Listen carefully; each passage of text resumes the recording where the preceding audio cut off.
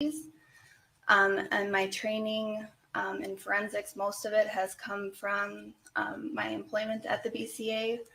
I have training in mitochondrial DNA, which is part of our missing persons group, nuclear DNA, forensic hair comparisons, which I obtained out at Quantico, the FBI lab, and a lot of crime scene training. My training is to be a team leader, is in evidence collection, processing, and report writing. I just want to take a step back for a moment. Can you discuss the duties of the BCA Crime Lab generally? Yes, our crime lab is made up mostly of scientists. They examine items of evidence to assist in investigations of criminal cases. And we have multiple different sections. So we have a biology section that focuses on DNA and body fluid identification. We also have a latent print section, firearms and tool marks, trace evidence, drug chemistry, toxicology, and then our crime scene team is also part of the forensic lab. Is the crime scene lab an accredited lab? Yes, we are. And does the crime lab go through an evaluation process to maintain that accreditation? Yes, we do. And as part of that evaluation or audit process, is your work or proficiency or competency also evaluated? Yes, it is. And how often is that done? We have a full accreditation audit every 4 years, and then a surveillance visit every year. And then we also do an internal audit every year. Okay. As a crime scene team leader, could you describe your present duties? Sure. As a team leader, I lead a team of scientists out at crime scenes. I lead them in everything from documentation of the crime scene. So that would be photography, video, also note-taking about our observations and diagramming. And then I lead them in crime scene processing. So things like latent prints, collection of samples for DNA, things like that. And then also evidence collection and packaging. And overall, would you agree that you've been trained on a number of skills personally in forensic science? Yes, I have. And that would include these subject matter of collecting and handling evidence and collecting DNA, testing DNA. Yes. Would you also agree that you're trained in bloodstain pattern analysis? Yes, I am. All right. Now, you've testified in court as an expert before. Yes, I have. All right. Now, on what sort of cases does the crime scene team respond to? Our team responds to homicides, death investigations, missing persons cases, officer-involved shootings or use of force cases, and also clandestine grave recoveries. When you respond to a scene, what duties does that typically entail? Responding to a scene, the duties I have are, again, leading the team, making sure that everything is documented appropriately. So overall photographs and video are taken, items of evidence are identified and marked as items of evidence, and those are also photographed. I lead the team in the processing of anything that we need to process depending on the scene circumstances, and then the collection of the evidence, the packaging of the evidence. I'm also responsible for ensuring that evidence is sealed appropriately, brought back to our laboratory for secure storage, and then I coordinate with our agents on the forensic testing of those items. Okay. I want to talk about one more topic generally before we get into the April 11th, and this is just about the process by which you collect an item and keep track of it. Could you describe how that work is done? Sure. So when an item is identified at a scene and we decide that we're going to collect it, we put an item number next to it and have a photo taken of that item with that item number. That item number stays with that item from the crime scene through the forensic testing in the lab and all the way to court. Those items are marked on the packaging. We barcode those packages so that they can be tracked throughout the laboratory. And that's pretty much it. Why don't we move on to April 11th of 2021? Were you on duty that day? I was on call that day, yes. Okay. And what did you respond to a communication that afternoon? Yes, I did. What did that communication pertain to? I received a phone call and was told that there had been an officer-involved shooting in Brooklyn Center. What did you do in response to that call? I notified my team that's on call that we were going to be responding to a scene. I do that by sending out a text message, basically. And then we met at the BCA laboratory. Why do you go to the BCA lab first? Pardon me, the BCA lab, that's in St. Paul, right? Correct. Why do you go to the BCA lab first? We go to the BCA lab so I can get a laboratory case number for the case. And then we also take our crime scene response vehicle out to the scene. That vehicle has everything inside of it that we need for packaging and evidence processing. Okay. And did you ultimately respond to the scene of the shooting in Brooklyn Center? Yes, I did. And was that at the intersection of 63rd Avenue and Catherine Drive? Yes. Do you recall when you arrived at the scene? We arrived at 4:45 p.m. Okay. And how many people were on your team when you arrived? It was myself. I had my team member, a technician, an additional team member that I was mentoring for crime scene team leader training, and our photographer. What did you do when you first arrived? When we first arrived, we had a briefing with Special Agent Mike Phil. And as you came to the scene, did you, based on your training and experience, sort of define what the scene actually was going to be for you? Yes. And what was that? Mike Phil gave us information about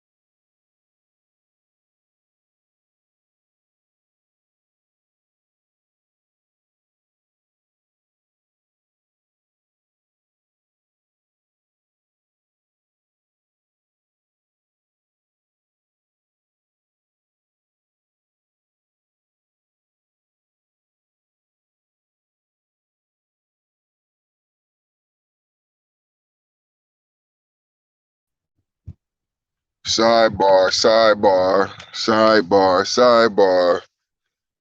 Somebody objected. Did anybody catch that objection? We was just listening like, what did she say? Cause somebody laughed, but did the judge object? Sidebar, sidebar. Did the judge object or did the defense object? Because the state was the one doing the questioning. I didn't hear the defense objection because that guy has like an accent. You would recognize. She said somebody's name and then someone said objection. Sound like the judge though, right? The objection is overruled. You may continue. Overruled. I believe when we left off, the question was, how did you define the crime scene based on the information you obtained? the briefing information I was given gave us the overall location of where to focus on to look for items of evidence. And we were told that there had been a traffic incident and an officer had fired their firearm.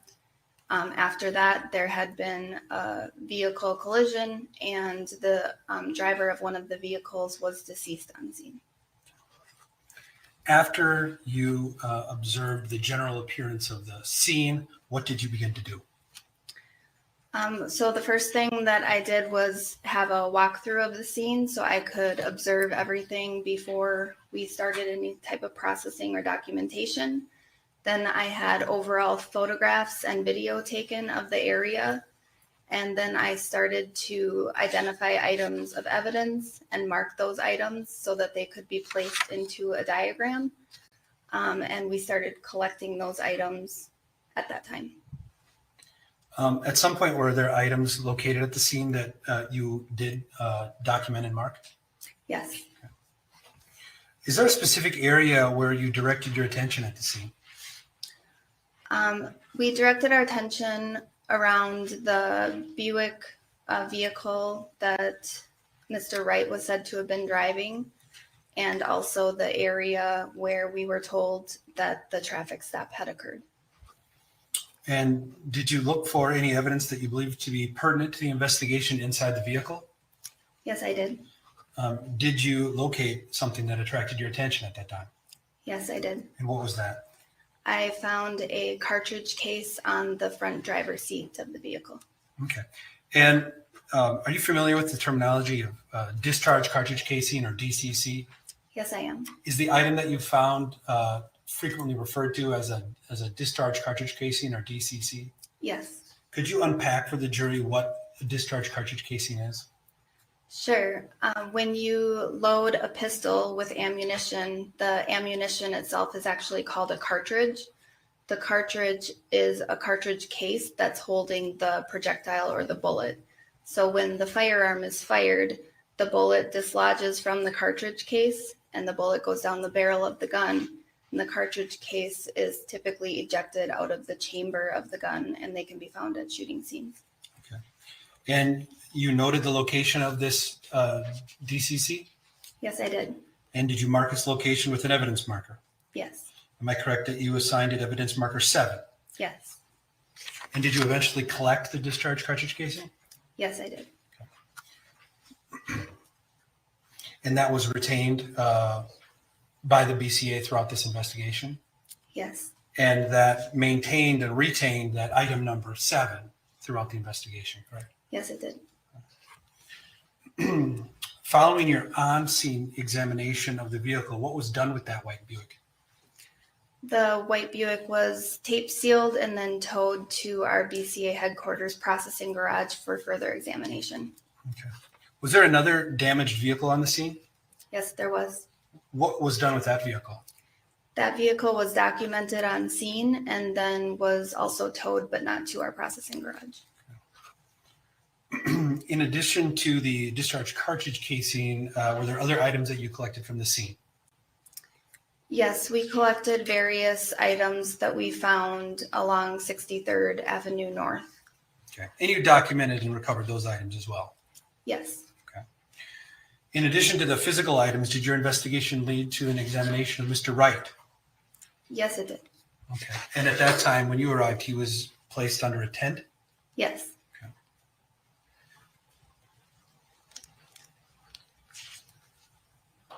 And are you aware that the Henry County Medical Examiner came to the scene?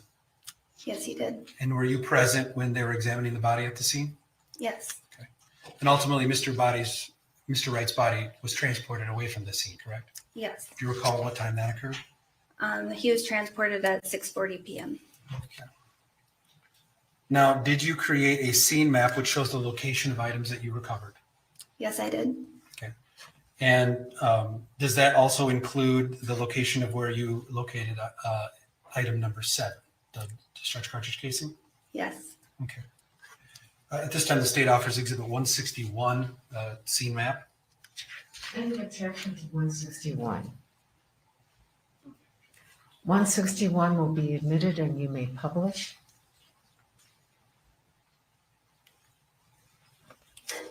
Ms. Lauren, the jury has seen a couple of maps without markings on them throughout this trial, but could you describe the location depicted on this image at this time?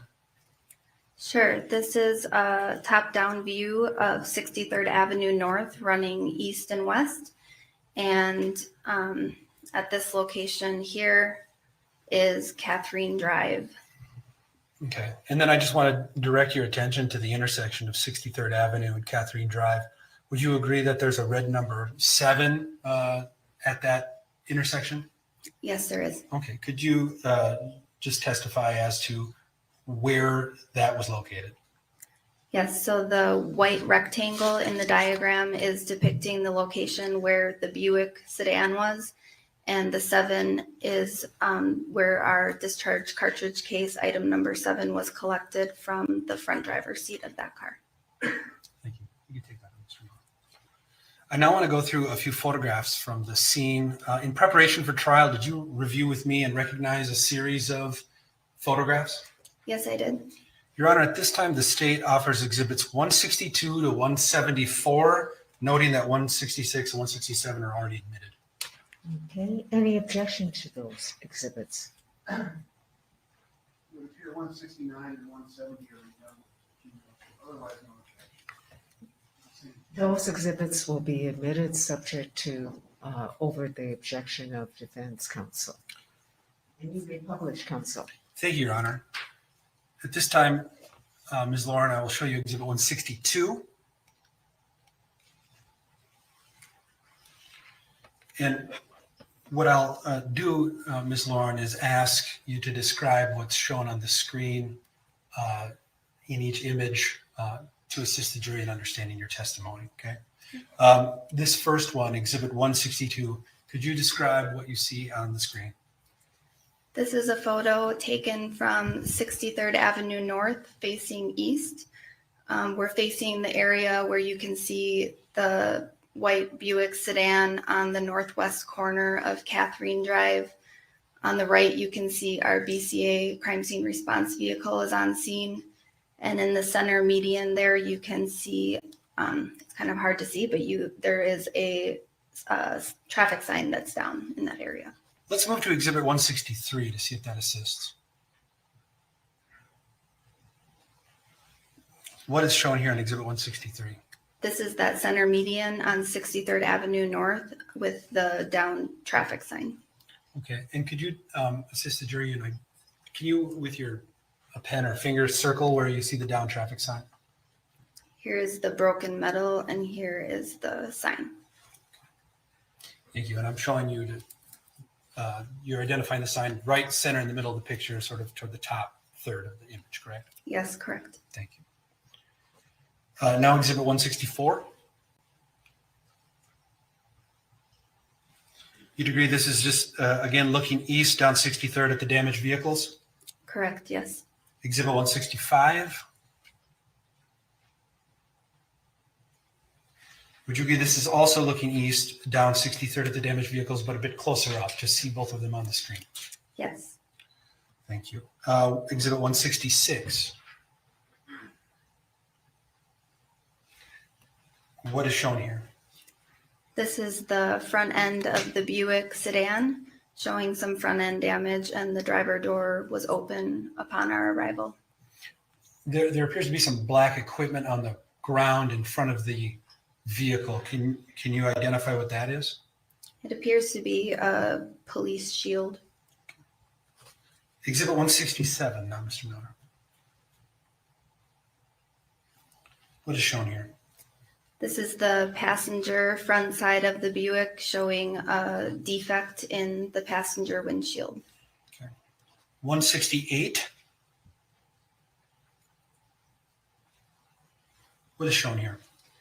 This is the front driver's side of the Buick showing the front driver's side seat. Okay. Exhibit 169. Would you agree this is just a image down, looking down at the ground of the front driver's seat? Yes. We're going to see a close-up in a minute, but in this image, can you see the discharge cartridge casing? Yes, I can. I'm now showing exhibit 171.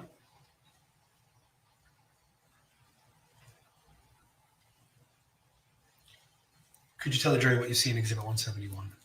This is the discharge cartridge case on the front driver's seat marked as item number 7. Exhibit 172.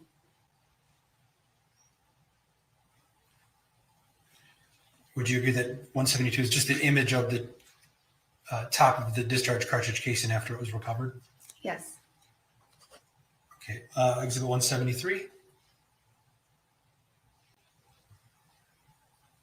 What is this shown? This is a photo of a backpack that was outside of the front driver's door that we were told had been in the vehicle at some point in time. And what did you do with that bag when you saw it? We documented the bag and I looked inside of it quickly to see if there was anything significant inside. And then I put it on the front driver floor to be towed back to the BCA with the vehicle and its contents. Okay. And then Exhibit 174. And would you agree this is just the tent that was placed around Mr. Wright's body when you were present at the scene? Yes, it is. Okay, thank you. You can take that down, Mr. Miller. Now, you reported that you collected that single discharge cartridge casing from the scene and you eventually inventoried that? Yes, I did. Your Honor, the state offers Exhibit 200, which I'm going to retrieve in a moment, the discharge cartridge casing. Any objection to 200? Okay, 200 will be admitted into evidence. Ms. Lauren, I'm going to show you a few things today. I'm going to try to walk close up to you, probably not hand you anything, just so that you have an opportunity to see it, okay? Sure.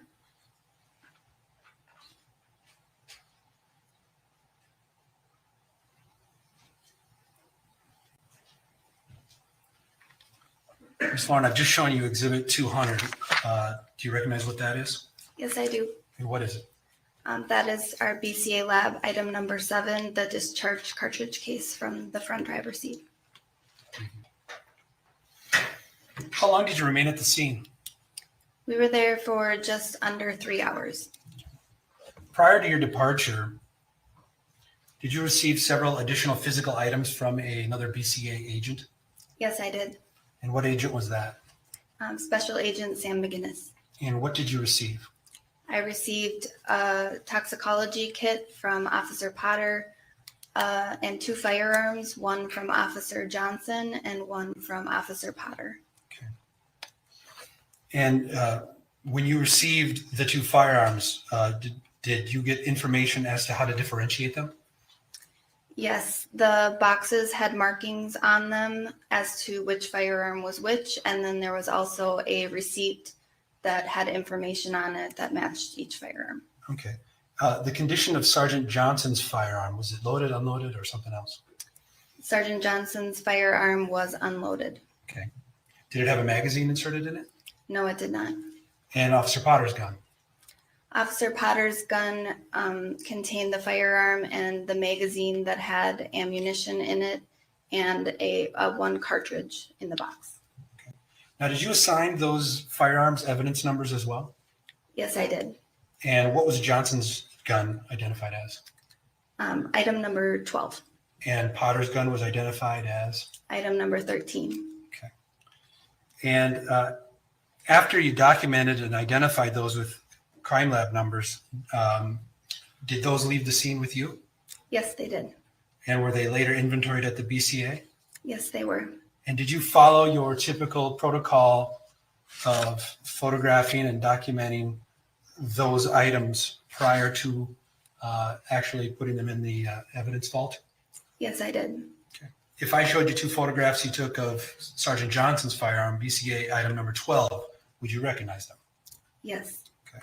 The state offers exhibits 167 and 177, photographs of Sergeant Johnson's firearm. Any objections?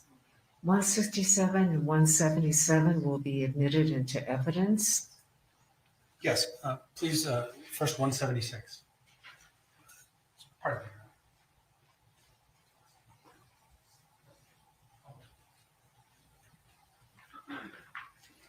To clarify, I may have misspoke. It's 176 and 177.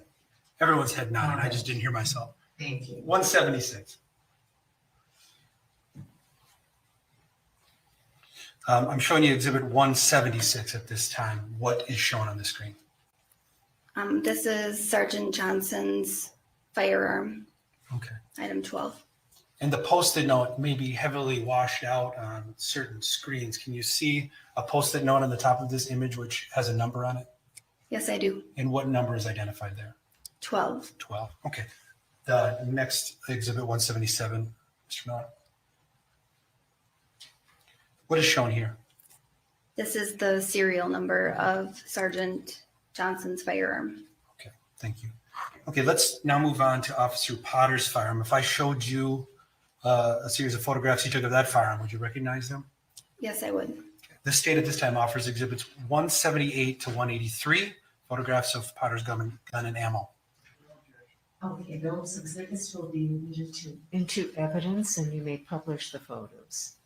Thank you. Let's start with exhibit 178. What do you see in exhibit 178, Ms. Lauren? This is Officer Potter's firearm and the loose cartridge that's in the box, as well as the magazine that was loaded.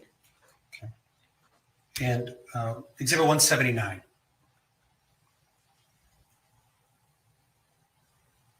What's shown here? This is the serial number of Officer Potter's firearm. 180.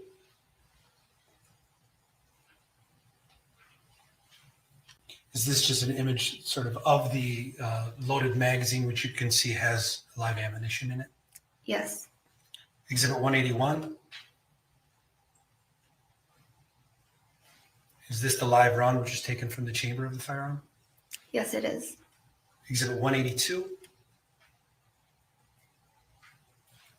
Is this just a close-up view of the magazine which shows that it's loaded with ammunition? Yes. And then exhibit 183. Could you explain to the jury what is shown in exhibit 183? When I received the firearm and did this documentation, I removed all of the cartridges out of the magazine for photo documentation to inventory how many rounds were in the magazine. And that's what's shown in this image. Yes, And Ms. Lauren, if I showed you the actual firearm, Potter's firearm, would you recognize it? yes. At this time, the state offers exhibit 199, Your Honor. 199 will be admitted.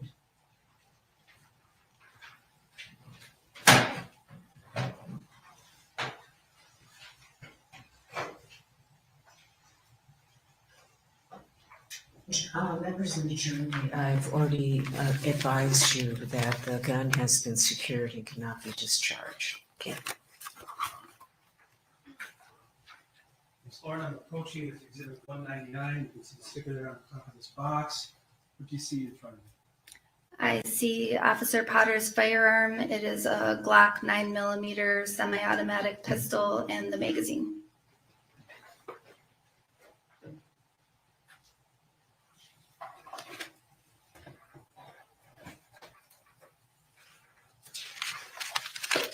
If I showed you the ammunition which was removed from Officer Potter's firearm, would you recognize it?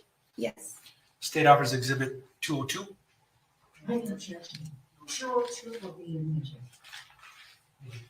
Now, this might take a second for you to describe this, how this is set up, Ms. Lauren. Would you agree there's an evidence sticker 202 on there, right? yes. And then here, there's an individual live round. What is shown on this part of the exhibit?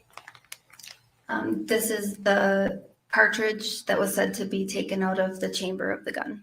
Okay, and then there's a collection of live firearms in another part of this exhibit. Would you agree this is the live ammo that was taken from the magazine? Yes,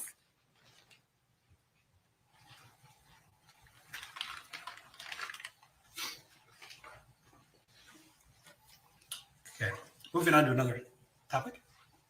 You previously testified that Mr. Wright's white Buick was towed, right? yes, Did you ever examine that vehicle again? yes, I did. And when was that? The following morning on April 12th at around 10 o'clock in the morning. And where did that search occur? That occurred at the BCA headquarters processing garage in St. Paul. And when you began to search the vehicle, was it still secured with the tape that you placed on it the day before? Yes, it was. Who was present when you searched the vehicle?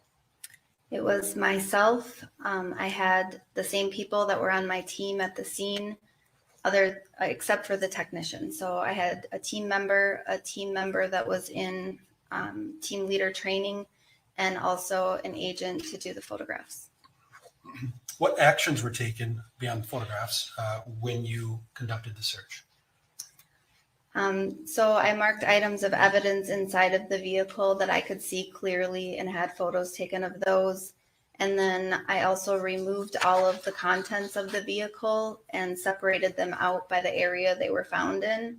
And then took photos of those areas and then marked additional items of evidence. You generated a report documenting the search. Yes, And when you searched the vehicle, you did take a substantial number of photographs, correct? our photographer did, yes. And you've reviewed a set of 7 photographs prior to trial, correct? Yes, Your Honor, the state offers exhibits 184 to 190 photographs of the inside of Wright's vehicle at the time of the search warrant. Is there any objection to 184 to 190? Reject 184 to 186. Oh, okay. That's redundant. All right. I've already made rulings on that. I'm going to admit 184 to 190 over the defense objections, and you may publish. Thank you, Your Honor. Prior to showing Exhibit 184, what is the value of taking photographs in the crime lab facility rather than on the scene? when it's possible, which is usually with vehicles, we just have a more controlled environment in our processing garage. We have better lighting. Plus, we don't have anyone from the general public around to see the contents when we put them out. Thank you. 184, Mr. Miller. Could you describe what's shown here? This is the front driver's seat of the Buick. Exhibit 185. What's shown here? This is the front driver floor of the Buick showing a shoe. 186. What is shown on Exhibit 186? This is a photo of the Buick taken from the rear driver's side showing the center console area. So you agree this photograph is essentially taken as someone would be standing outside next to the rear driver's side door looking past the front driver's seat into the front area of the vehicle, correct? Yes. 187. What is shown in Exhibit 187? This is a photo of the interior of the vehicle taken from the perspective of the front passenger side. Exhibit 188. What is shown here? This is the front passenger side of the vehicle showing the defect in the passenger side window. Did you more closely examine the defect in the front passenger side window? Yes, Did you recover any physical evidence from that interior of the window? yes, I did. And what was that? I recovered apparent hair from the interior of the defect. Exhibit 189, Mr. Miller. What is shown here? This is the front passenger headliner area from the perspective of the driver's side. Okay. And that was a very clear description to me, but I've seen this image, so I want to be clear. Would it be accurate to say the perspective of this image is perhaps someone who is maybe even seated in the driver's seat or in that area of the driver's seat looking up at what I call like the ceiling of the vehicle above the passenger seat? Yes, that's correct. All right, Councilman, we're going to take a break, a 20-minute break, okay? All right, members of the jury, 20 minutes.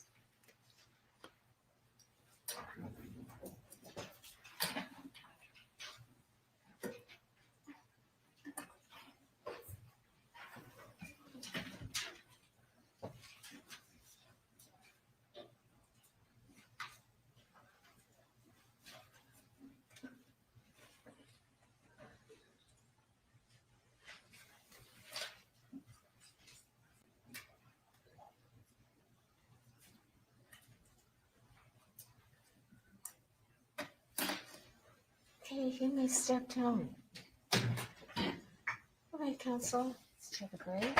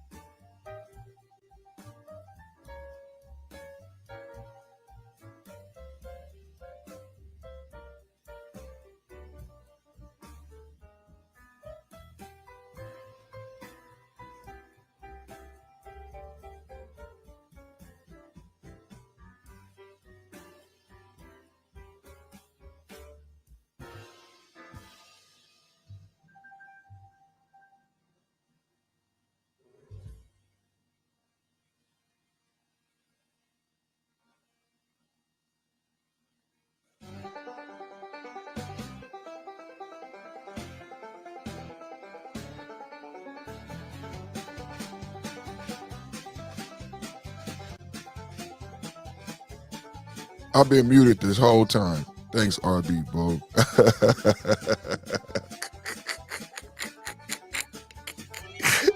hey, I be watching YouTubers do this. RB, bro. Hey, thank you, bro. Hey, RB, bro. Hey, let me put the link in the chat. Hey, I want to know. Hey, bro. Hey, so what? Hey, so when you be rapping, right? When you be flowing, do you like do it every day? Do you like? Oh, yeah, man. I be seeing YouTubers do that shit. And people be in the chat, and I be like, "How come they don't know that they muted? How come we not seeing the chat?" And it because you be so passionate about making your point. Like I was making a hella good. I was making a hella good point. I'm talking to myself. I'm telling Bob, hey, you should have heard that. That was a good. I was crystal clear. I broke it down, but you couldn't hear it. Hey, for real though. But basically, what I was going into is that we just saw the forensic scientist. And I was discussing the contrast between the Kyle Rittenhouse case and this case, and the state representation in the Kyle Rittenhouse case versus the state representation in this case. The state in the Kyle Rittenhouse case was abhorrent. There was a team of lawyers on the state on the Kyle Rittenhouse case, but we only remember that blonde. We only remember the blonde. In contrast, if you notice, the person questioning the forensic scientist and the Kimberly Potter is different than the lady who did the opening statements. RB in the building.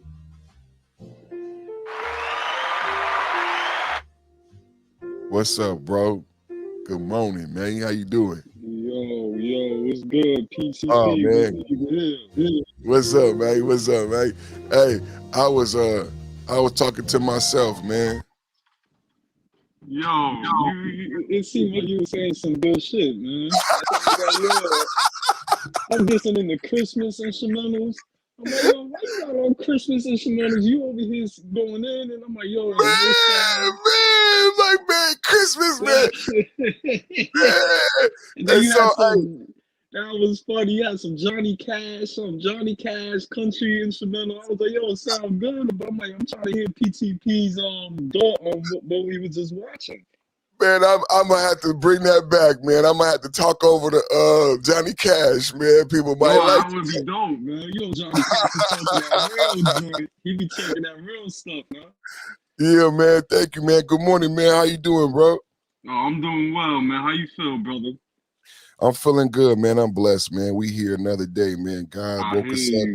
Yo, so I want to take the time out. I didn't take the time to send my condolences to you on the show on Wednesday. I want to send that out to you because me and you got something in common with that. You know, I lost my mother 20 years ago. This Wednesday is going to be the 20-year anniversary. Oh, my God, man. Yeah, man. So I know what you're going through. So I want to send my condolences out to you because I did a replay on the show. I'm like, damn, you know, I didn't even send my condolences to you. So, yeah, man. So it's a tough road, man. But at the end of the day, you know, for you, I gotta tell everybody that if it just recently happened to them, think of your mother as an angel, as a spirit. So if you go do a wrong path and you feel like it's wrong, just say to yourself, Mom, will you accept me doing this or doing that? You know, that it's like a gift and a curse, so to speak. You know what I mean? And that's why I tell everyone that. I have friends that recently lost their mothers, and I say the same thing to them. I'm like, yo, just treat it as a spirit. And if you feel like you're in a bad situation or a good situation, you know, you're gonna hear that voice in your soul. And that's your mom talking. You know, that's your mother. Your mother's gonna be like, you know, PCP, you know, you did a heck of a job Wednesday. PCP, I know, you know, I don't know you personally, but whatever you're going through, I'm here for you. And, you know, just treat it like that. Because what I get mad at is, you know, family members, they tell me, oh, you gotta move on. And, you know, with respect, I say, yeah, you're right. But deep inside, I'm like, nah, I can't move on. That's my mother. Now, I mean, that's my mother. So me as an artist, what I did in the year 2014 to make it even better for myself, I made a song for my mother. I met a producer that's from Portugal by the name of MZ, Z as in zebra, Boom Bap. He made a particular beat. I was walking over the Williamsburg Bridge. New York City, we got 5 bridges. So Williamsburg Bridge is like in the middle between Manhattan Bridge and Queensboro Bridge. So I'm walking over the Williamsburg Bridge. I bump in this instrumental. It's called Time to Sing. I'm like, whoa. It just took my spirit and my soul.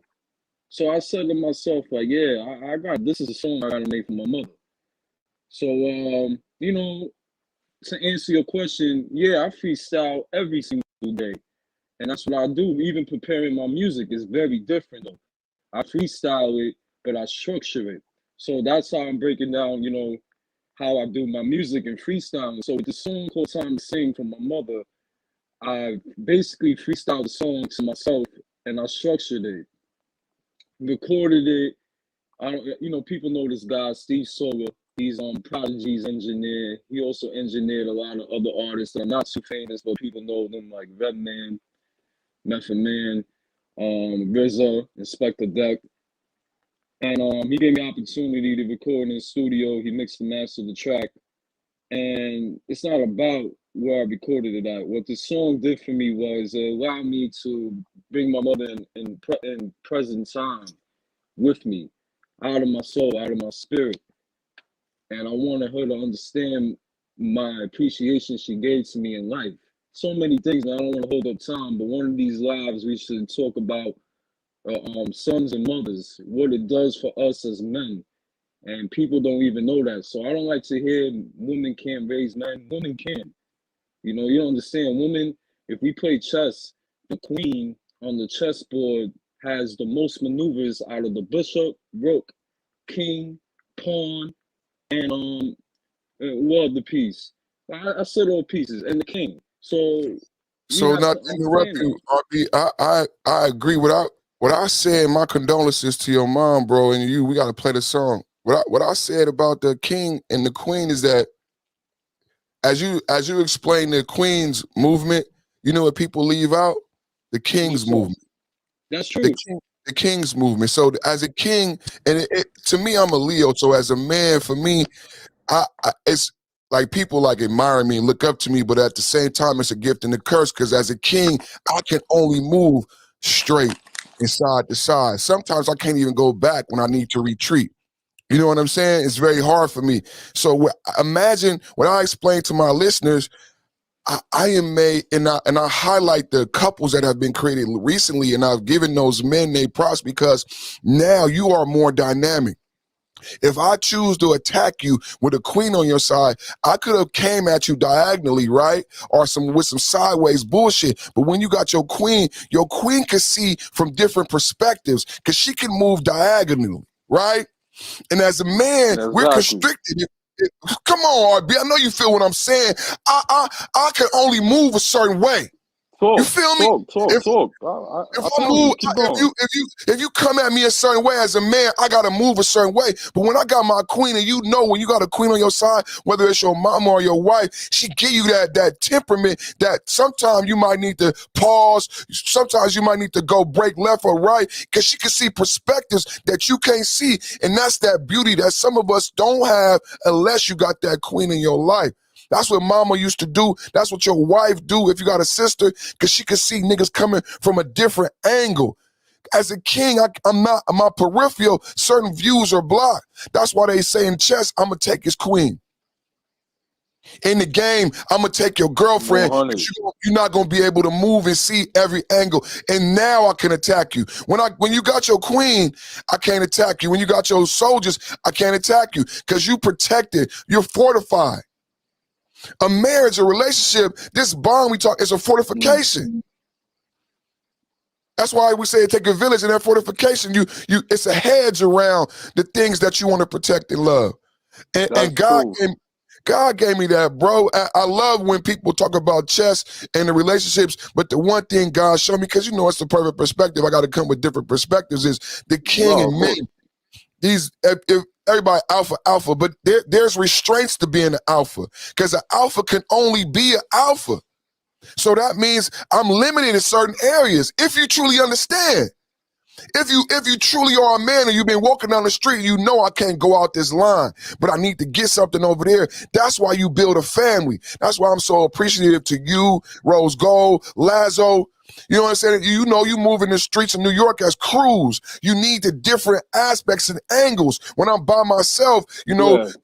I'm only moving one way, but when I got my crew, my boy do this. We might got a female, different races, everything. When we come in the department store, they don't know what to think. They don't know I'm with the Asian kid. They don't know I'm with the Puerto Rican girl. Right. But we crew. You know what I'm saying? That makes me Of more course. dynamic. But we also forget too, in the game of chess, there's a lot of like metaphors with the game of chess. A lot of people don't understand. It's a purpose why that game is put on this earth. And we play Boy, that game solo. We don't have teammates. Notice that. You know, like yeah, if me and you PTP, we're playing that game solo, you and I. I don't have a teammate to say, yo, Ralph, move this piece. Or even for you, PTP, move that piece. Me and you, we got to think on a solo to how to checkmate each other. I'm just talking as far as the game of chess. But to make it and to incorporate it with the game of life is that sometimes we need to think about those maneuvers as a solo. So, for instance, if I'm going outside right now, I have to decide whether or not I'm gonna move like a pawn, a bishop, a rook, queen, or a king. And always in our mentalities, you know what every I'm day, saying? every Every morning, day. But every like morning. you and I, we're both Leos. You just say, yo, Leo, I'm a Leo myself. So we have this bravado where we want to move like a king and at the same time maneuver as a queen when that's impossible. Sometimes it is, but logically it's impossible. If I'm moving as an alpha, just like you said, you just took the words out my mouth. And it's very easy to attack me. For instance, like I hate to mention this brother's name, Alpo. Alpo, you know, the famous ex-drug dealer. The Right. same thing as him, you know. He has a lot of love. You know, he's from the east side of Harlem. A lot of love. But at the end of the day, he's trying to move as far as that maneuvering as a king. Right. And at the same time, trying to maneuver as a queen, not meaning him being a girl, but maneuvering as a queen, whether I could move here, and there. So it don't work like that. You can do it, but you have to be advised and aware that if I'm gonna do this, there's certain consequences and criticism that's gonna be upon yourself, myself. So that's the Yeah, thing. I but feel like our young brothers, our future, we need more. You know, they need to understand the game of chess. Forget about okay, you could beat me in 6 moves. That's what's up. Cool. Now incorporate those 6 moves in the way of life. every day, They won't understand that.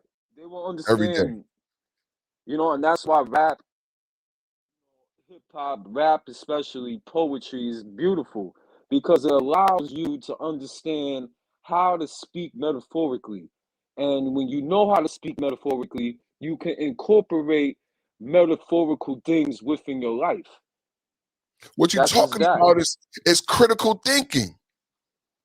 That's There why I you love go. Critical thinking. I just put it in simplest terms. You're right. critical Critical thinking thinking. and left Point and right blank. That's it. brain. And left and right brain. Like when you give kids certain toys, you want to trigger Yeah. the left and right. When you freestyling, it's left and right brain. So now you're moving on a different Yeah, wavelength. it You know what is. I'm saying? And that ability to have that You critical know, thinking and on the spot, You need that as you move through life. When you at work, when you at school, and you're Exactly. presented with the difficulty, you need to be able to pivot.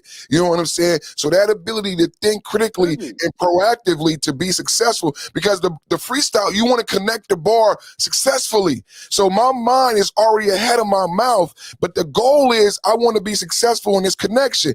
If you're able to manifest that in other areas of life, when I find difficulty catching the next bar, getting an A on the test, getting a promotion, I'm already manifesting my success because I do that in my freestyle.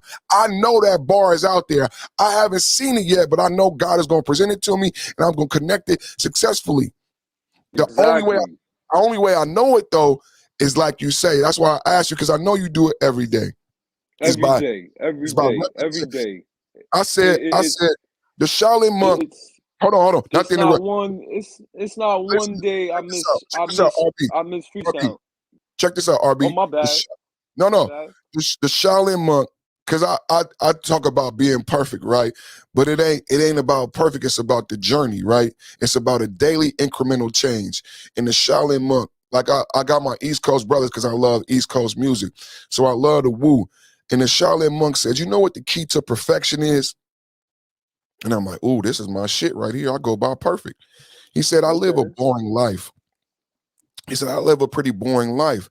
He said, but this is the key. The key to perfection is repetition. Yes. It sounds so Let me simple. tell you something about the repetition part. It's not just with me freestyling. There's a lot of repetition things that I do more than freestyling now in my days today. Now, as far as the beginning of how I started rapping, yeah, that was just it. Freestyling every day, cafeteria battles. Yeah. This was me in the beginning. I was trying to figure out, cafeteria battles, wherever it was at, beatboxing, beating on the table. But Yeah. in the beginning, I was trying to figure out how did these artists sound so good on the CD. And my cousin broke it down to me. He was like, "You gotta go to the recording studio." And I'm like, "Damn, how can I find a recording studio?" So how I found this out, it was crazy, man.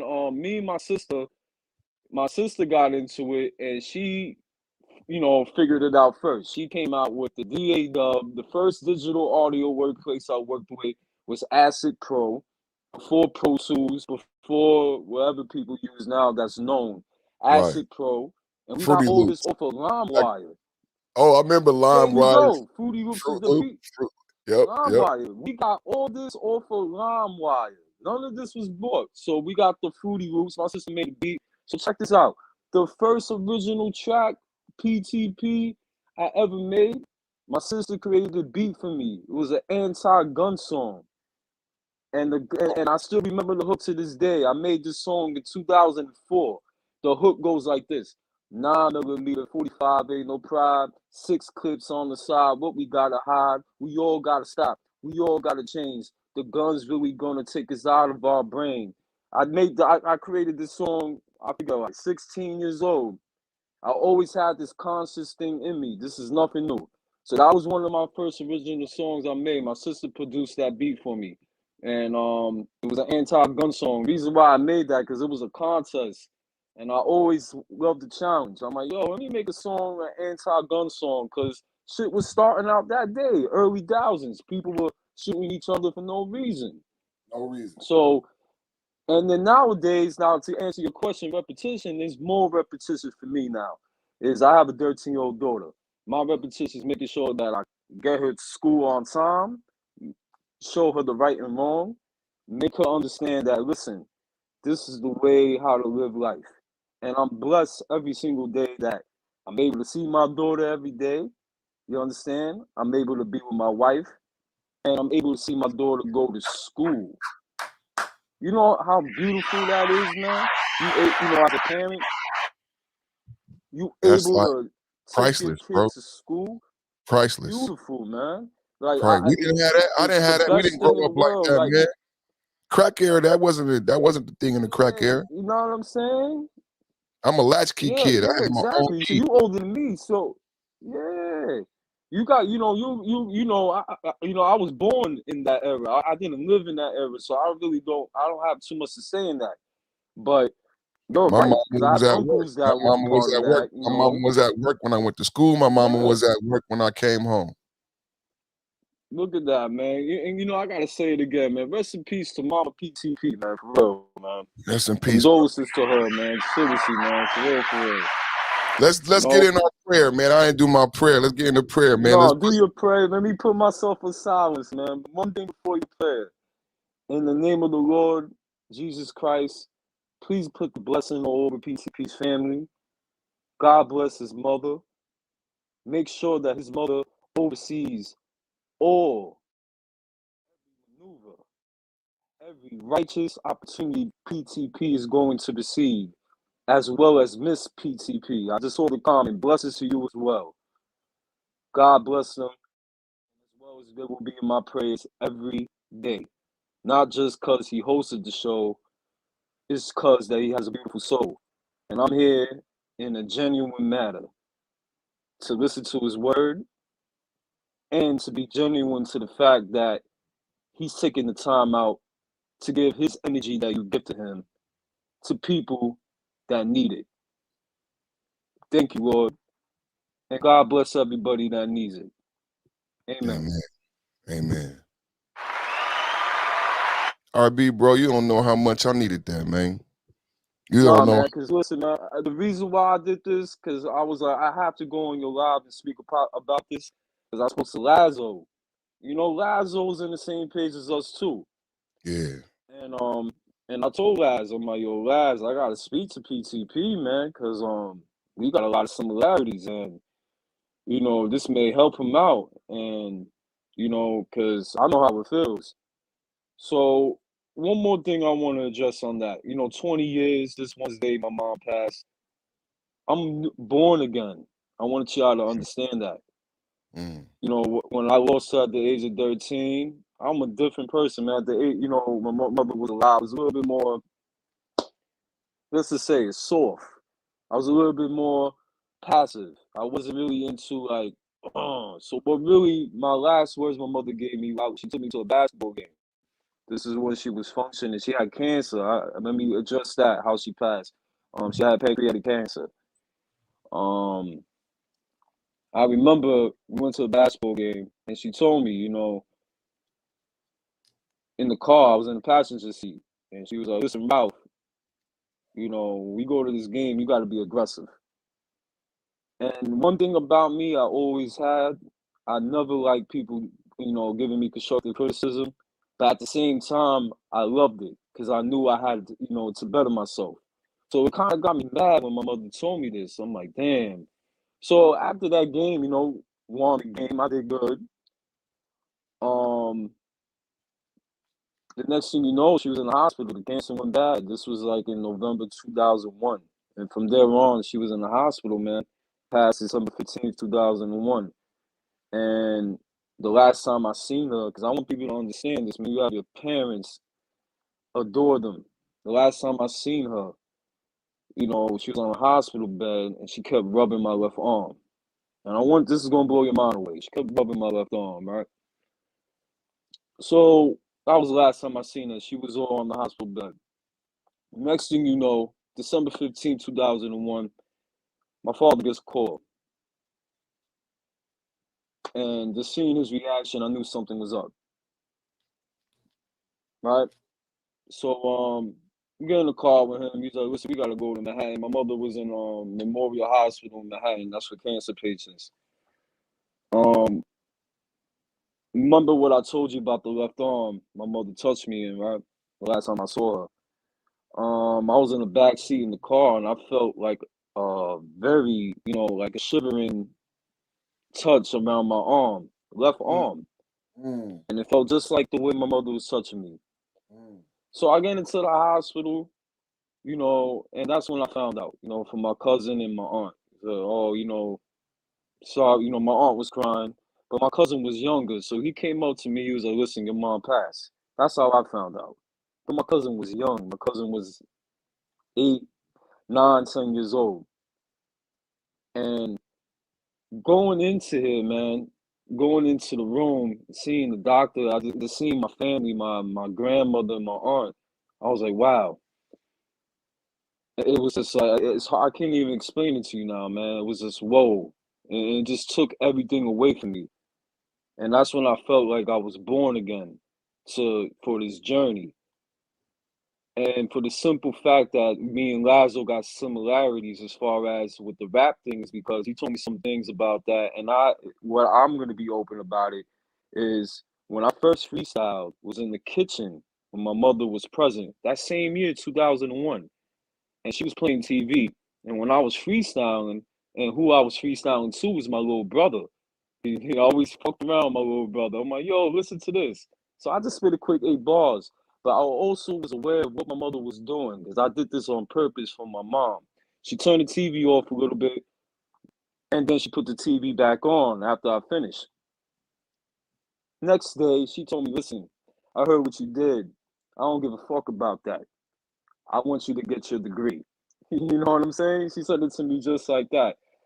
And that's when I was like, wow, I got my degree though, but at the end of the day, this is my passion. This is what I wanted to do. And that's when I knew, I'm like, yeah, my mother knows that, I'm rocking. And she actually gave that attention. And it was like, damn, she couldn't believe that. So now this is what's going to make everything even hit harder. A lot of people don't do this, but I'm going to do this. I also made a song for my father.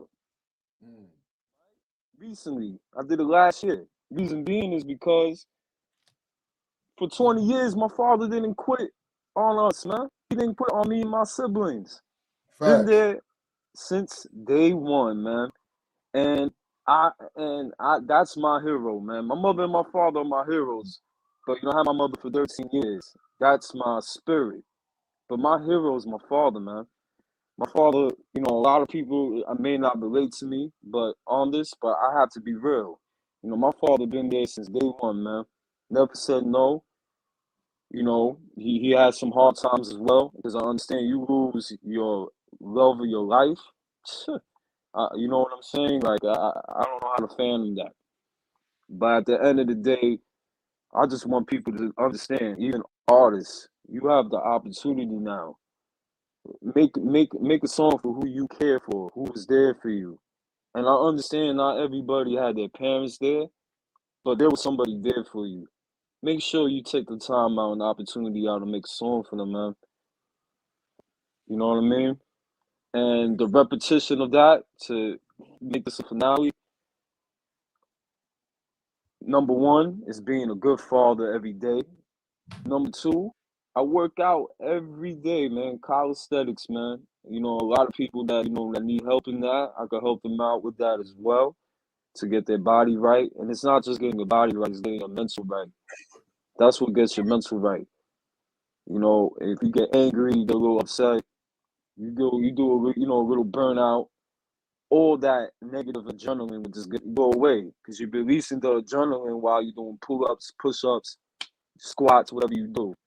So it's a lot of things, but we just have to use ourselves instead of using technology and other things as tools to believe certain things. Because what we got going here on this panel, what we're doing, you and I, PT, is what's needed. We both expressing each other. And you may need this convo more than me because, I lost mine 20 years ago. And, I don't like to mention for yours, but I understand. And I always do this with everyone, man, is, it's not like a club thing, but this is life. And for me to see a person that lost theirs, I'm here to help you, man. And if you feel like you're alone as far as like, damn, man, my mother this, I miss her. I feel like there's no way, no hope. I'm here to speak with you upon that. You know what I mean? Just know that because, I know how that feels, man.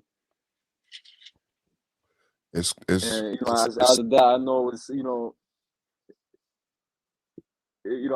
I'm saying some good things, I don't want to take up too much time for you, but yeah, man, it's real. And again, we one more time, man, may God bless PCP family NPTP, rest in peace, rest in paradise. God bless you and thank you for creating the son that you brought upon this world with the most vibrant energy that this sector needs. Not just the sector, the world. We need that energy, man. Everybody needs to come along, be together, and stay strong. And that's a fact. That's a fact. And that's all I Thank, gotta say, man. You know? thank you, RB, That's bro. all I gotta say, man. You know what I'm saying? And thank you, man. Thank you for dropping the link, having me up. Thank you. Thank you. Shit, man. Made No, my morning, man. This should nah, be heavy. man. Of course. Should be hard, man. It's Yeah, the man. first I mean, Christmas, man. It's the first Christmas. Her birthday just passed. So, oh man, and then when I start yeah, doing this shit with the court cases, I wasn't dealing with this. So now I got to see this boy. I got a 20-year-old son. This boy gone. His mama up here testifying. Like, you know what I'm saying? So every day I'm dealing with it, and it's like in Kentucky, that storm just took out like 100 people. So I feel very yeah, blessed. So much yeah. hard times right now, but it don't make it easier. But I tell you this right here, I'm always praying for people. I'm always praying for people, and I know I'm blessed because I got a good relationship with God. But it means so much because my mom and my grandma not here. It means so much to have somebody pray for you. You know what I'm saying? Yeah, And man. I don't think people realize that. You know what I'm saying? That caring, it's so lost in the world. Everybody's so cold. So and it's so genuine because, like you say, we just met. You don't even know me for you to just take that time, man, and to actually have a genuine concern. Because motherfuckers that supposed to love you don't do that. You know what I mean? And I don't know why it's like that. Yeah, yeah. But God saw fit this morning for Eh, me to get this blessing. So I'm very I appreciative mean, that He used yeah, you to bless of me because course, man. I needed them. I needed them words, man. You know, like they say, God moves in mysterious ways. I needed Yeah, them words. yeah. You needed those words, man. Yeah, Thank you. I felt it.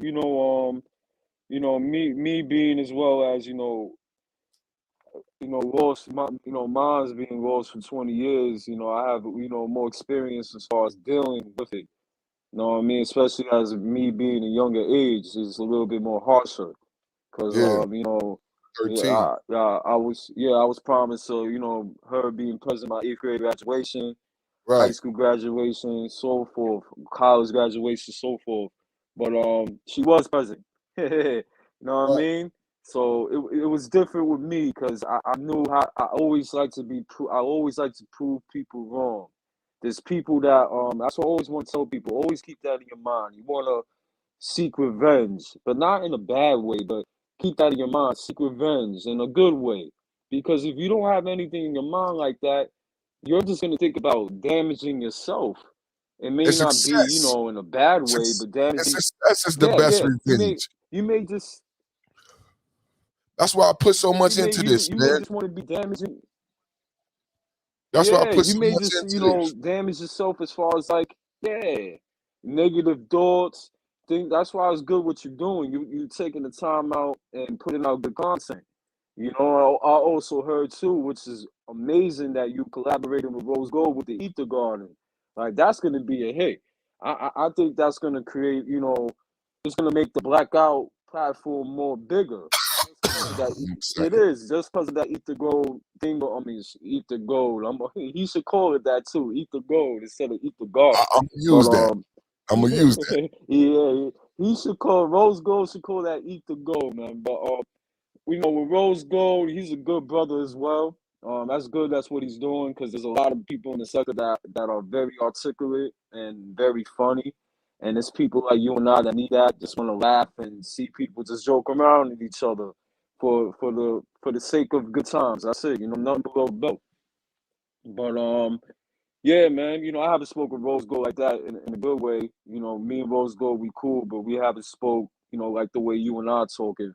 But as far as that, man, shouts out to everyone, especially Rose Gold. I'm definitely interested in seeing what you guys gonna cook up for the Ether Garden.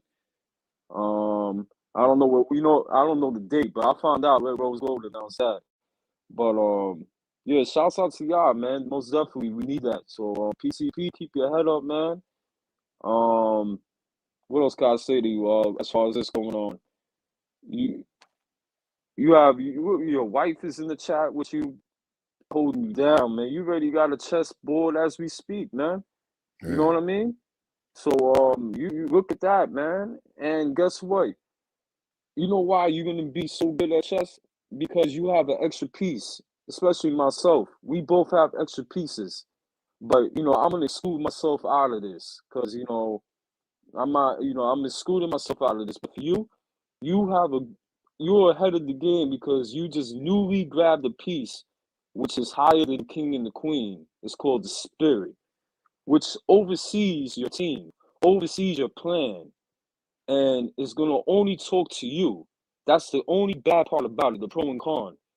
Your spirit won't be able to speak to your wife, won't be able to speak to whoever else is on your team, but she will be able to speak to you because you're her son.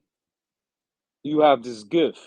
Now you are the one to utilize it on your chessboard. Whatever your spirit tells you, be like, listen, this is the move you're gonna make, and when you make this move, it's gonna happen. In other words, is that gut feeling that's telling you to do it. Yes or no, yes or no, yes or no. Don't doubt that gut feeling, PTP. That gut feeling is the spirit from your mom talking to you. Always remember that. No matter what situation you're in, it may not be the gut feeling. It may be something, a spirit touching you. It may be a voice, a beautiful voice in your head from your mom. It may be, actually listening to your mom. Be like, listen, PTP. I don't know your real name, but we keep it like that. PTP. Listen, this is me. You're gonna be successful. Do this. Don't do that. Because there's temptations that we deal with. Understand that. No matter how righteous you are, the evil is gonna pop up. You understand what I'm saying? For instance, with me, you know, it may be a situation where I will have how can I put it? You have a wife, and then your previous people that you mess with, before I was with my wife, texting you saying, "Oh, I miss you," this, and that's a temptation. Right. When you're about to have a beautiful time with your wife on vacation, what are you gonna do? Those are the choices right there. So I have the left and right in my brain. When the left is telling me that's my mother, you better stay real, you better stay straight, and the right is the That's temptation the saying, flesh. "Oh, this is your opportunity. That's the This is flesh. it. What you That's the gonna do?" flesh. That's That's the the flesh. flesh. There you Yeah. go. And notice how why is these type of thoughts on the right side? Why they can't be on the left? Why is the good things on the left? It's because of the game. That's all it is, man. It's the game. And we must understand that sometimes things that look right ain't right. And Say that sometimes when again, you bro. Hold on. Say that again, bro. Alright, Hold on. I'm gonna give y'all a new saying, man. I want everybody to understand this. Sometimes things that look right, sometimes things that sound right ain't right. But Yeah. sometimes what you think is left to left is probably the best. That's Mm. all I gotta say, man. Sometimes you think it's left to left is probably the best. And I'm gonna give you an example. The reason why I say that is because there's a lot of situations I got in, but the main one is this one. All right. I've done a show in a famous place called Arlene's Grocery. Right. It was a freestyle cipher. I invited my boy from Jersey. His name is Smitty. He lives in Las Vegas now. Shouts out to him, my boy Smitty. And this was taking place in New York, and he was living in New Jersey. And I was like, "Yo, Smitty, come through, man. We about to do this battle. We about to do this cipher." And guess what? It's so funny you mentioned Wu-Tang. This cipher was dedicated to Wu-Tang. They were playing nothing but Wu-Tang instrumentals. You had a freestyle over Wu-Tang instrumentals. Nothing else. It was a tournament. So before that, right, I'm over here like, damn, I don't feel like doing this. So I don't want to go. I'm picking up my phone. I'm over here texting the sentence to my boy Smitty, yo, don't come, da da da da da. But something tell me not to press the send button. So what I did, PTP, I was over here by, where I work out at. I did a couple sets of pull-ups, right? After I did my last set, I deleted the message I was going to send to my boy Smitty, and I'm like, nah, we're going to do the show. Fuck Wow. that. We're going to do this show. So it's everybody is going to have a time in their life when they have to overcome that hill with those decisions. And I thank God, it was something like that for me as far as my passion, because it could have been something else. It could have been something more like life-threatening or something different. But, for me, I was blessed enough to overcome this hill with a passion, which was an event that I did not want to go to because I felt like it wasn't good. But I was like, nah, we're going to do this. So fast forward, we went to the event. Here's another thing that was fucked up. Why I get so amped and aggressive when I go into events. I go in and I see the people that hold the event. The shit was packed. I'm like, yeah, this is me. My name is Ralph Berg. I gave you our email. I want to participate. The woman goes like, oh, we didn't get your email. And I'm clearly showing them the email on my phone with the proper date and time. Like, yo, I emailed you at the proper date and time.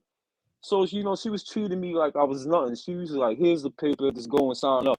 So I'm like, all right, cool. So here was another overcome hill I had to overcome. PTP this close, I was about to tell this woman off, but I was like, nah, I'm gonna tell her off in a different way. I'm gonna put it in Yeah. a freestyle. So my opening came up. Yeah, that's what I did, man. My opening came up. I did a freestyle over Inspector's Dex, one of Inspector Dex beats. I forget the name. There's a very famous beat from his. I'll never forget the certain beat. Bang, did my freestyle. Remember what I said to her too. I was like, you know what's so effed up in hip hop that got everybody messed up? I came in the proper time and she didn't even want to sign me up. It's not a crazy bar, but the way it was said and how my performance and how my maneuver went with the words I was saying had everybody going crazy because I pointed at the woman that was depriving me from performing and doing the cipher. So at the end of the day, those are over the come hill. And guess what, man? When I went over the hill, I won the whole thing. I won 3 free instrumentals and $100. All right. That was it. All right. That And was here's it. this. That was it. And it And was you, so much wasn't gonna go. fuckery that And day, you wasn't man. gonna go. Yeah, that is so much fuckery that day, man. They had a group called Stoner Garden that they already had their money on that they was gonna win. They had like 4 rappers. I crushed all of them by myself, man. I remember 2 of them. One of them is called a Spanish dude. Had at the time he switched his name up. At the time his name is Mikey T, and the other one was called Boss Cabbage. He's from Bed-Stuy. These guys, man, they did all right. I gave him that whip, man. Let them know, like, nah, get out of here, man. You know what I mean? So that was the prize for the Over the Come Hill. So remember, everything that sounds right, looks right, ain't always right. But what you may think is death that's left may be the best, and that's just the truth, man. That's just the truth. But R&B anywho, with the man, big facts this morning, man. Man, you killed it this morning, bro. make Thank it you so much.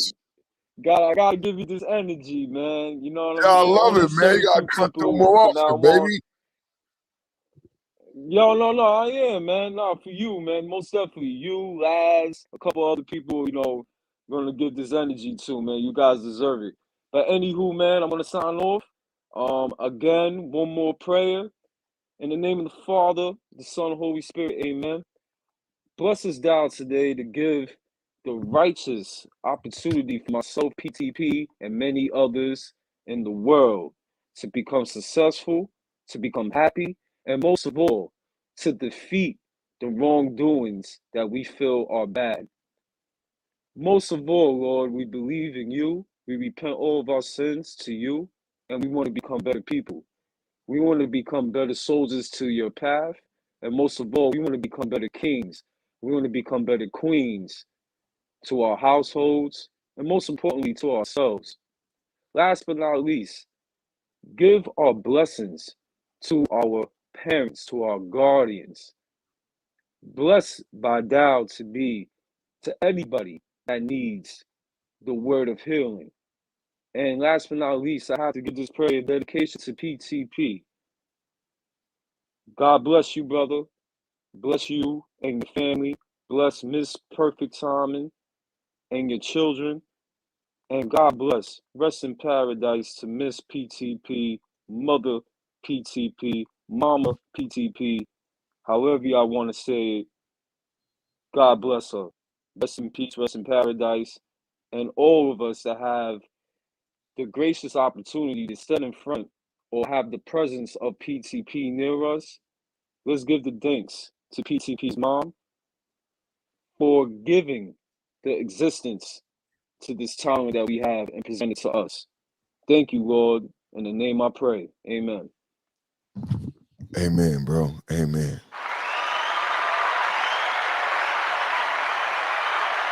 That's that, bro.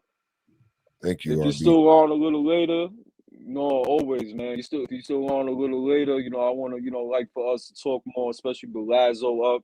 Definitely, make this a little bit more bigger, man, because I think we need more panels like this we need panels like this to speak well to each other and bless each other. So then again, PTP, I'm gonna let you do your thing. If you're still online a little later, I got a couple things to do, but if you're still online a little later, definitely gonna come back up and talk to you again, brother. You're a good brother, man. God bless you. Salute. God bless you too, RB. Thank you. Yeah, brother, I'm signing out, man. Much love to everybody. And again, shouts out to Miss Perfect Timing as well. God bless you as well. You have a wonderful husband, and I know for sure you're a wonderful queen. Thank you for your presence as well. And we love the Perfect Timing podcast, man. All day. Holla. One. Holla.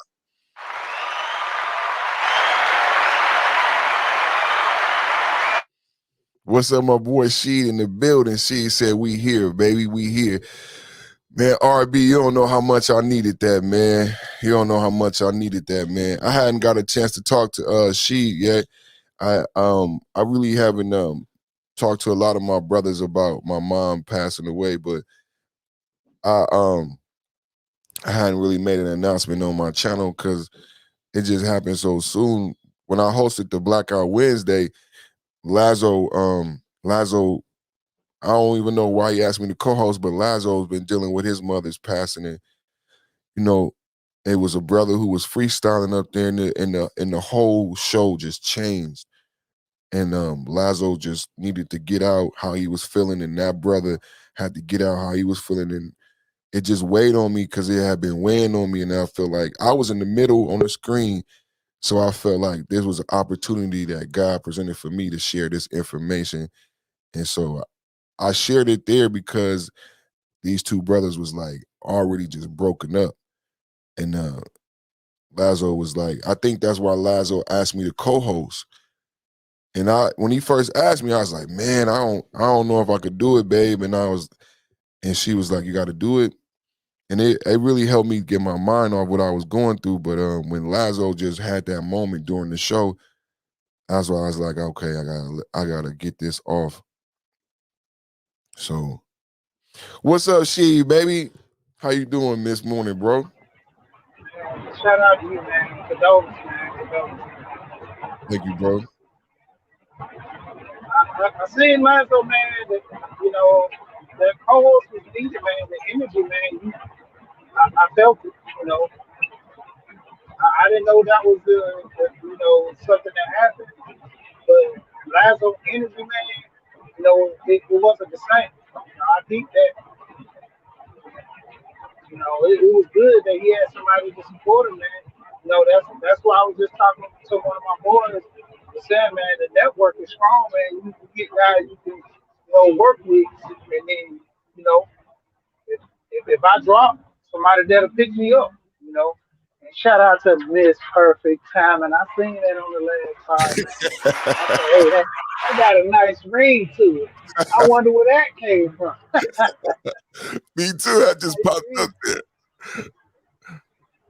Oh man. You gotta get love, man, and energy, man. You know, like, man, it's like in this space, man, we taking too much for granted, man. We literally taking too much for granted. It's so much that we could be doing with each other, but the negative is growing so big, you know. And OP hit me with the manosphere today, man. You know, you say the manosphere, the manosphere is the new thing. I like that. The manosphere, because you know the woman sphere is built for women. You know, not the women, not the women's sphere, like the manosphere. Nah, the manosphere is slightly different than what what he's building on. You know, Sunclaw sent me Alonzo's live, and you know, it's been really hard for me. She and both of us, we've been going through the same type of trials here on YouTube. But I've seen you like stick to your guns, and you've grown.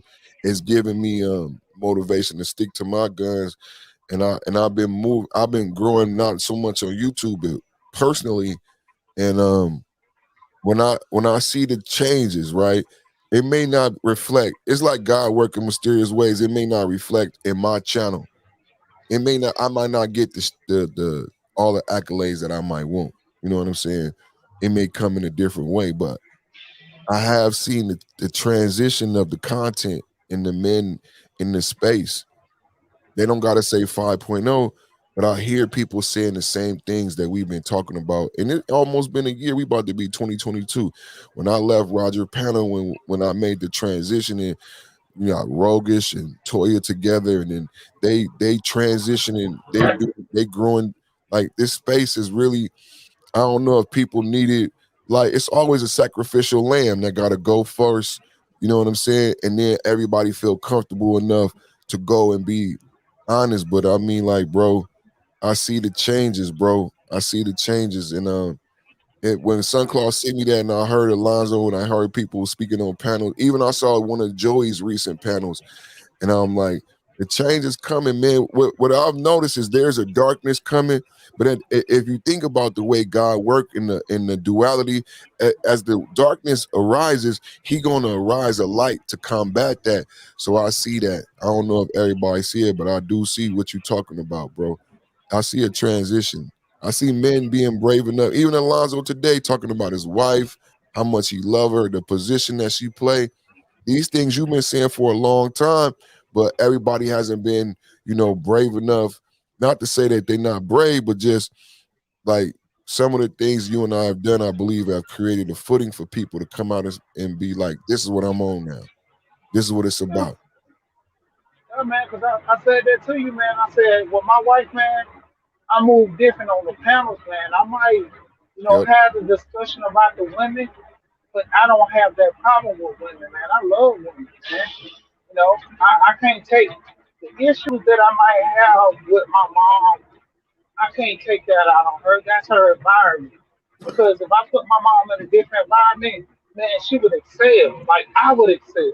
So I Right. can't hold her fault, due to the environment. Of course, I could say, yeah, the choices that she made, but at the end of the day, man, we all subject to our environment because, like I say, I throw mud at the men just like I throw mud at the women because, we all subject to fault, but we all subject to change and make ourselves better. And a lot of people don't realize that, man. When it come down to it, like I say, the gender war is big business. And as long as we keep pushing this conversation, it's just like racism, man. It's a big business. Yep. If everybody unite, what is the worries? What is the cares? What is the division? United, we stand and be strong. The division breaks us apart to where money is always a big factor and needed, man. Like, with us brothers, man, working with each other, it was crazy. My grandma passed, and I just felt like I had to do a lot of this stuff on my own. And when I Definitely. actually one of my homeboys, his um his mom passed, and when his mom passed, I was like, man, it's crazy, man. Your mom passed, man. My grandma passed, man. My coach jumped down my throat. He was like, boy, He's like, man, I knew your grandma. Your grandma let me park my car at her house and, this and that. He felt some type of way with me. He was like, so you just gonna, let her pass and not tell nobody? He was like, man, what type of dude you? I was like, man, it was something I was personally dealing with. And he was like, look, man, we all family over here. Whether, I'm in your family going to the cookout or not, you gotta respect me as blood, man. Treat me as such. And I felt bad that I didn't reach out to him and let him know because that dude was a big impact on my life, man. With him, kind of guiding me and showing me certain things, he was a major impact on my life. And him and my other coaches, they helped me be the man I am today. And so I kind of felt bad about that because I didn't reach out to him, but then that just let me know, man, like I can't just, go into a something place, man. I gotta open up, because one thing I learned about when my grandma passed, that I helped for my granny. My granny told me, she said, if anything, if I ever die and you don't want to come to the funeral, she said, I always remember this. You can come or not, but I always remember the good that I do. Remember me being happy. Don't remember me all sad and bad situations because that she said that's not building you. That's not building me in a better life. So I took that as a great. Anytime somebody passed, man, it's a joyous thing. Man. I don't care what nobody be like, man. It's sad. I'm happy inside. I mean, I ain't got to express my happiness to you, but I'm happy inside, man, because they ain't hurt no more. They ain't in no more pain.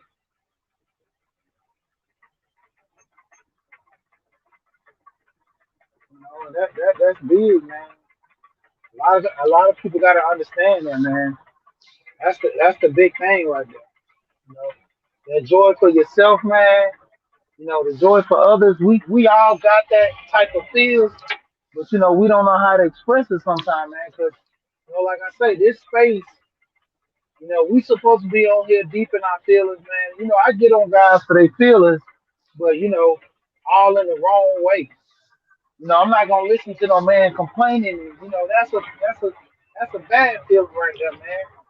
I want the righteous feeling, man, where something's going on and you want to express yourself that way. That's the feeling I want to help people obtain and be cool with.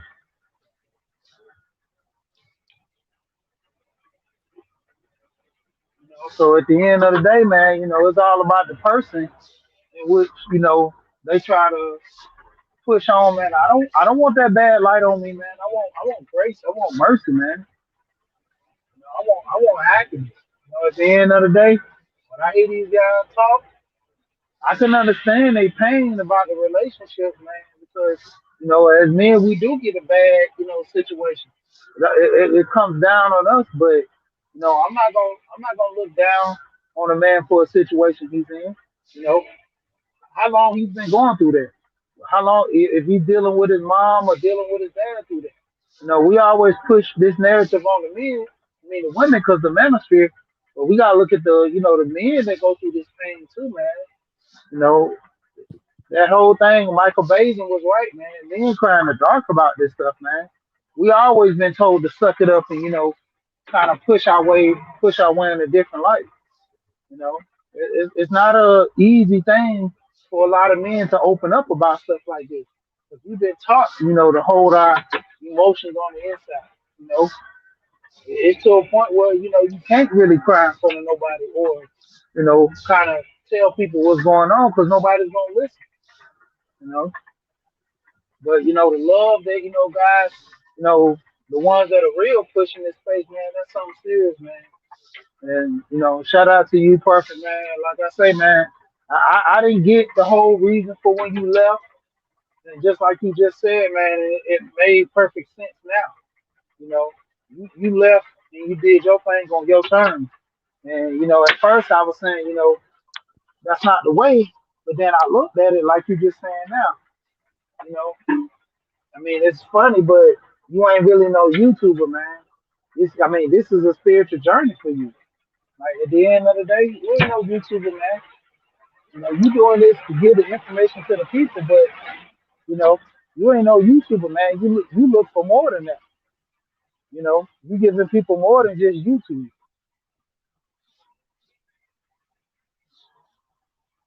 Thank you, bro.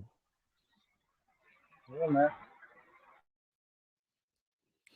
I didn't even plan to talk about. I hope I didn't offend you or anybody by not sharing with anybody what happened with my mom. It just Oh, man. she passed on Thanksgiving, and her birthday was on the 29th, so it kind of happened real fast. So by the time I realized she passed away, it was her birthday. And then I realized that Christmas coming up, this will be my first Christmas. It's like everything all running together. And then you already know my other situation that I'm dealing with. So it's like my mind got a little overwhelmed. But I just want to tell everybody, all my 5.0 brothers, I love y'all for y'all support. Like my mom passed away.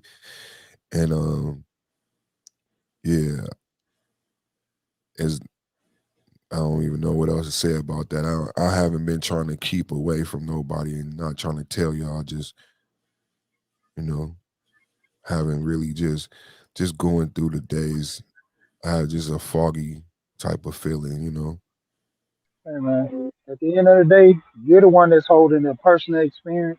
You know, we moving with compassion for you, but this is your personal experience, man. You grieve and you deal with stuff the way you want to, man.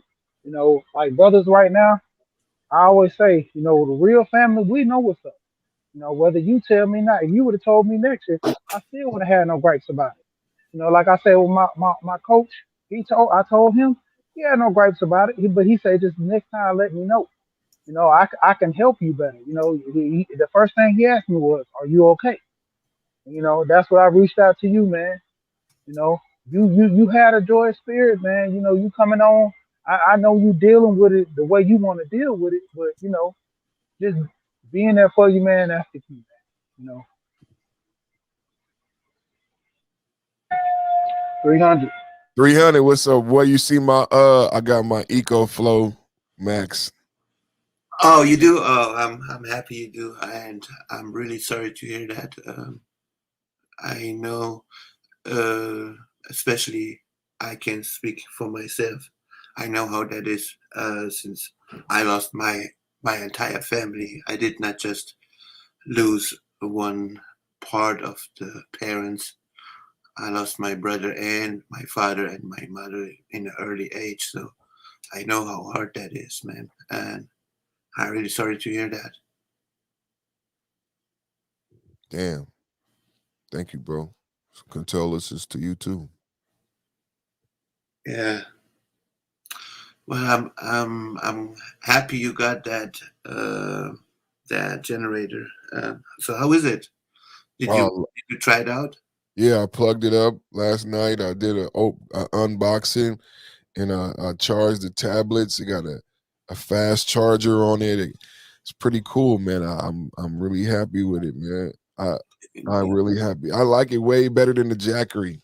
Yeah. The EcoFlow is just one of the I would say one of the best generators on the market right now. I mean, you do have other brands. Oh, nice, man! You make me jealous now. Yeah, I'm after I get my car done, I'm gonna get me one. Yeah, that's nice, man. So is that the 3400? This is the 500, 600 watt. Oh, The River, 600 watt. Oh, okay. the River Max. It came with an external battery already on it. Mm-hmm. So it has an already expanded battery pack on there. Is that the solar? Yeah, it's solar. So and then it got this on, so I could charge the MacBook Pro. With the Jackery, you couldn't do the MacBook Pro. So Right. I got 3 of these, and then it has the USB, 3 USB, and then a USB-C in the front. Right. And you know what? You can even put this in your car if you Right. travel or whatever. It's not that heavy. It's not Nah, that big. It doesn't make that kind of sound and all that. It's it's actually awesome. it's for the car right here. Yeah. And then they got the light. They got the light right here. And then it came with charging cables for iPhone, for the Android, emergency light. Oh, nice. So, and it charged in an hour. And it got Yeah. 99 hours on there. And I had everything plugged up last night. I had both of the kids' tablets. I had both of the kids' tablets and both of our cell phones. Did it come with the solar panels? No, not this one. Oh, not this one. SunClaw got solar panels though and battery. He building his own. SunClaw. Yeah. What is it? The 3400, the 3400 watts. That one comes with the extra battery and solar panel. That one runs for 1500, I believe. They had a solar panel one, but I didn't. I missed that sale. Mm, It was a Black Friday sale, but I missed it. right. Yeah, and I was kind of disappointed, but I got this for a great price though, because this unit is $699. I got it for $4. Oh, Yeah, so I got a really good deal on this unit. So damn! You made a good catch right there. yeah, I got a good Black Friday deal on the unit. So Mm, I didn't get the solar panel one because it was a time sensitive. You know, on Black Friday, like you got 30 minutes to get this deal. And right. if you don't got the money, or I needed the money on the credit card right then, and then the wife was like, "You should have called me. I could have got it for you." And I was like, sometimes I just be wanting to buy my little stuff myself with my little money. And then I missed out on it. She was like, "You know, you could have just paid me back." I was like, "You know what? You're right." It's funny how men work. Men do. Sometimes we just do like bullheaded type of stuff. You know what I mean? Like, Right. Yeah, I'm working on right now on getting my a new car. I have to drive all the way to Louisiana to pick this damn car up. Yeah, I found me my Dodge Magnum. The head gasket blew up, so to me, it's not worth fixing it right now. They're asking for like $4,000 or $5,000 to fix it. So I found me another Magnum, but I upgraded it to a SRT. I had an RT, and I'm trying to get this SRT. And then what do you like about the Magnum so much? They don't even make them no more. And then all right, only got a lot of drag on it, like because it's all that ass on it. all right. Let me tell you. What Hold on, what was you gonna say, Sheet, about the Magnum? No, Pause. it's good, man. What he finna tell you, it switches over. It's very eco-friendly, but he'll tell you. Okay. Tell them because I don't see them on the road in California at all. They were popular for a minute, but right. Okay. The reason why I like the Magnum has two benefits to it. Number one, you can flip your chair and you have plenty of space to put your stuff in there. You know, like if you have a bug out situation, you have plenty of space to put stuff in your car. Benefit number two is it is kind of like a mini SUV looking, but at the same time, you have the kind of power that you don't have in the SUV. These are the two benefits of a Magnum I see. Now, it does have suck a little bit gas, but nothing But it comes for depends free. on the Magnum that you use too, because that Magnum has like that eco to where it switches from a 6-cylinder, 8-cylinder, all the way down to a 4-cylinder. Because my friend had one to where it sucks more gas by hitting the gas, but if you're just doing regular city life, it Yeah, tends to burn a little bit less gas. But it all depends. Now, if you get them SRTs and stuff, they're gonna just burn gas regardless. yeah, The RT and the basic one, they don't burn as much gas. The RTs, the SRTs, they burn gas for a reason. yeah. It's all about speed.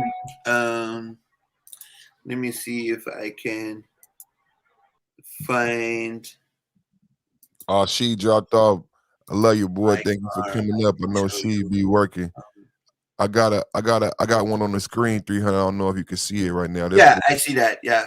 Yeah, it's exactly the same. Yeah, mine is black too, the one that I'm trying to buy, but it doesn't have that particular hood that it shows on this picture right now. This is a SRT 8. Yeah. Let me see if I can find. I like the Dodges though. Yeah. And they got the new Hellcat Durango. What you think about the new Hellcat Durango? I don't know.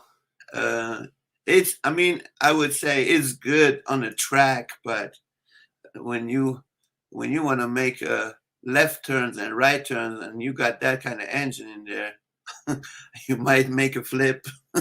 Especially with an SUV, huh? Right? Yeah, because kept it out of the. Because it has that kind of. You're gonna have 707 horsepower. Now I have to admit I had a Hyundai Genesis, right? And that motherfucker, you could drive 60 miles per hour in the curve and it was handling it awesome, you know. Now these other cars like the Dodge Charger, Dodge Magnum, Dodge Durango, they're all heavy cars. I don't think they can handle like going with that kind of speed in curves, you know. But for a track, I would say they are really awesome. Like they run, they don't stop. They are good cars actually, and engine-wise, they're pretty good actually. I never had any problems with that until my head gasket blew up, you know.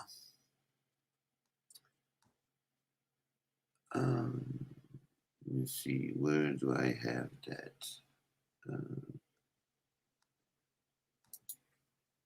I found a video.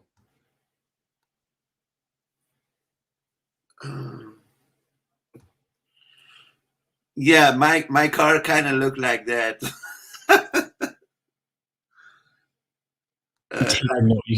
This car was the first sign of things to come from Dodge. Fair use.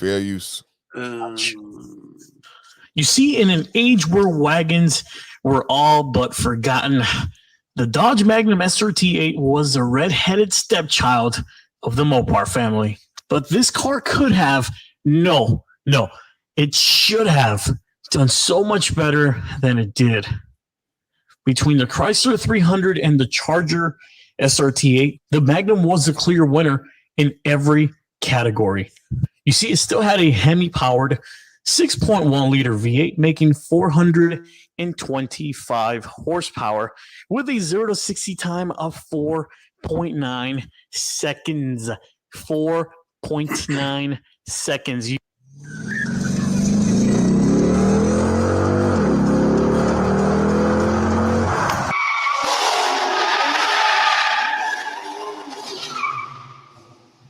Stock from factory in a station wagon, okay? Let me make this a little bit clearer so you might understand what I'm talking about, Junior. That's enough time for your mom to drop you off at soccer practice, grab a venti pumpkin spice latte, and make it just in time to her 12 o'clock over a rearranging session with Tyrone, her personal trainer. The Dodge Magnum SRT8 had the same interior as its other siblings, the Charger and the Chrysler 300. It even had more cargo room. Shit, even if you didn't need all that cargo room, do you know how many inches worth of subwoofer you can fit in there? But I bet your mom knows.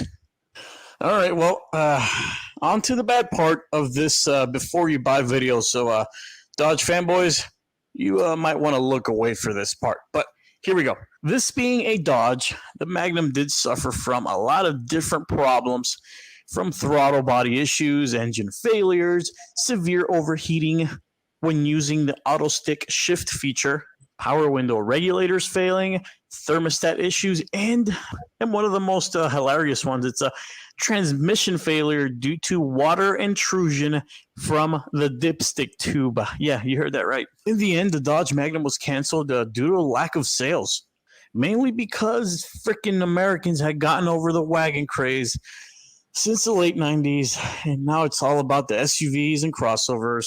But that's a good thing for you, because between the Chrysler 300 and the Dodge Charger, the Magnum is actually the cheapest of the three. And those are my dogs barking because I think somebody's about to break into my house. Either way, hope you guys learned something from this before you buy video. If you have any suggestions, let me know in the comment section down below. Either way, it's your boy, Mr. Random. I'll catch you guys in the next one.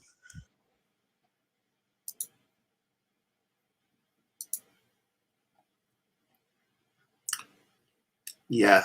So I love that car.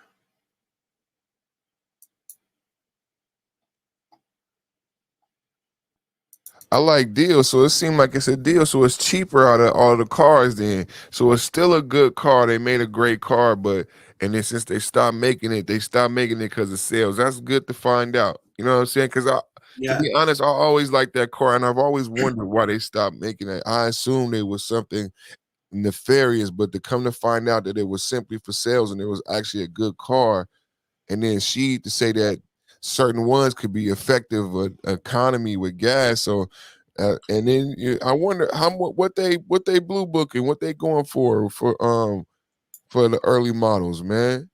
Depends on what Because I know, what trim you're looking for. Like if you look for a SXT or RT or SRT8, the prices are different. But the RTs, you can find them like I think between 10 and 15,000. what's the first year they came out?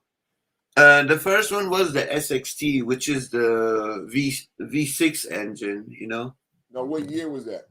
I think 2005, 2006.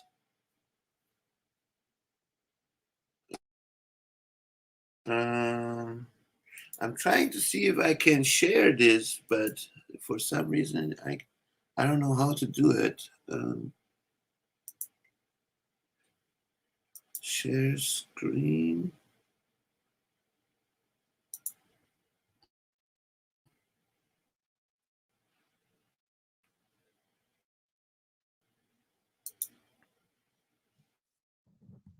Yeah, 1,300. Starting at 1,300, because I remember looking up the first body of the Charger. The first body, the first year of the Charger is like 1,000, 1,500. So it's like 1,300 for that 06. But That's mine. When you click on it, you can see that's right. that's my car. Oh, okay. That's clean right there. Oh, you had the Lamborghini Doze on there. Yeah. Just like 50 Cent. And see when everybody had them, and that's what they was doing with them. When Rick Ross had them, and the game when everybody had them, that they was Right. doing with them. Putting the Lambo, you got the lights. That's clean, man. So you got you another one. That's clean. Yeah, I like that. Yeah, but I'm gonna keep it. I'm not gonna get rid of it. I'm gonna keep it till what you call it, till I can afford it actually to fix it again. I mean, it's nothing wrong with it. It's just the head gasket needs to be replaced. Shit, put a Hemi in that bitch. By the time you get ready to do that, you might get you a Hemi for a little bit of nothing, man. That is a Hemi engine. Oh, okay. You got the Hemi in there. Okay. Yeah, I got a Hemi engine. Yeah. Oh, okay. I didn't know you had. Okay, because you Yeah. said you had an RT. That's an RT. Yeah, it is a RT, Hemi RT. Got it. Cool. But the new one is really nice here. This is the one that I'm trying to get. They actually called us today. They called my wife and emailed me at the same time. This is the one. This is the one I'm trying to get.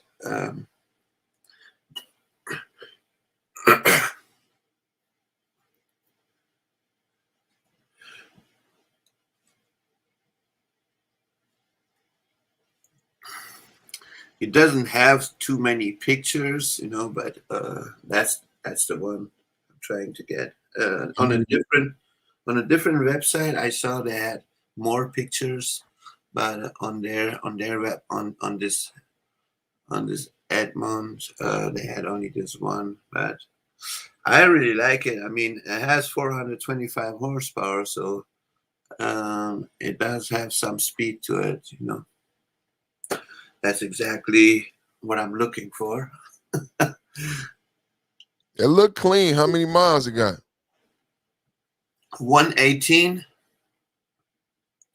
for 2006. That's really low. Wow. That's How many really low. owners? It got to be one owner. Probably one old couple. Yeah, it had two owners actually. Two owners. One or two, I believe, not more than that.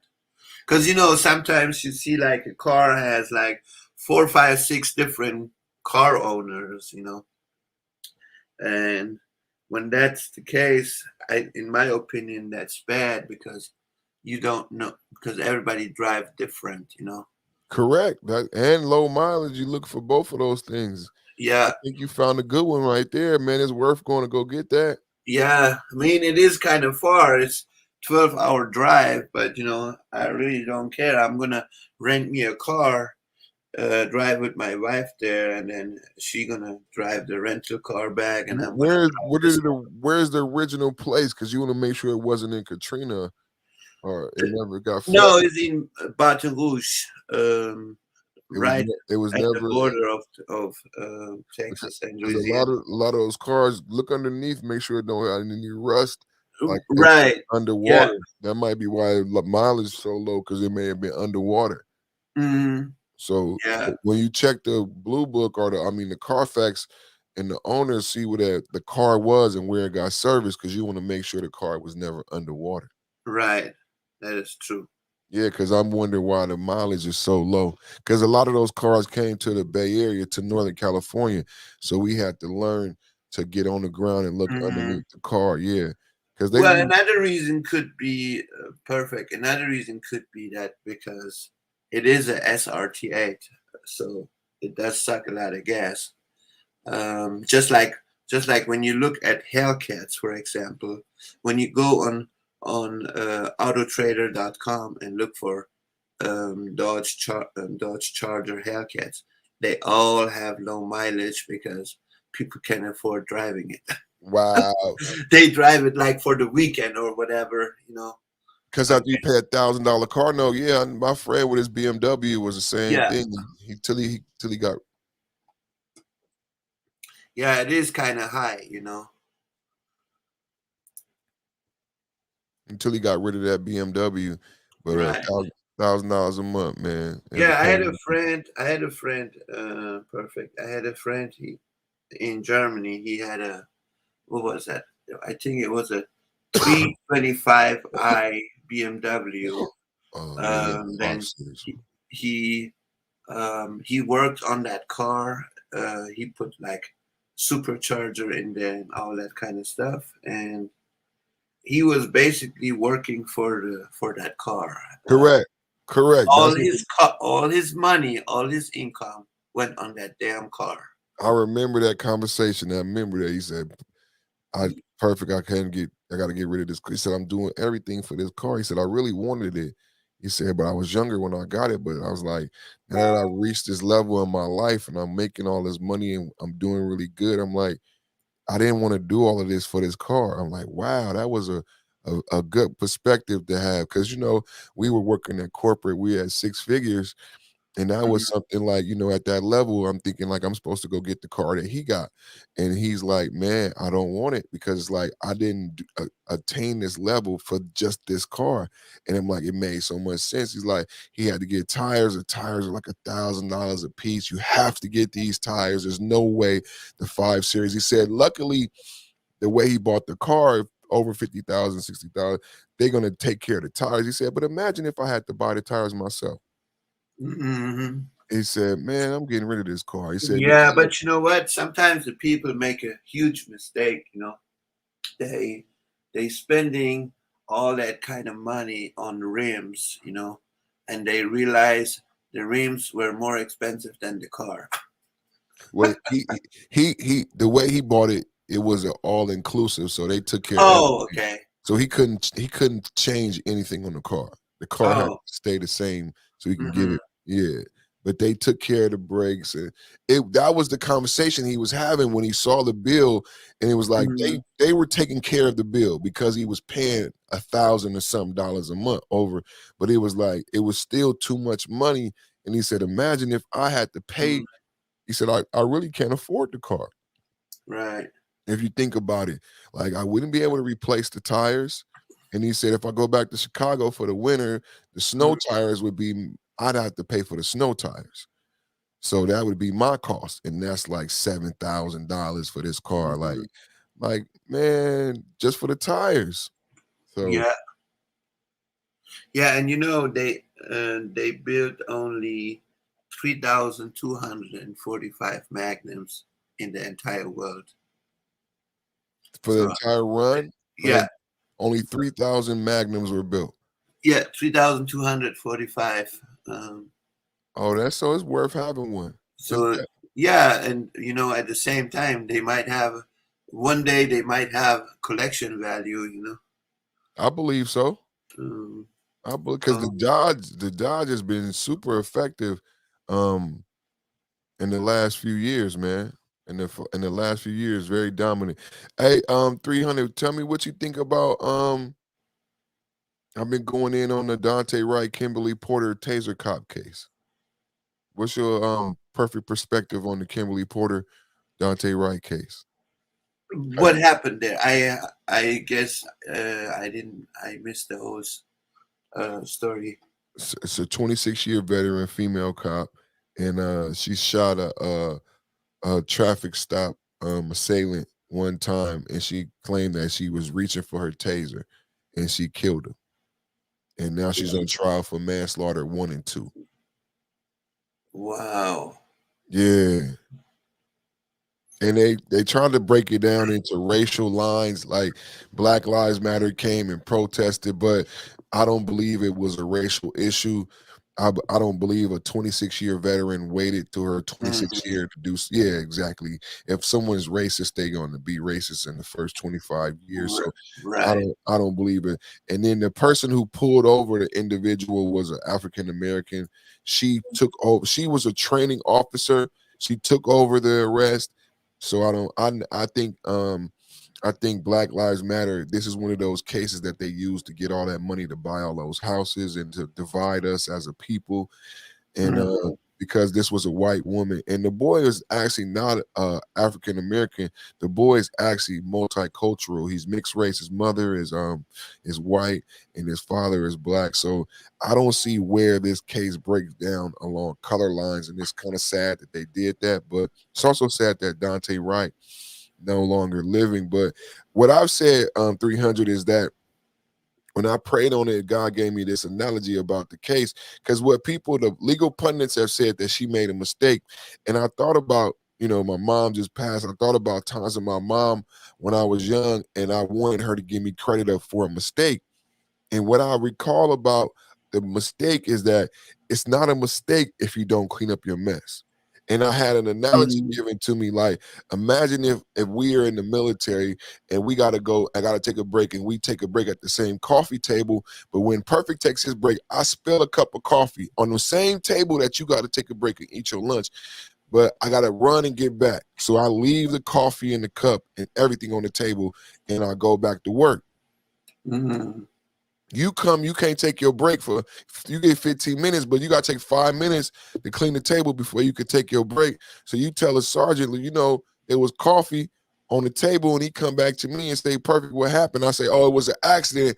I spilled the coffee. And the sergeant like, okay, is it an accident that you spilled the coffee, but is it accidental that you did not clean up the coffee? And now 300 couldn't get his full 15 minutes. Is that an accident too? So now I can't give you benefit of the accident of spilling the coffee because you're culpable. There was intention with you not cleaning it up. So now that's a crime, and now I've just proved intent. And that's what my mom would say to me, like, it's not a mistake if you don't clean up behind yourself, because there was intention with you not cleaning up the mess. Then it becomes a criminal act. And what I've said to individuals, and I haven't heard anyone debunk me yet, but I believe the state says that Kimberly committed a criminal act. I believe she committed a criminal act because of her actions after the shooting. Her saying, I'm sorry, it was not a taser, is not enough. Kimberly started laying on the ground crying. They didn't do CPR. They didn't call emergency. All they did was go into straight panic mode and try to cover up for what she did. At the time that you do that, you're acknowledging that you did something wrong. And I believe at that point in time, it became criminal. But, you know, you could debate. I think there's a lack of education. Perfect. Like you go to college, you study criminal justice, and then you are a cop right away, without having any training, any experience. People are getting sent out on the streets, and then first thing they do, they think it's cool just shooting at people because that person just moved. Oh, I had to shoot him. You know, I think this is completely wrong. And me as a civilian, I feel like not really safe in this case, you know, because most cops, they shooting for no fucking reason. You know? When they could avoid all that, you know, this is like your last resort, you know, when you have no other choice because you want to save others or you want to save your own life. That's when you're going to use your firearm. But how many cases have you seen out there? Well, that person did not have any firearm and an innocent person got killed. You know, I'm from the Bay Area, and I've compared this case to Oscar Grant, rest in peace, and Johannes Meserly in the Bay Area, Fruitville Station. So you know that, and I know you have ties to the Bay Area. Shout out to Tommy Guns in the building, man. Shout out to my brother Tommy. Hey, what's up, Tommy? But so you know, in that case, it was similar. Johannes Meserly claimed that he was reaching for his taser. He reached for his gun. And Oscar Grant, a young father, Dante Wright, also a young father. His son won't have his dad this Christmas. Oscar Grant was murdered at Fruitville Station. So I believe this case is very similar. I believe that sets a precedent. And what I've said about the case before everybody gets emotional is that Kimberly was won, and we need to start voting and changing policy because Kimberly already won in the charging. Similar to Kyle Rittenhouse, he already won when the case was charged. Similar to George Zimmerman, he already won in the way the case was charged and when George Zimmerman was given privilege of self-defense by standing your ground. Kyle Rittenhouse already won when he was given those charges and privilege of self-defense, stand your ground. Kimberly Porter already won because of the precedent. She was allowed 300. She was allowed to retire or quit her job after 26 years. So she's no longer a police officer. I believe policy should be changed. If she's going to go to a criminal court, she shouldn't have been allowed to quit and pull her pension. Right? Right. She shouldn't have been allowed to quit and pull her pension, but she was. And then they charged her with manslaughter. So if you look at the precedent that was set by Oscar Grant and Johannes Meserly, the most you can get is like a 6 months probation. So she was a cop for 26 years. She's going to get this $1 million retirement. And the most you can get in this case is probation. And as a woman, with the way the sentences goes for females, not to be sexist, she won't do any time. So I don't want people, I've been saying this the whole time to preface this case so we understand the context and what's going on. But I'm going to play the body cam. Can you see the video? Yeah, I can see it. Just to give you further context and anybody watching who may not have the context of what case we're watching and why we're watching it. In the case, though, we see a lot of video. At the car right now, 300, Dante Wright is in the white Buick. He's been pulled over by a gentleman named Lucky, an African-American Iraq War veteran. He's 31 years old. He's in training to be an FTO full-time officer. His supervisor training officer is Kimberly Porter. There are 3 police officers on the scene. On this side of the scene is the major. The major is Kimberly Porter's supervisor. So he has 2 supervising officers above him watching him do this traffic stop. Kimberly is direct supervisor, and the major, Kimberly's supervisor. The major is at the passenger side. Lucky, the brand new FTO, 31-year-old African-American Iraqi war vet and war hero. Purple Heart saved people's lives on the field of the Iraq and Afghanistan war, multiple tours, and a multiple-time officer. FTO means full-time officer in training. Kimberly, 26-year vet, has been on desk duty for 25 years. She's newly to the field, being put on the field because of defund the police chanting and the police actually being defunded. Kimberly being forced out on the field. This is the body cam footage of Daunte Wright expiring. And Lucky, I'm just framing it because I need you to know that Lucky, the African-American police officer at the driver's side, is an Iraq war vet. He initiates the traffic stop. It is his cognitive decision to pull over Daunte Wright. Wow. Pulled over Wright. The police chief says they stopped Daunte Wright because he had an expired registration on his license plate. The released footage begins minutes into the stop and shows police walking up to the car, and then Wright is seen stepping out of his vehicle. Police then tried to take Wright into custody after discovering he has an outstanding warrant. The video shows Wright begins to resist as cuffs are placed on him, and he gets back into the vehicle.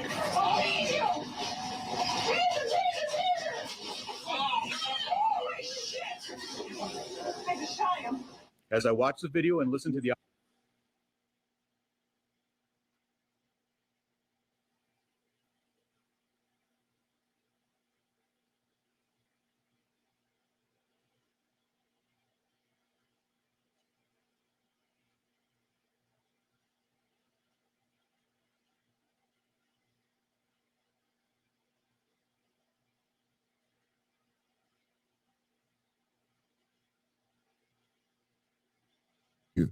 All right, I'm going to give my play-by-play. This is the perfect perspective. You see the African-American cop.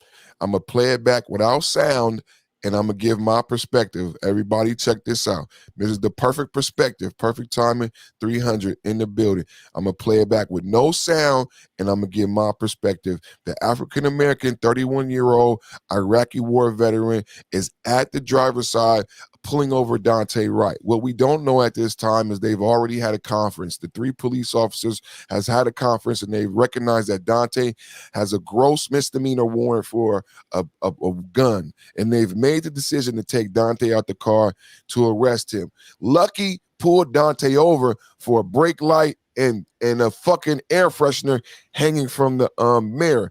But Lucky is trying to become a full-time police officer. Keep all these things in mind. Okay. Lucky asks Daunte, get out of the car. The major tells Daunte, get out of the car. The major tells Daunte he's under arrest. At this time, Daunte has been told by the major, you're under arrest.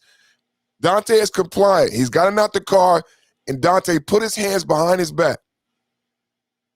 Lucky has pinned Daunte's arms behind his back. Lucky pinned Daunte, wrists together. Lucky pulls out. Lucky has handcuffs in his hand. The door is open. The major is talking. There's a passenger, a female passenger that the major is talking to, telling her to calm down. Lucky has the handcuffs out. Lucky goes to put handcuffs on Daunte. 300. Do you see that? Yeah. Lucky goes to put handcuffs on Daunte. Lucky stops. Lucky uses his chest and chest plate to pin Daunte to the vehicle and removes the handcuffs from Daunte, stopping the arrest. Kimberly Porter enters into the view. I've said from the beginning, to take over the arrest. When I said that, when I first did the video, 300, guess what I didn't know? That he was a trainee and that Kimberly was his trainer. But it was obvious to me that Lucky already had full control and cuffs on Dante. I wanted to know why Lucky yielded. But Lucky did yield the arrest to Kimberly. Kimberly comes in, he's handing over. Did you see that? She fumbled, butterfingers. Imagine we playing football and I'm passing you the ball. She never, ever takes full control. You've heard the term lock the elbow? She never takes full control of Dante. Lucky is arresting Dante, stops arresting Dante, pins him down, pulls back the handcuffs. Senior officer comes over to take over the arrest. Never completely has control. Never completely has control. Never loses Dante immediately. Loses Dante immediately. Lucky goes after Dante. Lucky in the car. Lucky after Dante. Lucky's in the vehicle. Lucky's in the vehicle. Lucky's moved out of the way. Lucky's in the vehicle. Lucky's in the vehicle grabbing Dante. Grabbing Dante, pulling Dante out the car. This is Dante's legs. Lucky has now pulled Dante out the car. But what do you see right there? 300, what's that? That's Kimberly's gun. Lucky has pulled Dante out the car. Why does Kimberly have her gun out? She's not trying to grab the steering wheel. She's not trying to grab Dante. She got her gun out. What we don't know, but we found out, if you go back and watch my video from the previous days, the major has the car. The major has the emergency brake and the car in park. The car can't go anywhere. But we don't know that. When I first watched this video, I didn't know that. Kimberly fucking knew this. There's 3 cops there. The other cop already has the emergency brake, bro. Dante got pulled out the car. Lucky goes back in. You see Dante's leg? She still got the gun out. Lucky goes back in to get Dante because the major is getting the gear shift. Lucky has to move out of the way again. Do you see Lucky go in and move? Lucky's moving back and forth because Kimberly has the gun out. But I believe Lucky thought that Kimberly, I don't know what Lucky thought. I'm not going to intimate what he thought. All I know is that Lucky knew there was a weapon out and he's moving out of the way so that Kimberly doesn't fucking shoot him.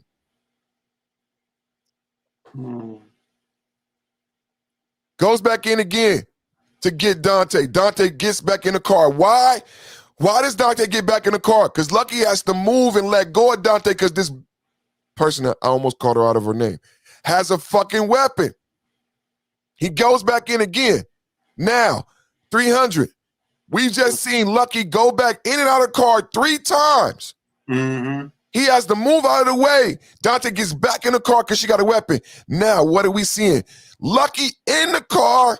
Kimberly got the gun right next to Lucky's face. Almost killing the police officer. But you know what no one knew at this time? There's a female passenger. She could have also killed the female passenger.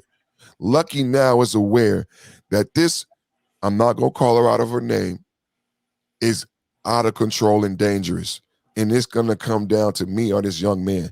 So I believe Lucky makes the decision that I'm not going to be able to save this young man's life. Because what I have left out, 300, Lucky never touches his gun.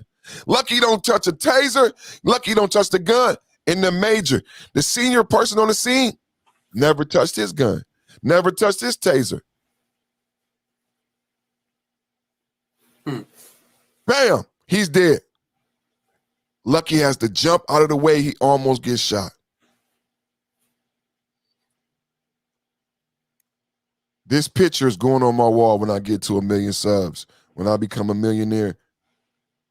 This picture right here. These 2 officers looking at her like, what the fuck did you do? What the fuck did you do? In the trial, what you hear is she says, I shot him. And he, the major, says, you did? Everybody goes into protection mode. Nobody calls for backup. Nobody calls for help. It becomes criminal at that point, I believe. As I watch the video and listen to the officer's commands, it is my So that's just a little context. And so maybe this would make people interested to go back. It's been a very interesting trial, but that's just a little context of what we watching today. So, and now she's been charged with manslaughter 1 and manslaughter 2 by the state. So I'm showing the case. Yeah, the wife said she panicked. She panicked.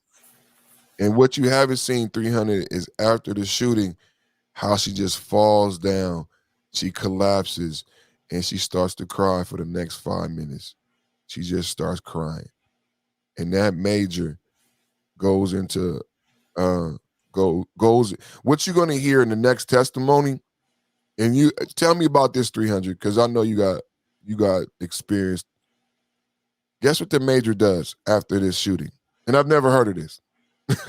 No, it's not funny. It's not funny. But guess what the major does? 300, you there? Oh, hold on. Give me a second. All right. We're going to go back to the trial. 300 is busy.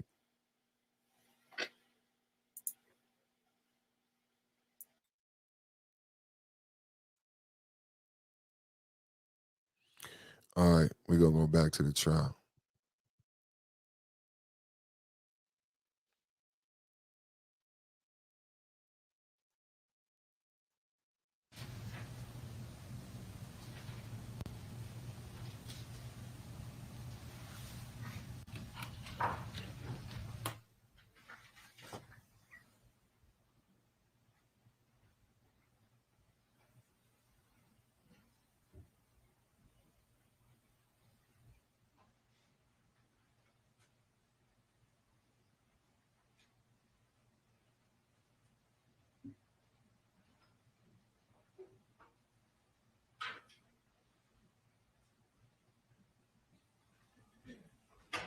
Okay, please be seated. Mr. Larson, you may. Thank you.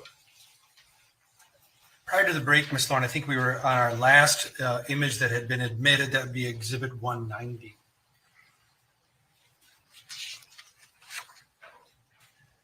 And you'd agree that is a photograph of the back seat from the driver's side? Yes. Okay, thank you. Now, in addition to searching and photographing the vehicle, did you spend any time examining the apparent blood evidence in the vehicle? Yes, I did. Can you describe what you did? We have a chemical test that we use on stains that are visually consistent with blood. We take a small sample of the stain, add some chemicals to it, and if it turns pink, it indicates that blood is present. If it doesn't turn colors, we conclude that blood was not detected. Did you identify certain locations and then swab them to obtain samples of that? Yes, I did. And could you explain what you do with those swabs once you collect them? Once the swabs are collected, we package them in manila envelopes, seal them, put a barcode on them as an inventory, and then securely store them until they can go up to the DNA section. When you collect a swab of blood, do you assign the location where you collected that from with another specific number? Yes, we use item numbers for that as well. Okay. And do you take photographs that mark those locations so we can look back at images you took to identify specifically where you took samples of the blood in the car? Yes. Okay. At this time, Your Honor, the state offers exhibits 191 to 198, photographs of blood samples taken from the vehicle. Any objection to 191 to 198? Those exhibits will be admitted into evidence and you may publish. Okay.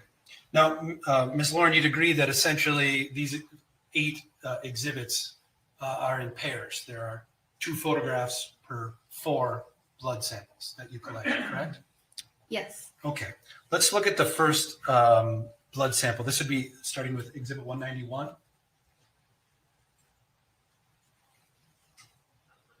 Could you describe the location of this blood sample? This is on the front driver's seat, Right. item 22. And you can see that it's item number 22 in the front driver's seat. Yes. Yes. Okay, let's just look at Exhibit 192 now.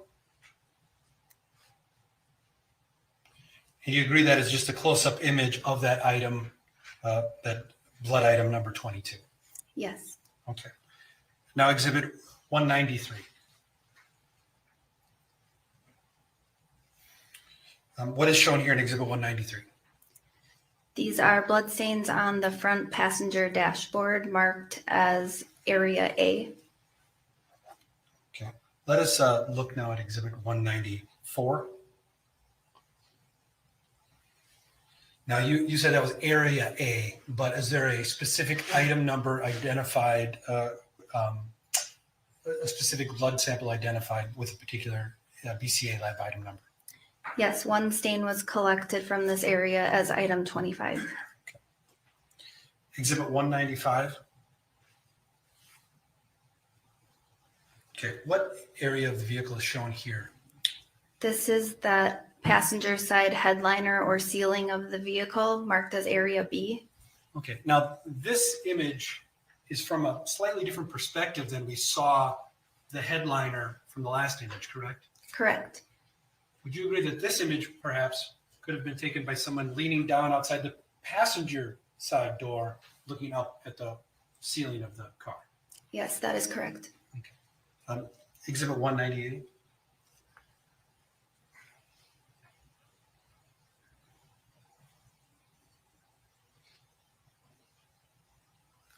Strike that, 196.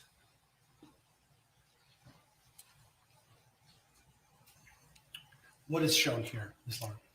This is a blood stain that was collected from that passenger side headliner as our item number 26. Now Exhibit 197, Mr. Miller.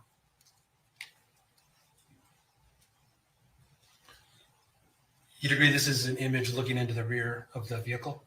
Correct. Okay, let's go to Exhibit 198.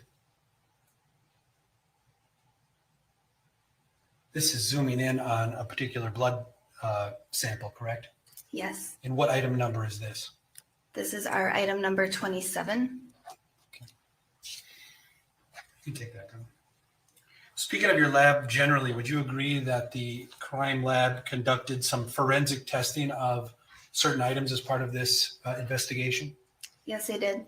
And some DNA testing did take place. Yes. And the item numbers assigned by you of those blood samples stayed with the swabs of those blood samples throughout the investigation.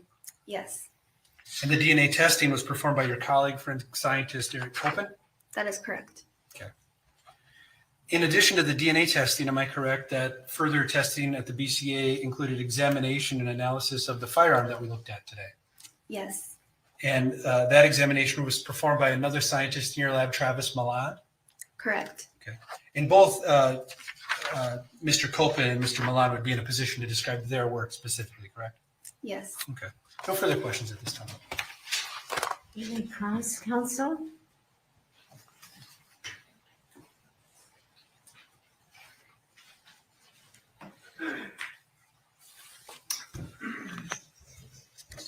Good morning, Ms. Loren. Good morning, Loren, do I have that right? Lauren. Lauren. Thank you. Paul Lang is my name. I'm one of the lawyers for former Officer Potter. Earl Gray's with me, and Amanda Montgomery. I have a couple questions for you. Okay. You were at the scene and you've described a collection of a lot of evidence, which was your responsibility, correct? Yes, And you made a list of all the evidence that you collected, and they are reflected in reports that you authored, correct? yes, And one of the pieces of evidence that you collected is labeled number 21 on your report. And it's denoted as, quotes, one plastic bag containing evidence classified as plant material. You remember collecting that, don't you? yes, I do. And the plant material was taken from the driver's floor and the center console. Is that correct? Correct. You did that, I assume, or one of your techs did that, right? Yes. And you found that the plant material was familiar in terms of its appearance, was it not? Yes. It was marijuana, at least visually, correct? It appeared to be consistent with that. Yes. Then you also found another piece of evidence, number 24, and the type and packages. The type and packaging, according to your report, is one plastic bag containing evidence classified as an item of evidence. And you describe number 24 as a, quotes, digital scale from the center console. Is that correct? Objection, Your Honor.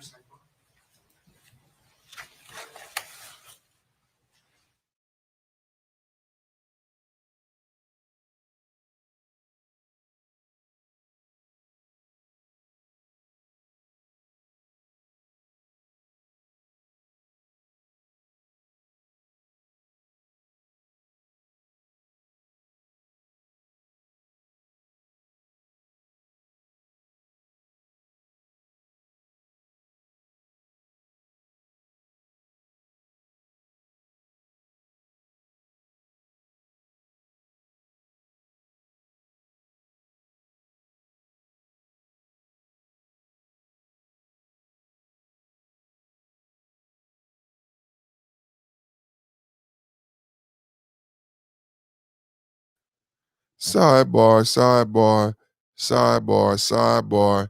Yo, this is perfect timing. Some people call me perfect. Some people call me perf. We live on 3 channels right now. We simulcast it via StreamYard. That's my backup right there. We simulcast it via StreamYard on Perfect Timing Podcast. You got to subscribe to Perfect Timing Podcast Live. That's the backup channel. We also live on Facebook right now. Shout out to the Facebook family. Facebook family been showing up and showing out, man. It be such a surprising, man, when God be giving you these little blessings, because I don't be expecting everything where it come from.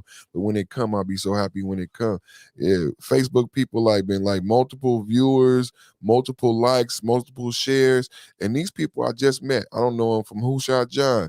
So I'm like, that's a true blessing. So thank you to the Facebook family. Thank you to everybody sharing me on Facebook. Pastor $40 was one of my original Facebook followers over there. Say that again.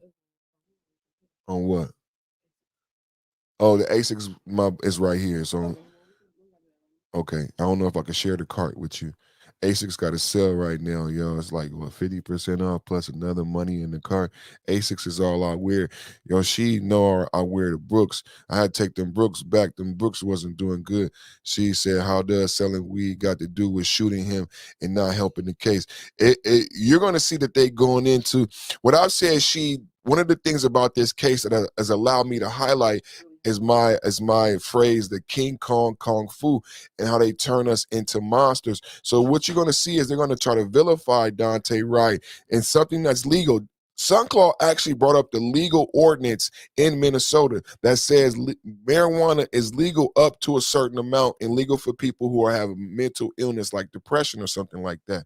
So marijuana is not this reefer madness that they're presenting. In one episode, I said he said the term marijuana 13 times.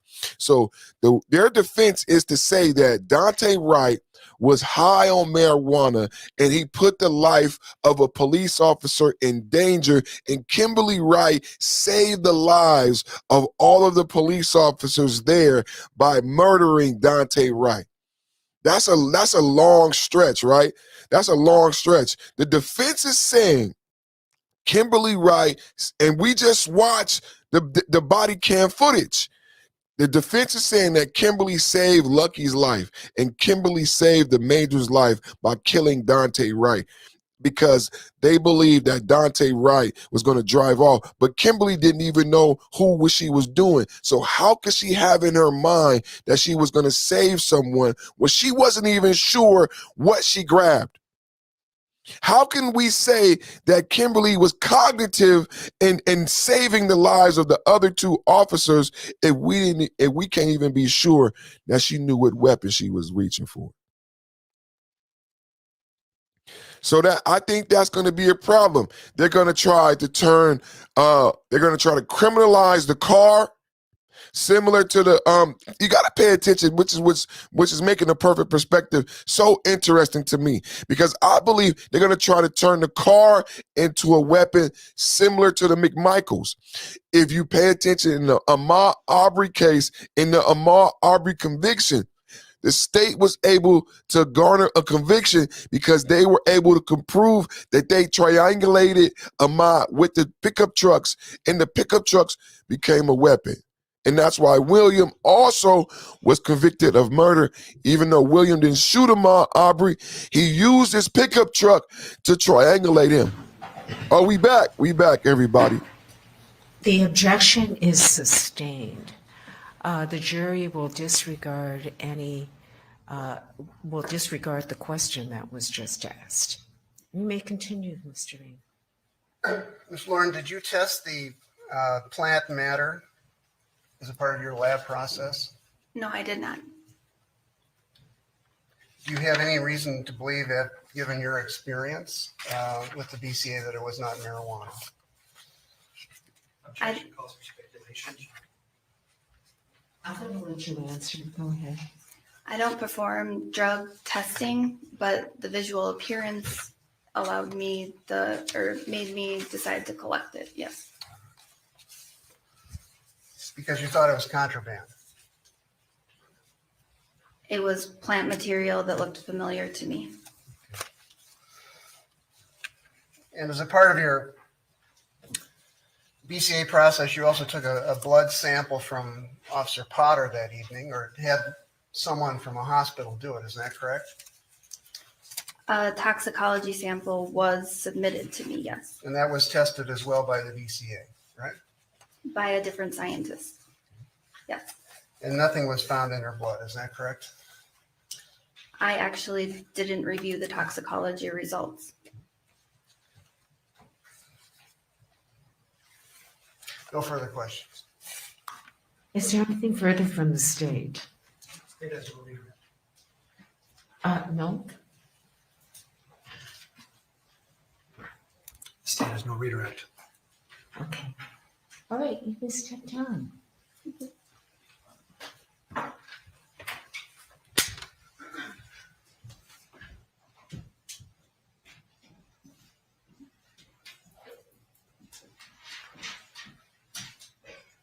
The state may call its next witness. Your Honor, at this time, the state calls Agent Greg Peterson.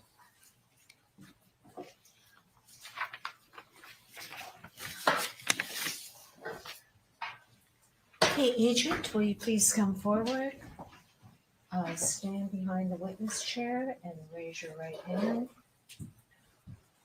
Do you swear under penalty of perjury that you will truthfully testify in connection with this case? Yes, I do. Please have a seat. Please remove your mask. Thank you. State your full name and spell it. My first name is Brent, B-R-E-N-T. Last name is Peterson, P-E-T-E-R-S-E-N. All right, couple things to keep in mind. When testifying, the court reporter is taking everything down. Only one person can talk at a time. Wait till the question's finished before you answer. Yes or no questions instead of shaking your head. No or uh-huhs. If an objection is made, stop talking immediately. Don't answer the question unless I tell you to. And if you don't understand the question, please ask for clarification. Yes, Your Honor. Thank you. Counsel? Could you state your occupation for the record? I'm a special agent for the Minnesota Bureau of Criminal Apprehension, the BCA. How long have you been with the BCA? 5.5 years. I started in June of 2016. What unit are you currently serving? I'm in our Force Investigations Unit. Now, you're a licensed peace officer, correct? Yes. And you take continuing education courses to maintain that license? Yes. Prior to working for the BCA, did you have other law enforcement experience? Yes. Could you explain that experience to the jury? From 2001 until 2005, I was a police officer for the University of Minnesota Police Department here in Minneapolis.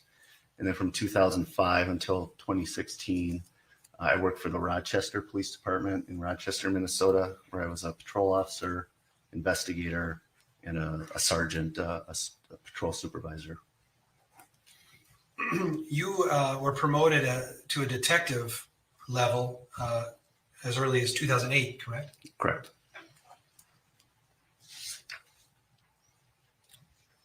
In regard to the BCA, you arrived in 2016. Could you describe the roles that you've had working with the BCA? Sure. Initially, I was hired to work in what's known as our predatory crimes section, which dealt with primarily child pornography, predatory offenders, human trafficking. In November of approximately of 2016, I transferred to our homicide unit, or homicide section, excuse me, here in the metro area. And all of that experience dating back to 2008 with Rochester through all of your time in the BCA, that's all been investigative? With the exception of 2 years, 2014 to June of 2016, when I was back on patrol as a sergeant with the Rochester Police Department. Now, as part of your work in the Force Investigations Unit, you'd agree that you work on officer-involved shooting cases. Yes. Agent Phil has told the jury about your unit. I just want to know a little bit about your experience in that unit. In the 6 years you have been with the BCA, how many officer-involved shooting cases have you worked on? I'm right up around 73 use of force investigations. Okay, so use of force investigations, do all of those include fatalities? No, How many of those included fatalities? I don't know. Okay. How many of those cases have you been the lead agent on? 13. And is there a role other than lead case agent which you have served in? Yes. And what is that? Sometimes we have co-agents, co-lead agents. Other times it'll be something as simple as my only role will be to attend an autopsy or something like that. In support in various ways? In support, correct. Okay. For example, in the case involving Kim Potter, what was your role? In support of the case agent. All right. I now want to talk about this case, April 11th of 2021. Do you recall that day? Yes. What were you doing? I believe it was a Sunday, so I was at home and off duty. Did you receive some information that prompted a response from you? Yes. And what was that information? I was notified with other members of my team that there was an incident in Brooklyn Center for which we've been requested to investigate. Okay. And would you agree that essentially that information prompted you to respond to 63rd and Catherine and then Brooklyn Center to assist Agent Phil in the investigation of this case? That's correct. Okay. And would you agree you arrived at scene about 5 p.m.? That's correct. At the time of your arrival, was there any personnel from the BCA present? Yes.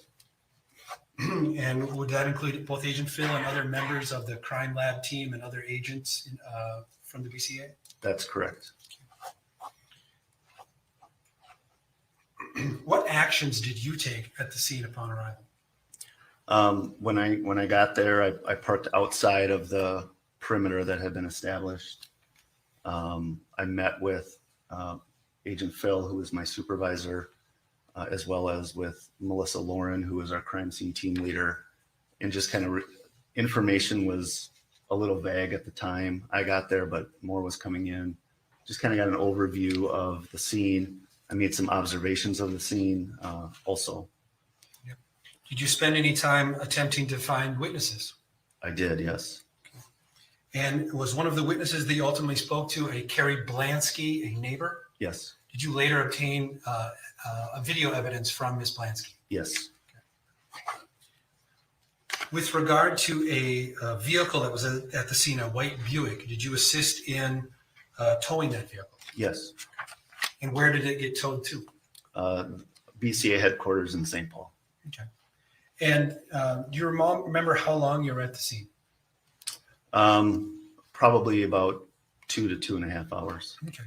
So you left perhaps around 7:30 p.m.? That sounds right, yes. All right. Now, in addition to the work that you've done, in this case at the scene, or you did at the scene, did you gather additional evidence during the course of the investigation? Yes. Okay, I want to talk about some of those tasks, but not all. Do you recall continuing your work on the case on April 13th by going to the medical examiner's office? Yes. Why did you go to the medical examiner's office?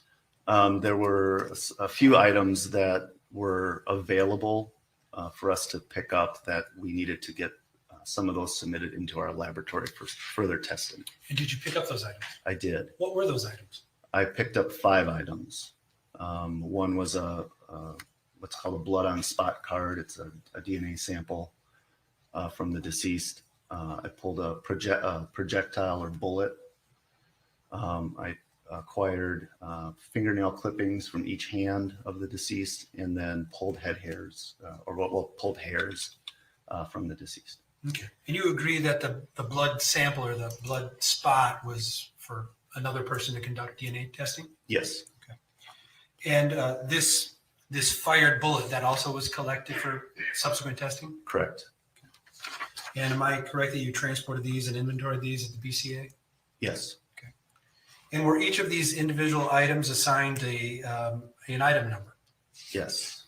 And would you agree those items are just the 5 items you said, 29.1, 0.2, 0.3, 0.4, 0.5? That's correct. Okay.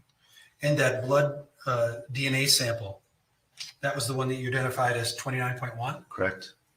And the bullet that you recovered, that was identified as 29.2? Correct. And are you aware that that blood sample or that spot was later issued a separate BCA lab item number as item 30? Yeah. Yes. And that fired bullet was issued a separate BCA lab item number 31? Yes. All right. When you collected that fired bullet, you know that it is now affixed with both your item number 29.2 and the BCA lab number 31, correct? That's correct. Okay. At this time, the state offers Exhibit 201. Objection to 201. Exhibit 201 will be admitted.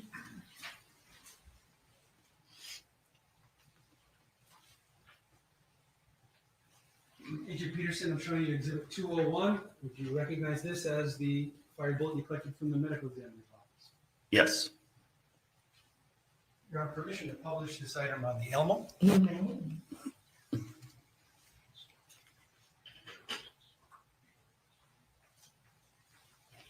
Oh.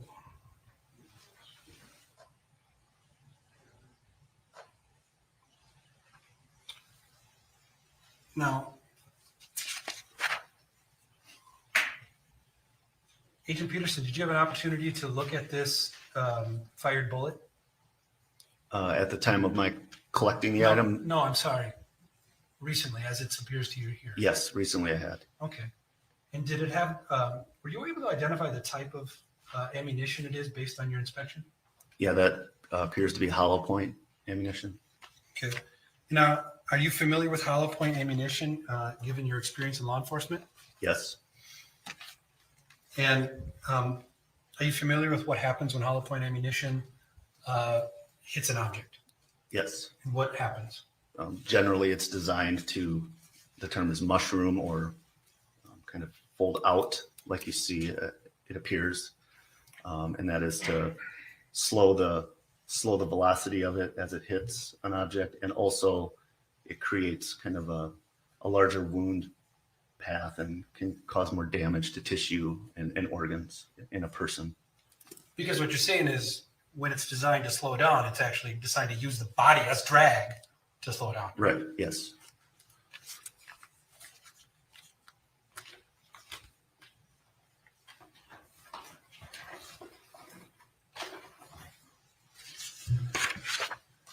And I'd like to turn your attention back to the morning of April 12th. Did you learn that the BCA had received some video evidence regarding this case? Yes. And what video evidence, did you review some of that video evidence? Yes. What video evidence have you reviewed? I reviewed body-worn camera video from Officer Potter, Officer Lucky, and Sergeant Johnson. Okay. Did you also review a squad video? Yes, the squad video from Officer Lucky's and Officer Potter's squad car. And did you review the time frame which captured the incident we're all here for today? Yes. And you ultimately wrote some reports about your review of those materials, correct? Correct. In preparation for trial, did you examine those videos, particularly specific moments or stills of those videos? Yes. And those still images isolated specific moments which attracted your attention. Am I correct? Correct.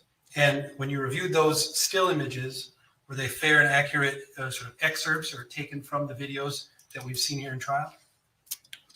Yes. Pardon me, that you have reviewed? That I've reviewed, yes. Okay, I now want to go through a series of still images.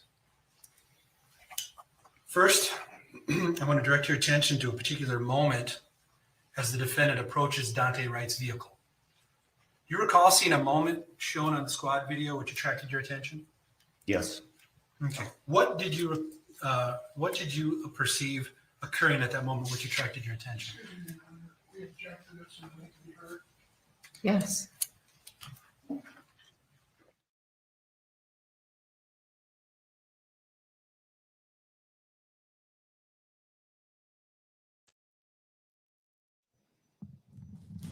They're trying very hard. I mean, the state is doing an excellent job. One of the things I said earlier before RB came up, and RB, thank you for coming up. RB said a prayer for me. I want to say a prayer for RB's mother. Rest in peace, and condolences to Lazo and Sheed and everybody who's been there supporting me. Before RB came up, one of the things I wanted to contrast is the fact that the state here has been so dynamic, and me and RB got into a conversation about chess. The state here has been so dynamic in contrast to the Kyle Rittenhouse case where you saw only really one lawyer being very prominent. Here, the state has had 3 to 4 lawyers that have been very effective in every one of their cross-examinations in their presentation. The lead attorney who did the opening statement, she just was very, very compelling with the way she laid out the entire case, much like the way I took apart the video, she took apart the video.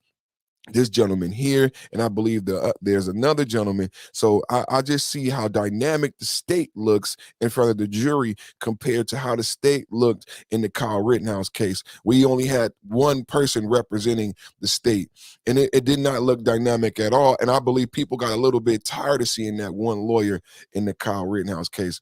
So here you see the state passing the ball, you know, like a professional basketball team, like throwing each other alley-oops, and it's working. What you got to think about, even from our perspective, this is the perfect perspective. My name is Perfect. This is Perfect Timing Podcast. This is the Kimberly Porter versus Daunte Wright case.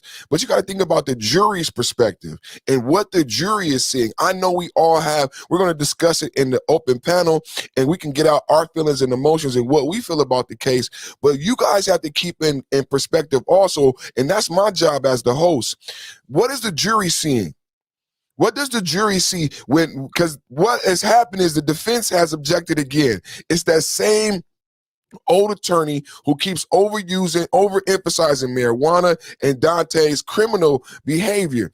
It becomes annoying. Even if you want to find Kimberly innocent, you begin to be suspicious of these tactics. So I'm wanting you to take a think about this is the perfect perspective. You have your perspective you can share in the chat, share in the comment section, join the panel, but also let's keep in mind the jury's perspective. You also have the judge's perspective and her relationship to the law enforcement. We're back, everybody.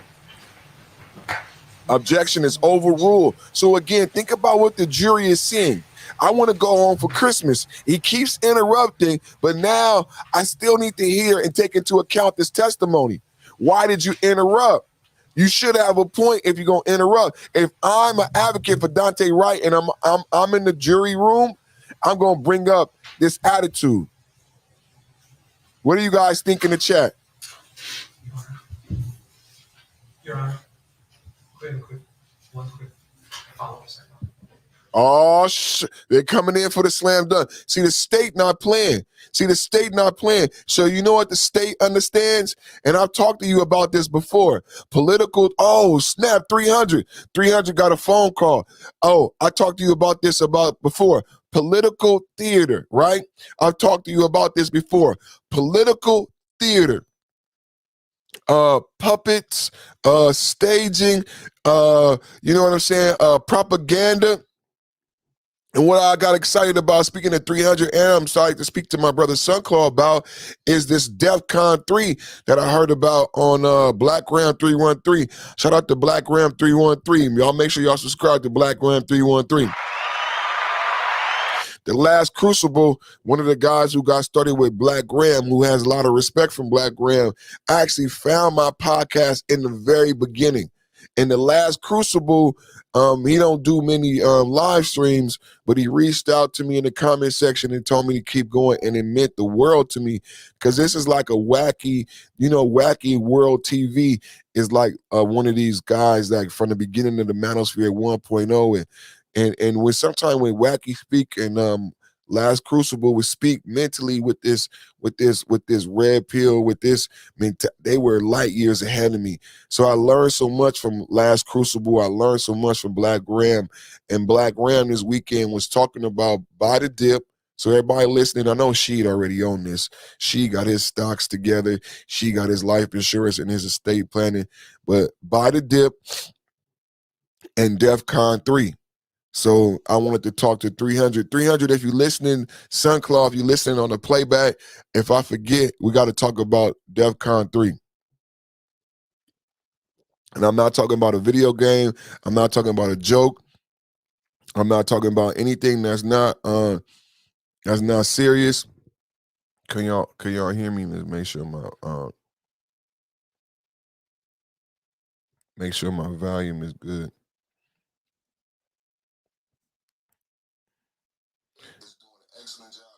Talking about DEFCON 3.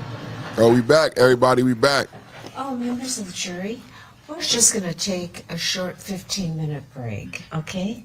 So, have a good break. Wow.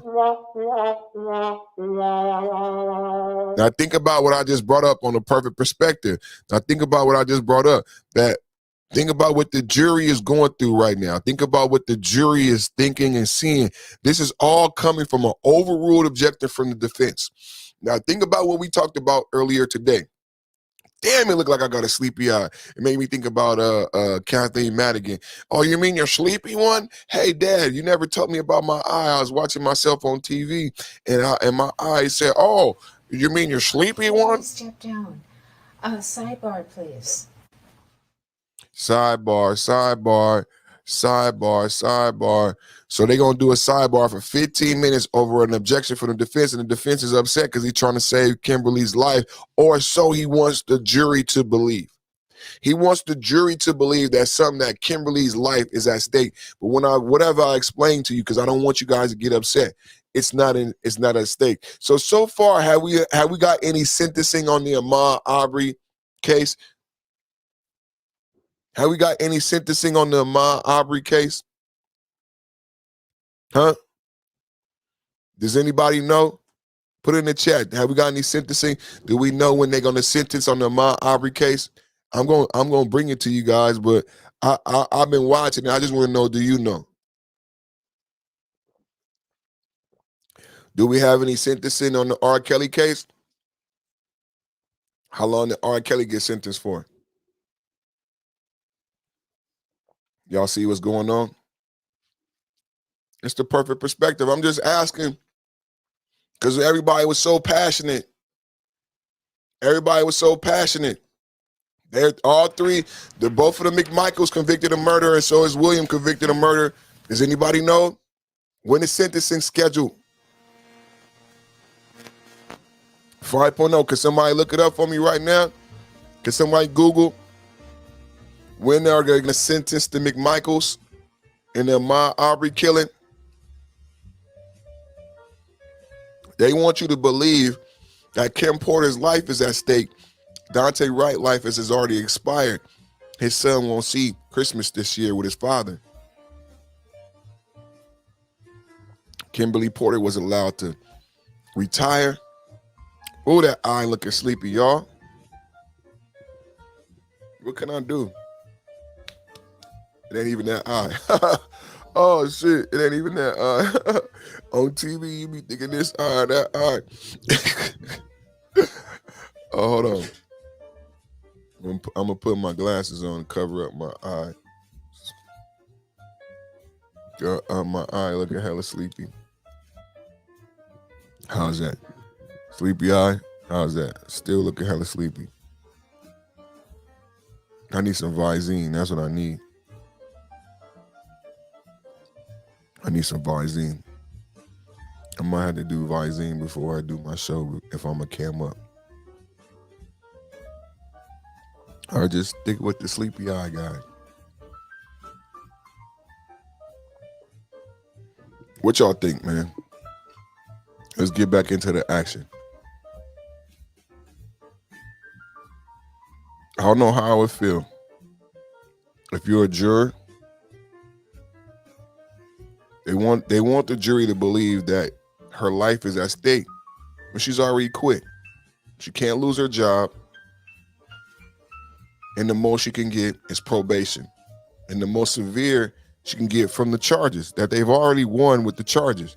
And we'll see the jury instructions at the end. But the most severe she can get is 2 years. Remember, Johannes Mesley got like 2 years, but my wife, Mrs. Perfect Timing, said he didn't even do no time. He didn't do no time. Be seated. In the Oscar Grant, because I keep comparing this to Oscar Grant in the Fruitville station, because that's another case where a police officer said he claimed to pull his taser and Oscar Grant ended up murdered. He was found guilty and given 2 years, but my wife said he didn't do no time on that 2-year sentence. So I posed the question to my audience: is Johannes Mesley still a police officer somewhere in Colorado or in BFE? I posed that question to my audience. No one is putting the comments or anything. I don't know how closely people watch. We had 3 hours. I don't know how long we're going to go. I'm going to go help my wife run around some errands. Is Johannes Mesley still a police officer? Will Kimberly Porter be able to be a police officer after a short probationary stint? Because she will be found guilty for this.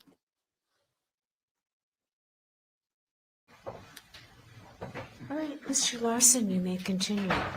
Thank you, Your Honor.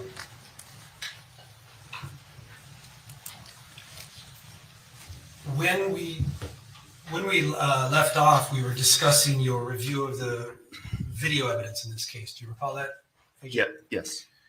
And are you aware of an additional video that was created in preparation for trial using these independent videos, which essentially was a synced up composite video of Officer Potter's body-worn camera, Officer Sergeant Johnson's body-worn camera, and the squad still video? Yes. And that was it was a fair and accurate composite video of these 3 video sources, correct? What I reviewed, yes. The state offers Exhibit 204.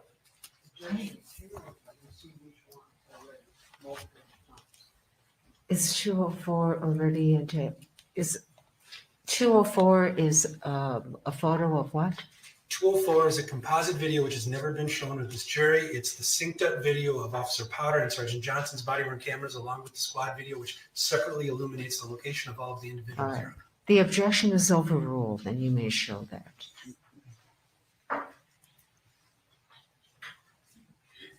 Now, Sergeant Johnson, during the playing of this exhibit, I may pause the video several times and ask you several questions, okay?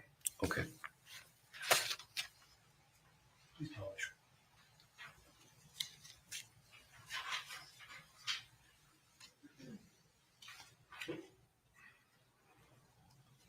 We will be here in a second. Sergeant Johnson, or pardon me, strike that. Agent Peterson, right now you see 2 images on your screen. Yes. And in the top left corner, do you know where that video source is from? That is from Officer Potter's body camera. Okay. And the image on the right is going to be Sergeant Johnson's? Yes. Okay. In a moment, a third image is going to appear on the screen. Is that the squad video of the same time frame? It should be, yes. Okay. And this image begins at 2:01. Okay. Please start. All right. So continue. Positive. Sergeant, pardon me, Agent Peterson, at the time you we paused, you talked about observing something that was noteworthy to you about how Officer Potter approached the vehicle. Do you recall what that was? some conduct that Officer Potter had, which you noted? Yes, but I guess I'm not seeing it in where the video is. Pardon me. When it occurs, could you please identify and we'll pause the video? Yes. Continue to go.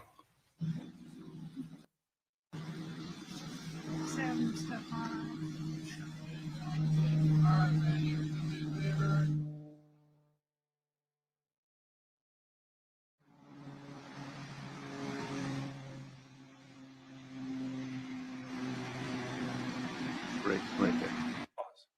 What did you observe? It appeared to me in watching this that there was a manipulation in some way of her holster. Why did that attract your attention? I've seen it before on other videos I've watched of officers. I myself have done that when I was on patrol.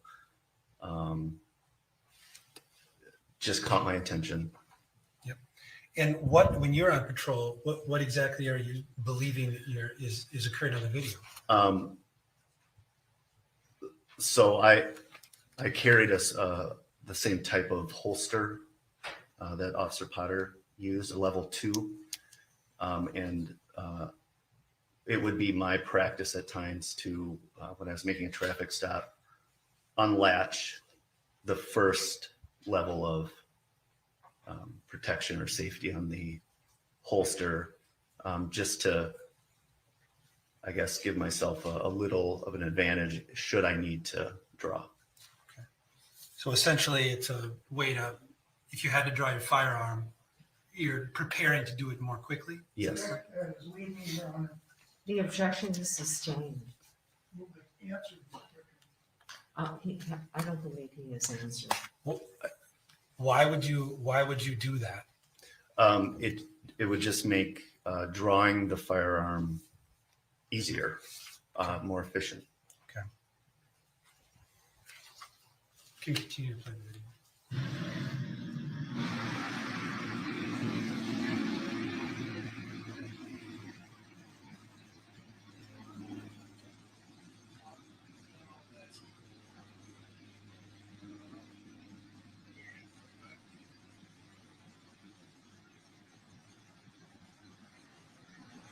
You're under arrest, Dante.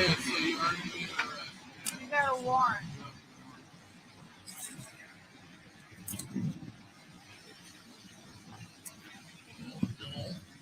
You're not doing that? Don't. You said stop, bro. Don't do it. Don't do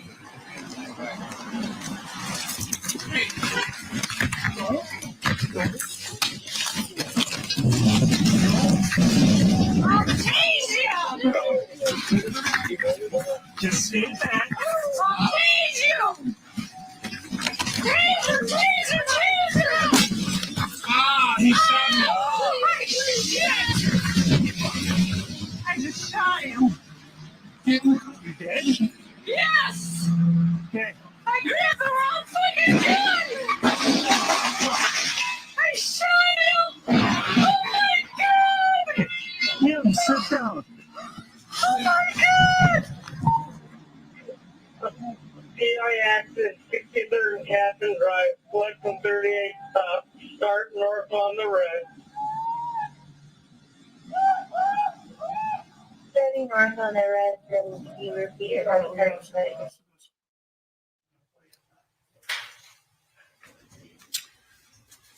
Agent Peterson, when you reviewed that video, did you write reports as to what you observed? Yes. And when you took those notes, you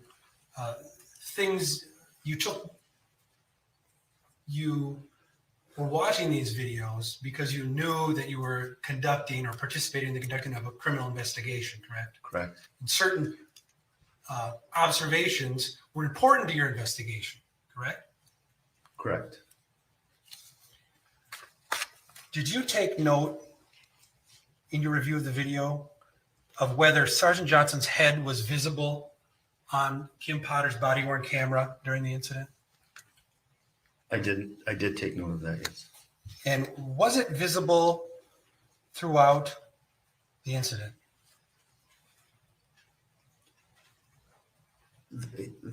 His head, Objective is an opinion of the witness. The body camera speaks for itself. All of them do. Okay.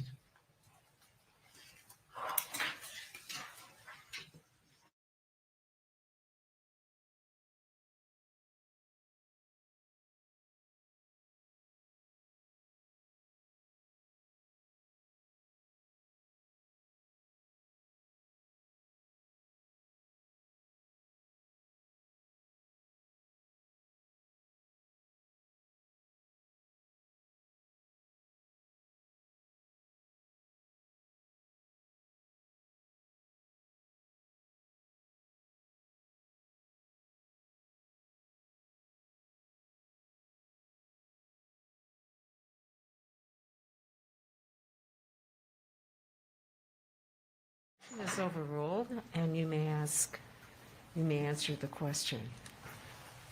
Agent Peterson, was it possible to see Sergeant Johnson's head throughout the incident from Officer Potter's body-worn camera? there were times where you could see his head, yes. Okay. And during those times, what direction was his head pointed? Towards the interior of the vehicle. Okay. Was it possible to see his face? At times, yes. Okay. At the time of the shot, was it possible to see his face? I recall seeing the top of his head and not his face. Okay. So the video revealed that he was looking down? Yes.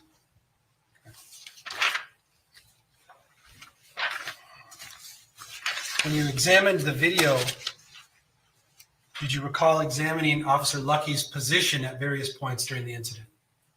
Yes. Okay. Could you describe what you observed with regard to the location of Officer Lucky's feet, shoulders, elbows? At what point? Throughout the 10, 12, 14-second period of the struggle with Mr. Wright. He's standing outside the vehicle on the driver's side, and does reach in to try to restrain Mr. Wright. Did you observe that his feet and shoulders remained out of the vehicle? Checked it on his leading, Your Honor, and the video speaks for itself. The objection is sustained. What with regard to, were you able to observe where Officer Lucky's shoulders were throughout this incident? At what time, Your Honor? Your Honor, I do have still images if you'd like me to show them. Oh, just a minute, please. Would you like to finish your question and make it more precise as to time? Mr. Miller, could you please put up on the video for the time of 2:01 and 58 seconds?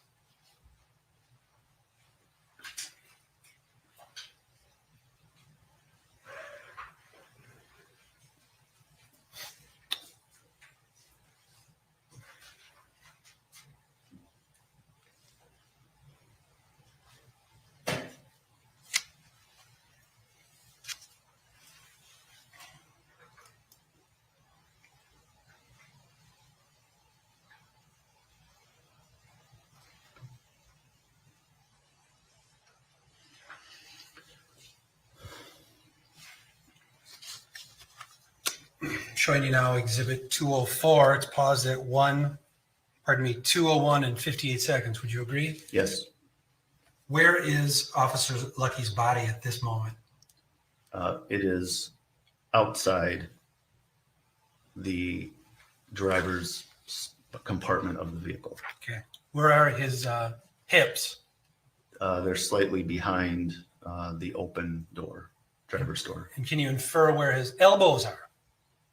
Well, on the bottom squad video, you can see his right arm is outside the vehicle, and at the top left video, you can just make that his elbow appears on this video to be outside the vehicle.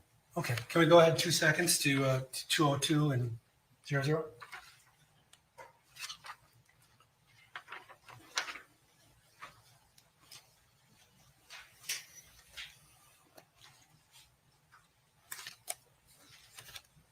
Okay, you'd agree the video is now paused at 2:02 and 0 seconds, correct? Correct. Can you see where Officer Lucky's body is at this time?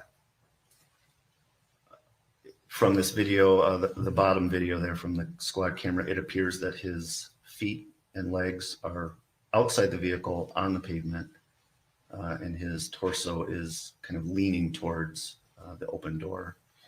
If you look at the top left corner in Officer Potter's body worn camera, are Officer Lucky's shoulders inside the vehicle or outside the vehicle?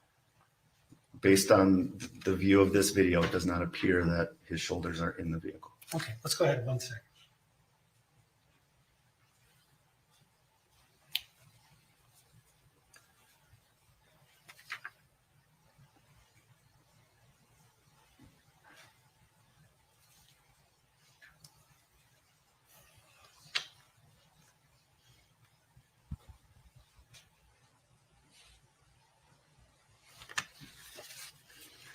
Officer Peterson, I've just moved ahead 1 second. Would your answers remain the same for this still image?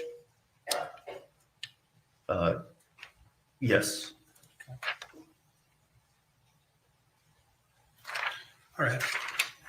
Now I want to turn back to 2:01 and 59 seconds, and I have another couple questions for you, sir.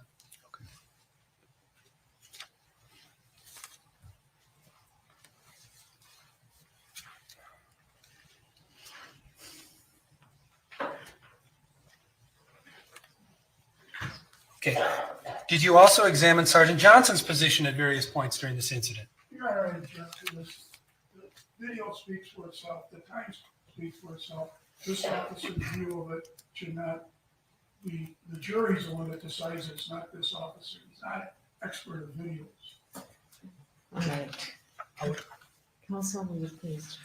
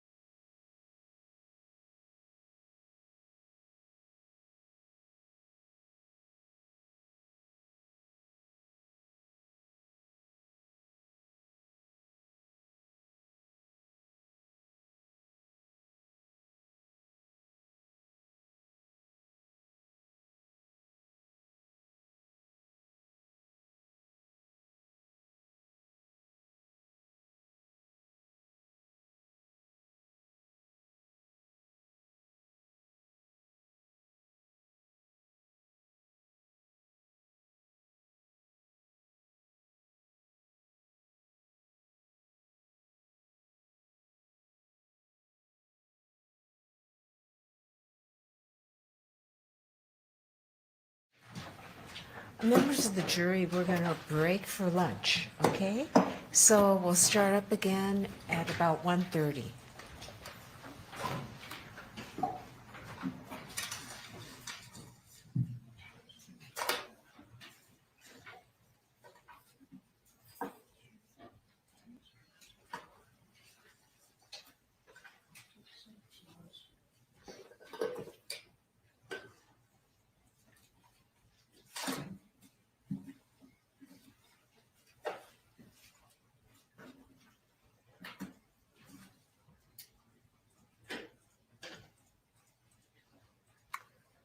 Okay, you may step down.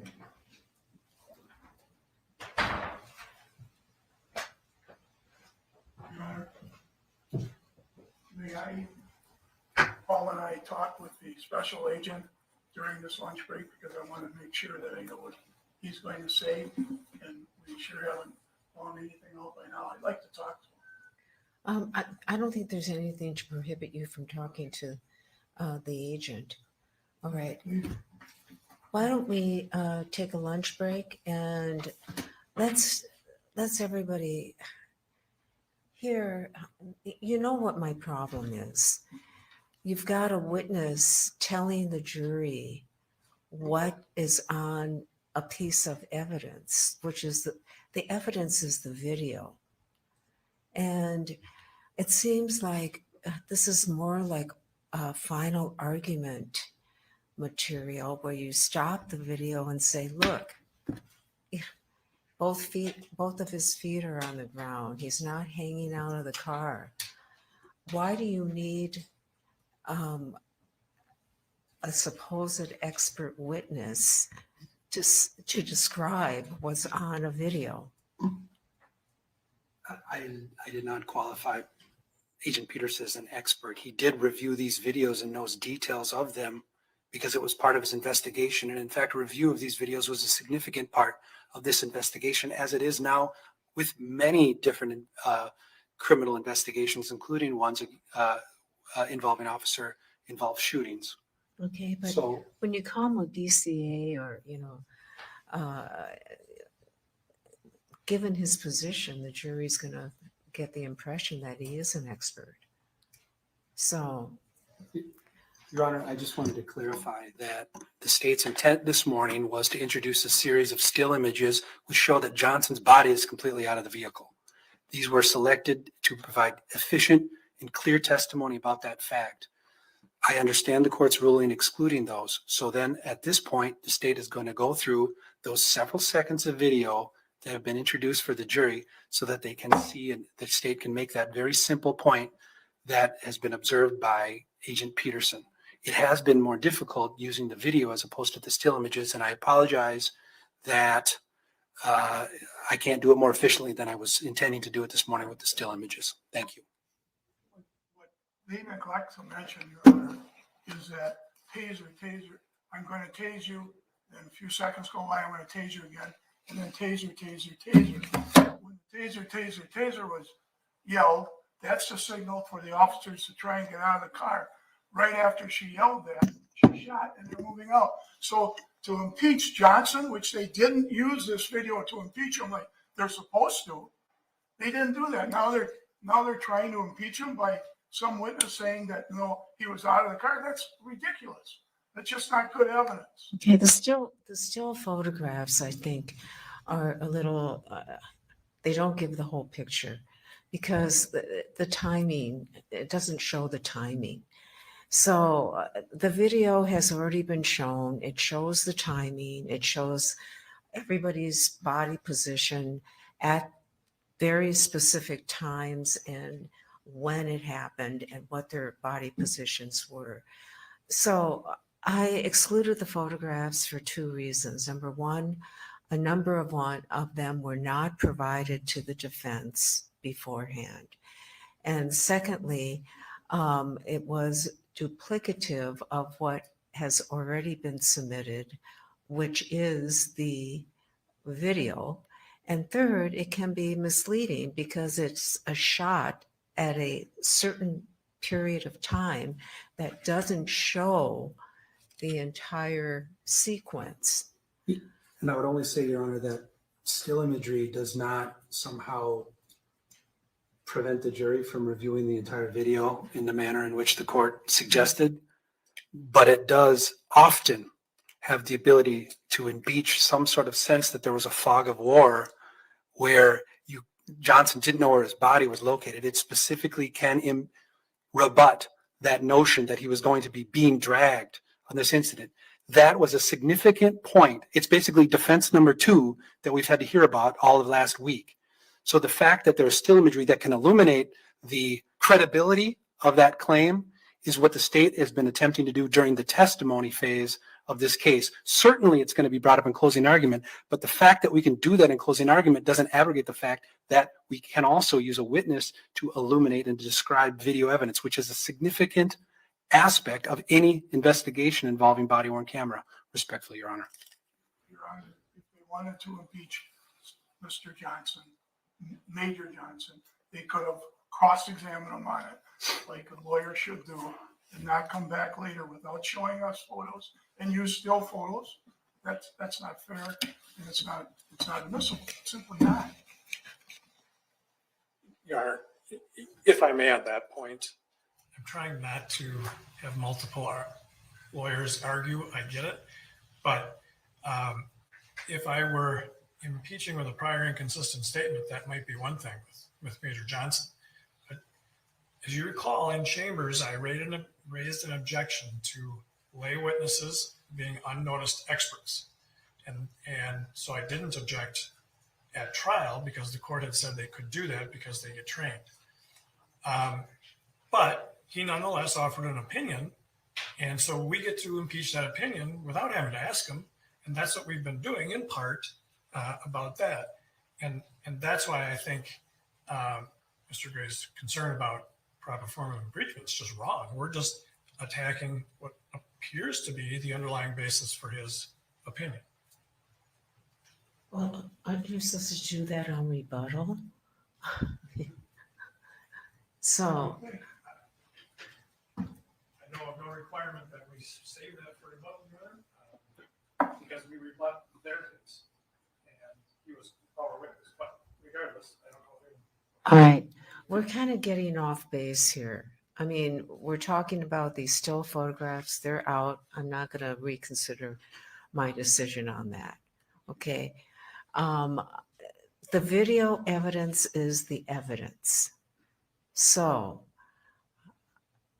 that's my ruling on that. And there's no need for this officer to testify as to what the video evidence shows.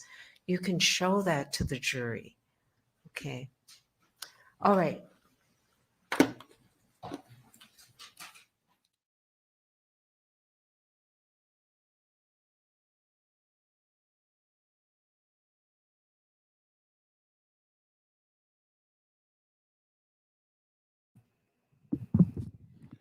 Look like we're taking another little break here. Look like I might take a little break too, y'all. What's up, babe?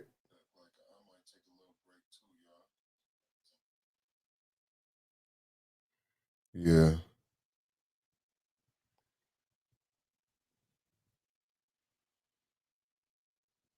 They come back. This is very damning. Do you guys understand what took place? I need somebody here to break this down with me. Do you understand what just took place in that cross-examination? What took place in that cross-examination is what I have been so adamant about when I review the videotape. When I review the videotape, what I see is extremely damning because it's only one perspective. Again, this is the perfect perspective. It's only one perspective because what I didn't know when I did my breakdown is that the major already had the emergency brake and the stick shift. 3 police officers on the scene. So what this whole conversation was to prove was this was an investigator from the police department to show that Daunte Wright was out of the car and to show that Lucky's face was inside of the car right next to the gun. To show how reckless she had been acting. That's why they did not want this testimony. But they can't stop the testimony from coming in. Am I muted? Okay, good. I'm not muted. I'm going to say it once again. What did you see just now? The whole back and forth, the reason why they kept doing the objection, is because it seemed like very mundane testimony, right? He's not even talking about the shooting. He's an investigator. He's investigating the video. What did he testify to? All the state wanted him to testify to is that Daunte was out of the car. The same thing I kept saying to you. Daunte is out of the fucking car. But what we didn't know when Daunte was out of the fucking car, that the major had the emergency brake. There was no reason for the gun to be out. When the gun got pulled out, it escalated the situation beyond where it needed to be. The major had the emergency brake and he had the car in park. Lucky had Daunte 80-pound ass out of the car. He had to let Daunte go and move out of the way before Kimberly killed him too. This line of questioning is so you can get to where I've been going from the beginning. They did not say that. But the reason why the defense is so upset because they're laying the ground floor of reckless behavior for Kimberly. Dante was out of the car. If Dante was out of the vehicle and the major, when they act, you got to put this, you got to do, I like math. You know what I'm saying? I do this stuff. I like words and math. Think about what the major testified to. They asked the major a very simple, boring testimony. But when you add it all up, it convicts Kimberly. They asked the major, could the car move at this time? And the defense kept fighting. Was the car started? The car, I don't know if the car was started. Could the car move, major? Once you grabbed the emergency brake and put the car in park, was the car a danger? The major said no. Could the car move? The major said no. That's a coffin nail. It was a very boring, mundane testimony because they didn't ask them any questions about Dante or Kimberly. They just wanted to get on the record from the major, the senior officer on the scene. Could the car move? He said no. That means the car's not a weapon. That's off the table. The car's not a weapon. So you add the major's testimony that the car's not a weapon, and now you add it with this third-party, impartial investigator's testimony that Dante was out of the car. Y'all hear the math I'm adding up? The car is in park. The senior officer said the car can't move. This investigator just testified Dante's head is down. He's not looking for her. He's not trying to drive the car. And Dante's out of the car. The car is not a danger. You can't use the car as a weapon in this case. That's it. Can't use the car as a weapon. They are doing a slam damn job. The state is kicking major ass, man. The state is kicking hella ass, man. The state is kicking hella ass, man. You cannot use the car as a weapon. With the major's testimony and the third-party CI investigator testimony that Dante was out of the car, the last thing you have to conclude on your own, but it's my job as the state to prove Kim's guilt. So what am I laying out for you? I'm laying out for you, in order for you to find Kim guilty, you have to prove that there was no reason for her to even pull out her taser. That's what we're doing. We're proving that there was no reason for Kim to even pull out her taser. There was no reason for Kim to even pull out her taser. With the testimony that you've had so far, we haven't reached the level of tasing Dante. So it never should have got to the level of shooting and killing Dante Wright. Thank y'all for watching. I'll be back later on.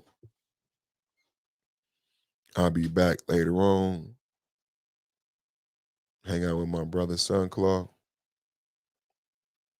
I might take a break, depending on how I feel.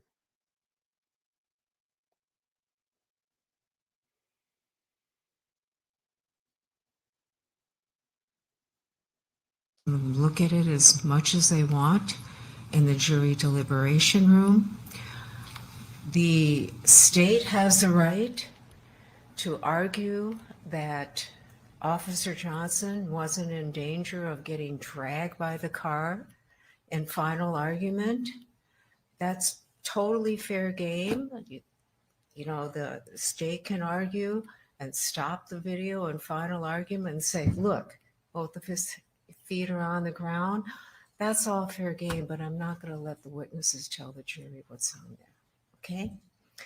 As far as the photographs that 403, 405, and 402, I understand that the defense never got those still photographs, correct? Yes. And they're not even on the state's witness list or the exhibit list. Your Honor, the defense did receive those exhibits.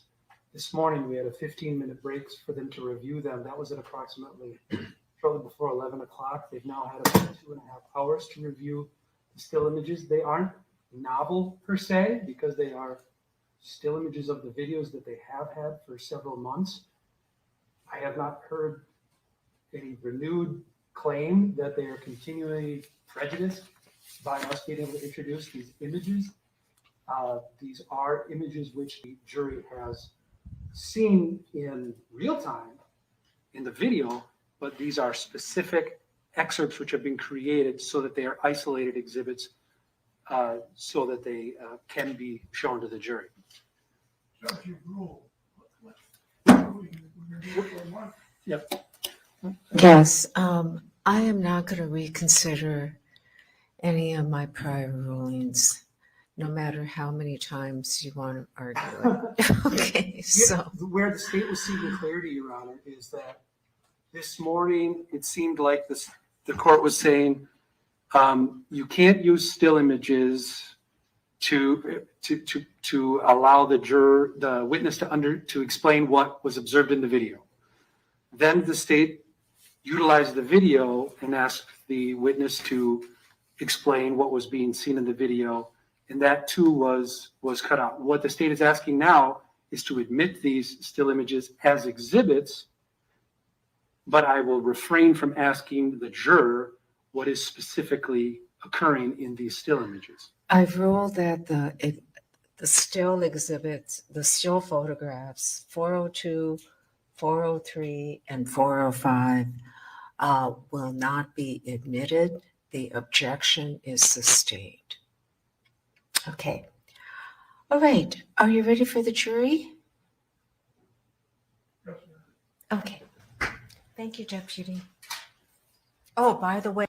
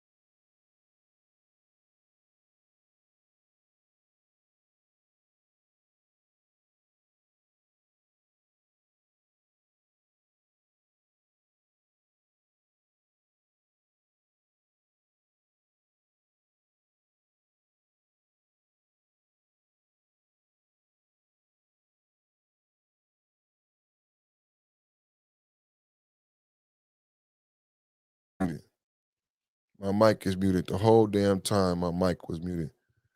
I'm gone, you guys. I'm gone. I'm gone. I'm gone. I'll break it down another time. I'm gonna take a break. I'm gone. Take a break.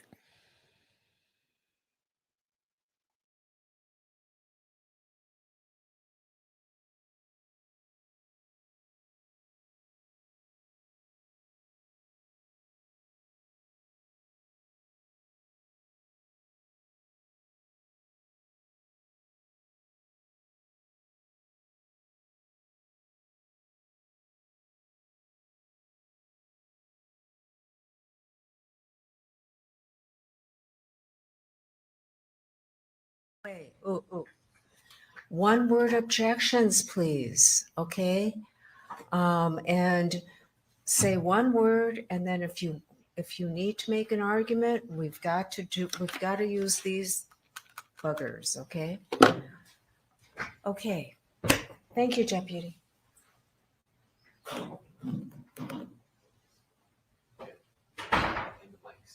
Oh, if you're going to be speaking, go to the podium, because our poor court reporter can't hear, okay?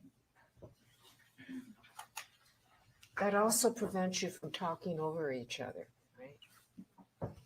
Yes, Your Honor. Will do.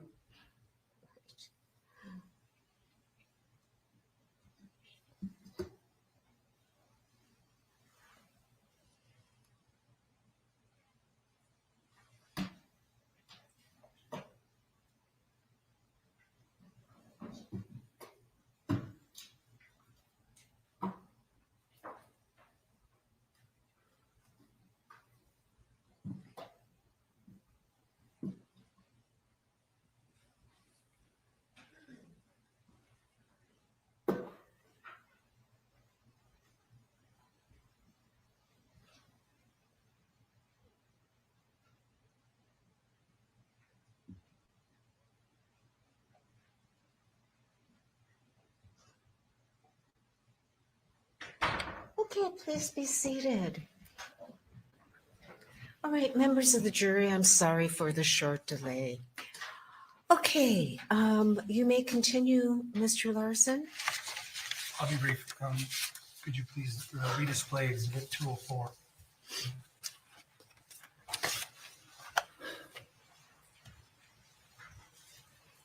Agent Peterson, I'm showing you exhibit 204. Would you agree that this is the video paused exactly at 2:02 p.m.? Yes. Thank you. No further questions. All right, you may cross, counsel.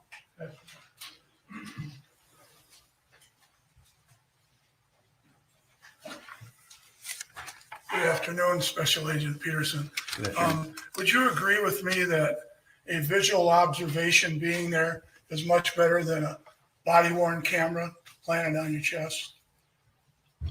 A visual observation? Yes, What do you're you there mean? and you can see everything, and your body-worn camera only takes up a certain amount. Is that a fair statement? Yes. And with respect to hollow point bullets, they're used by law enforcement because they do not leave the body and shoot somebody else. Is that a fair statement? Generally speaking, yes. Yeah. And that's why they're used by law enforcement? Yes. And does your office use them? Yes. And when, did you notice in these videos that Johnson's video was a second off of Potter's? No. All right.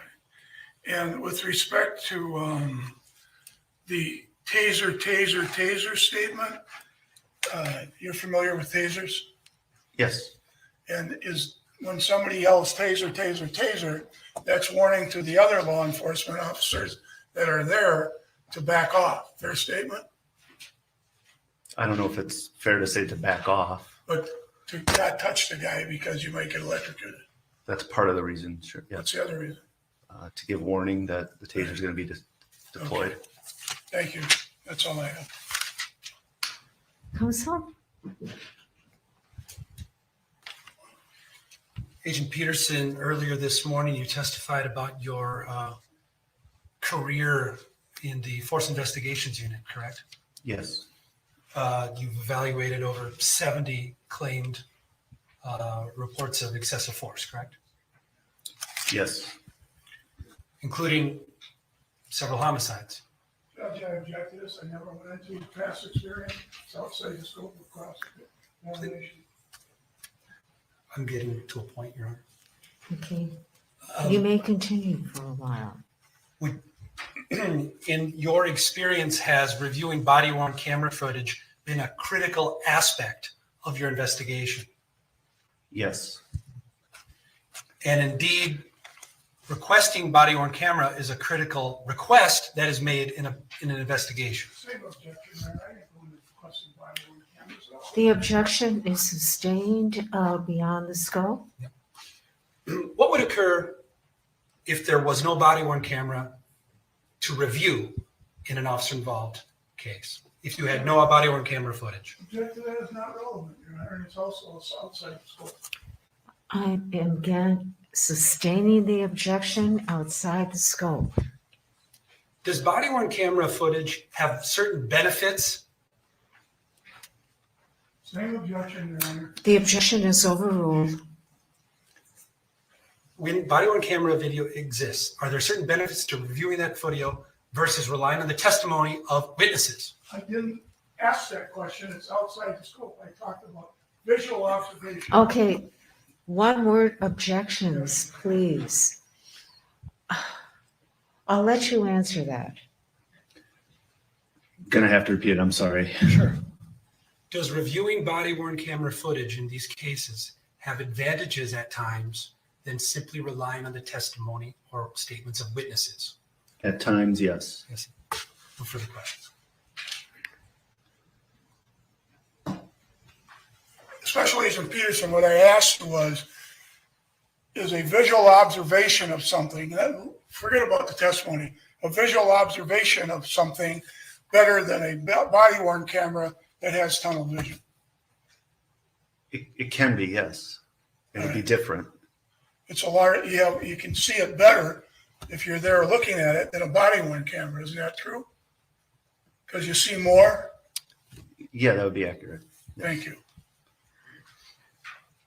Mr. Morrison? What advantages does reviewing body-worn camera have in your investigation? Object, Your Honor, outside the scope of recall. The objection is overruled. What is the advantage of body-worn camera? It provides a independent depiction of an event. That can be reviewed, That can be reviewed. paused, Yep, yes, brought into court as an exhibit? yes. No further questions. Anything further, Mr. Chair? Anything further? Thank you. Okay. Thank you, Your Honor.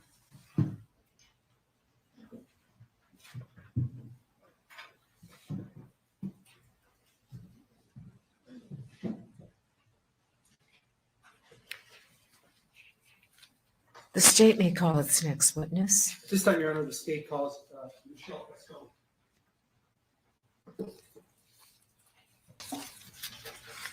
No, come here. You would think we don't need body cam footage. The way that questioning went, you would think body cam footage is not needed anymore. Like the way they've demonized the body cam footage, they've demonized marijuana, they've demonized black men.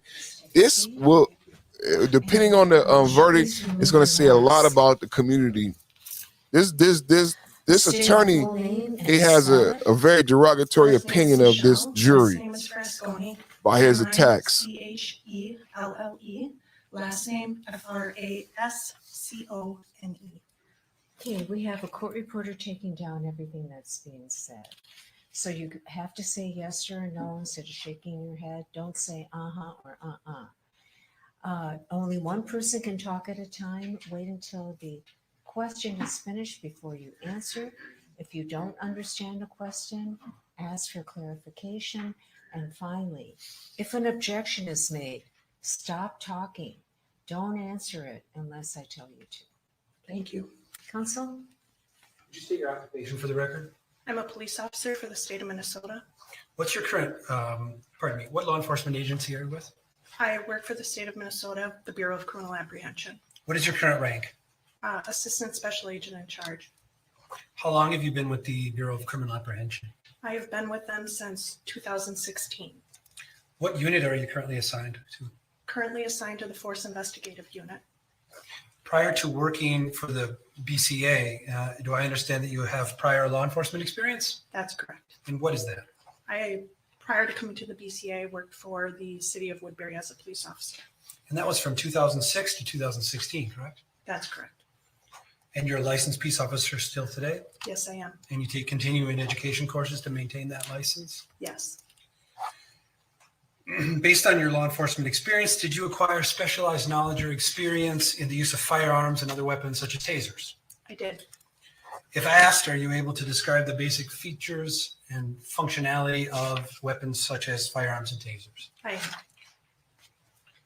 As part of your work in the Force Investigations Unit, do I understand that you've responded or participated in the investigation over 100 officer-involved shootings, That's correct.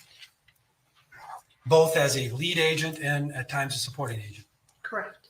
And you were assigned to assist in the investigation of the case involving Kim Potter, correct? That's correct.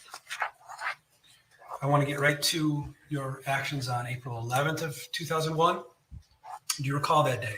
I do. And what were you doing? It was a Sunday afternoon and I was at home. And did you receive a report of an officer-involved shooting in Brooklyn Center, which prompted a response from you? Yes, I did. And could you describe that response? I was contacted by my supervisor who requested that I respond to the Brooklyn Center Police Department. And when did you arrive to the Brooklyn Center Police Department? I think I arrived around 4 p.m. When you arrived, were you the first agent at the precinct, or was anyone else from the BCA already present? Prior to my arrival, Special Agent in Charge Scott Mueller was at the police department.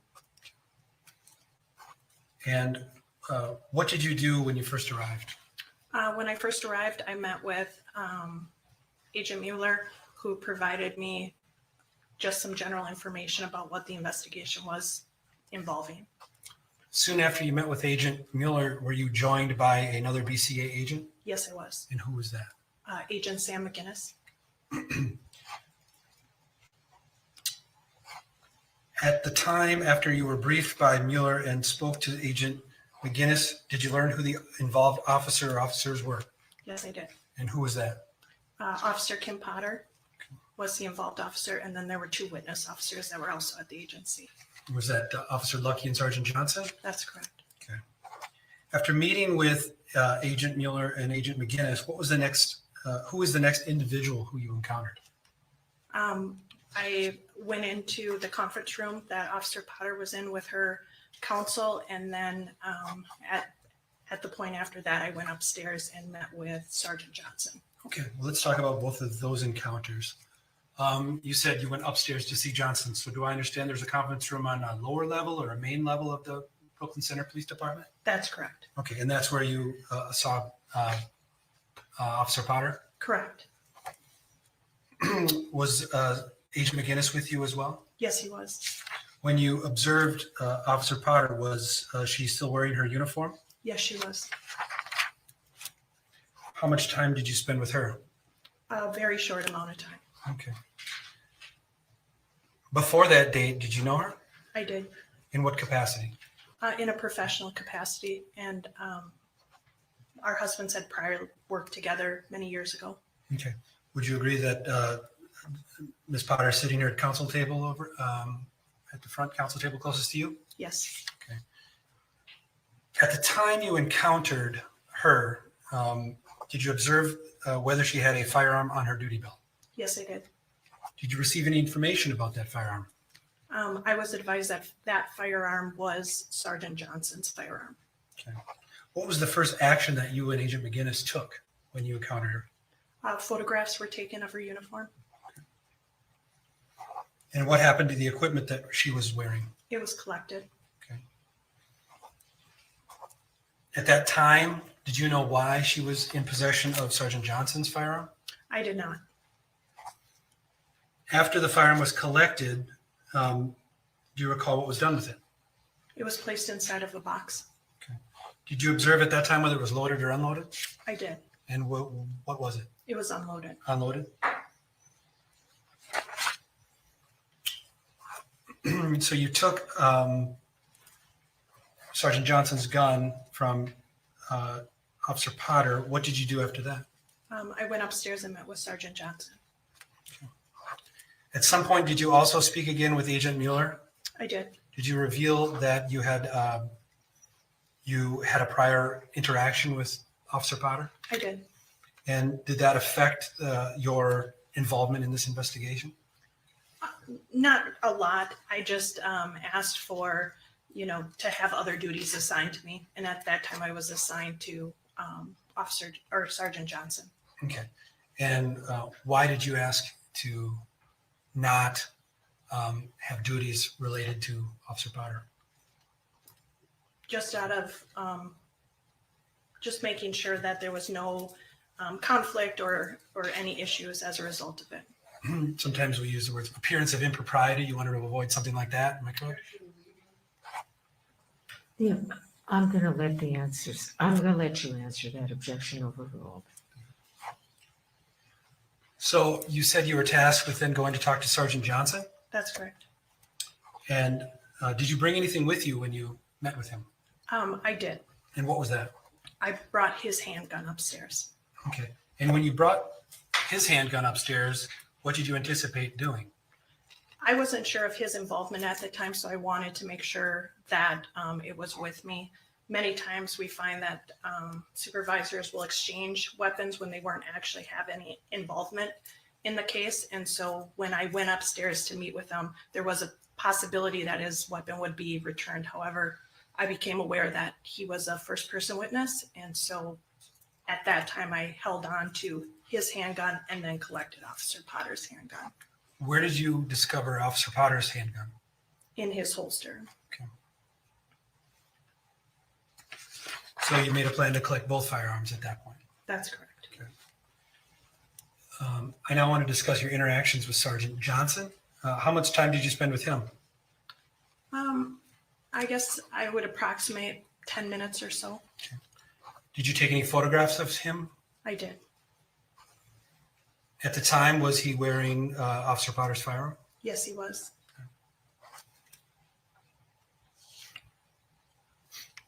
Did you inspect that firearm to see whether it was loaded or unloaded? I did. And was it It was loaded. loaded? And what did you do with that firearm after you collected it? I secured it in a box for our crime scene.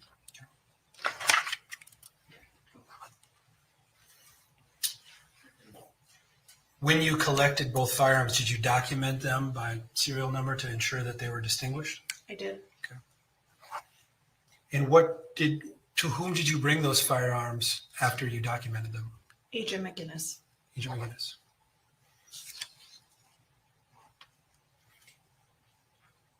I now want to show you just a few photographs. Could you please put up Exhibit 176?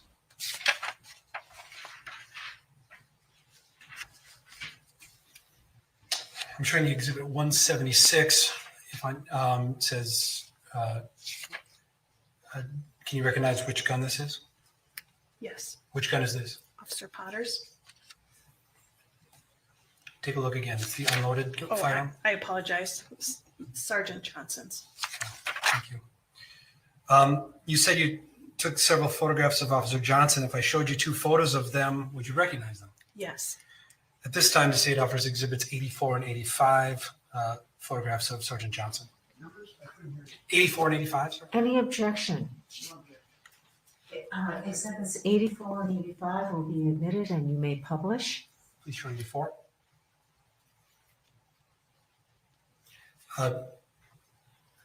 Agent Fresconi, I'm showing you Exhibit 84. Is this the picture of Sergeant Michael Johnson as you saw him on April 11th? Yes. Now Exhibit 85. Could you describe what's shown here in Exhibit 85? That would be Officer Potter's handgun showing that it was loaded and contained within Sergeant Johnson's holster. Okay. I'd now like to show Exhibit 178, which is already admitted into evidence. Do you recognize which gun this is?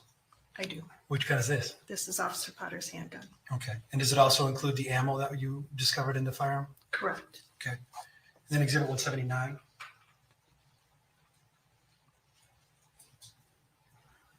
Again, just a close-up of that serial number, correct? That's correct. Then Exhibit 180.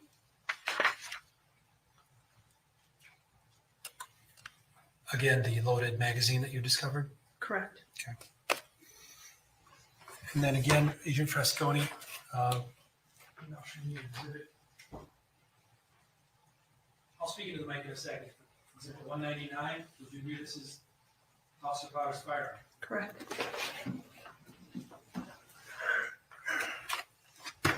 And that was Exhibit 199. No further questions here. Is there any cross?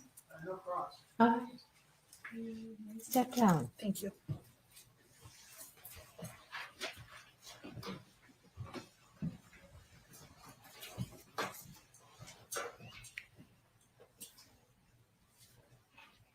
The state may call its next witness.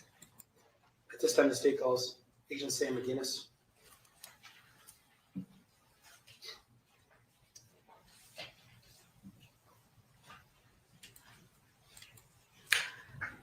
Good afternoon. Okay, please stand behind the witness chair and raise your right hand. Do you swear under penalty of perjury that you will truthfully testify in connection with this cause? I do, Your Honor. Please have a seat. Remove your mask, please. And state your full name and spell it. Sam McGinnis, SAMMCGINNIS. All right, the court reporter is taking down everything that's being said. So say yes or no instead of shaking your head. Don't say uh-huh or uh-uh. If you don't understand a question, let the lawyer know. If an objection is made, stop talking and don't answer the question unless I tell you to. Okay, only one person can talk at a time, so wait till the question's finished before you answer. Yes, Your Honor. All right. Could you please state your occupation for the record? I'm a senior special agent with the Minnesota Bureau of Criminal Apprehension, currently in the Force Investigations Unit How long have you been employed by the Bureau of Criminal Apprehension? since April of 2020. Do you have law enforcement experience prior to joining the BCA? I do. Could you please recount that for the jury? I was with the Waseca Police Department from 2011 to 2015. From 2015 to 2020, I was with the Mankato Department of Public Safety. Could you describe your assignments when you worked for the Mankato Police Department? I started there as a patrol officer. I worked my way through investigations, working narcotics, and I left there as a patrol sergeant.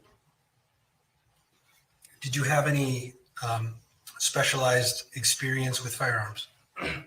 I did. One of my collateral duties was a firearms instructor. And that required an additional certification, correct? I did. And you're still a licensed peace officer and take continuing education courses to maintain that license? Correct. Would you agree that you have acquired specialized training and experience in both firearms and tasers? The basic functions, yes. Yep. And if asked, you are able to describe the basic features and functionality of both firearms and tasers, correct? Yes. Now, the jury has already heard testimony about what the Force Investigations Unit does, but I want to specifically focus on what you did on April 11th. Okay, sir? Yes, sir. Do you recall that day? I do. And did you receive some information that prompted a response from you? I did. And what was that information? I was contacted by ASAC Mike Phil concerning a fatal officer-involved shooting that occurred in Brooklyn Center. He informed me that the driver was deceased. There was one officer that had shot or discharged their firearm, and two officers that had been on scene during the incident. And was there a request for you to respond somewhere? Yes. Where did you go? ASAC Phil requested that I respond directly to the Brooklyn Center Police Department. When did you arrive? Approximately a little after 1,600 hours. Okay. We know that was 4 p.m. Correct. When you arrived, were you the first agent there? I was not. Who else was present? Special Agent in Charge Scott Mueller and Assistant Special Agent in Charge Michelle Fresconi were already on scene. Did you have a conversation with them prior to beginning your investigation? I did. And were you given an initial task? I was. What was that task? I was tasked with photographing and collecting the equipment from Officer Kim Potter. And did you meet with Officer Potter at the Brooklyn Center Police Department? I did. And she's seated here at council table? Yes, sir.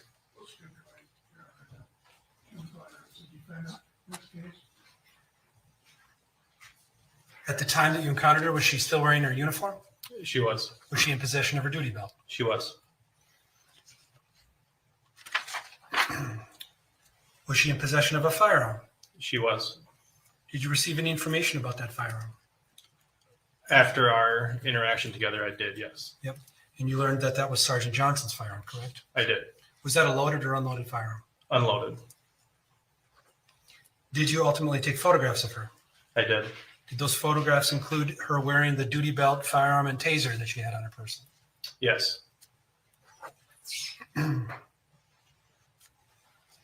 After taking those photographs, do you recall what you did next? I do. What was that? I collected her equipment to include her duty belt. Did you collect that firearm? I did. And where did that go? That went into a box and then into ASAC Fresconi's custody.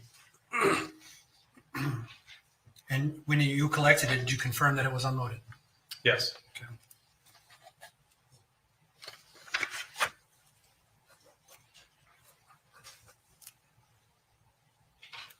After the firearm was removed, you testified that you did collect that duty belt. Yes. And could you describe what is all contained in a typical officer's duty belt? Typically, a firearm, a set of keys, spare magazines for said firearm, flashlight, mace, handcuffs, radio, taser, a baton. Is the placement of items on an officer's duty belt something that a typical officer plans out and does deliberately? Yes. When you collected the duty belt, did you separate the taser from the duty belt or did it remain in its holster? It remained in its holster. How much time did you spend with Officer Potter? Altogether, maybe 2 hours. Do I understand that you, at one point, went to North Memorial Hospital where she provided a blood sample? Yes. And then you returned back to the Brooklyn Center Police Department? Myself, Officer Potter left from the hospital and didn't return. Yes, thank you for clarifying. When you returned to the Brooklyn Center Police Department, did you have another encounter with Agent Fresconi? I did. And did she provide you any evidence at that point? She did. What did she provide you? 2 firearms. And at that point, did she describe to you which firearm was Potter's and which firearm was Sergeant Johnson's? Yes. And did you document that and in a chain of custody form that's used by the BCA? Yes.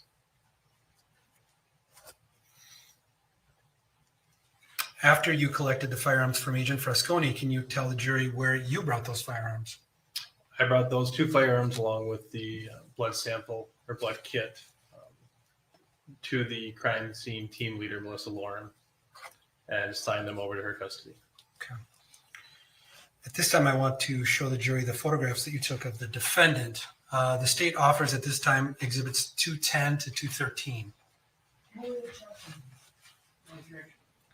Exhibits 210 to 213 will be admitted into evidence and you may publish.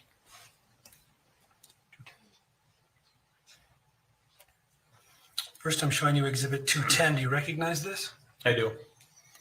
What is this? It's a picture that I took of Officer Potter. And this is her standing, looking straight towards you, right? Correct. Front, face forward. Okay. And can you see the taser in her holster? Yes. And what side of her body does she have that holster? Her left side. Okay. Published 211, pardon me, 211. And what, this is another photograph of Officer Potter, correct? Yes. And to which direction is she standing in 211? She's showing me her right side. Okay.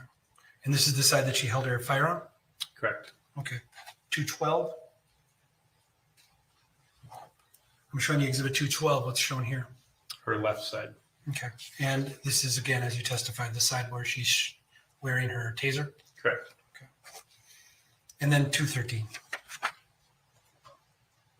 For completeness, this is what Officer Potter looked like from behind, correct? Correct.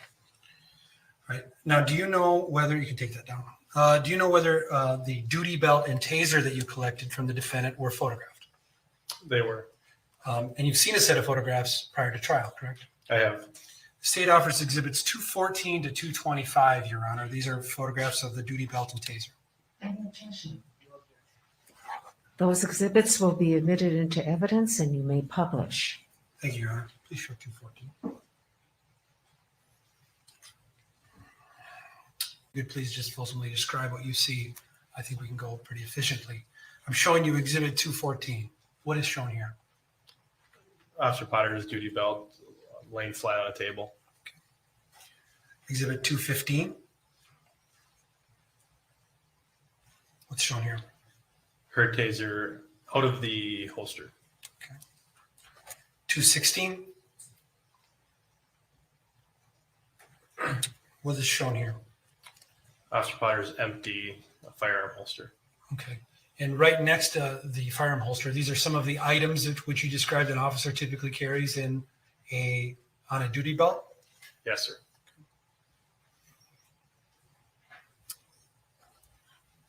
Exhibit 217. Would you agree that 217 is another more close-up image of the firearm holster? Yes, sir. Exhibit 218. Just a more close-up image of the firearm holster, correct? Yes, sir. Exhibit 219. Just another image of how the firearm holster is mounted on the duty belt. Is that correct, sir? Correct. Exhibit 220. What does Exhibit 220 show you? Officer Potter's empty taser holster. Exhibit 221. Another photo of the taser holster, correct? Correct. Exhibit 222. Another photo of the taser holster, correct? Correct. Exhibit 223. Would you agree this is a side view of the taser holster? Yes. Could you describe what the black piece of plastic on that taser holster is? The one that looks like a lever, if you will. Okay, a lever. It's a security mechanism. It once the taser is inside of the holster, it's retained there by that security mechanism and can't be brought out again until that is pushed and the taser is released. And then Exhibit 224. This is just a straight image of the taser. Is that correct? Exhibit 224? Yes, sir. And then 225? What is shown here? Just the bottom of Officer Potter's taser showing the serial number and the department number on it. Thank you. Put that down. Based on your examination of the defendant and the defendant's equipment, could you testify about how she had her weapons holstered to enable her to draw them? They were both in what I would call a straight draw position. So both the rear handles of the taser and the gun would be facing her rear. How was the firearm, pardon me, how would Officer Potter be able to pull the firearm from her firearm holster? Her firearm was on her dominant side, which you have to use your right hand to draw. Yep. Was there any safety mechanisms or straps that were holding it into the holster? Yes. What was that? Could you describe that? That particular holster has a snap retention system, same concept. It's a security mechanism. Once the firearm is in the holster and that snap is, placed on, the firearm cannot be removed until that snap is released. Okay.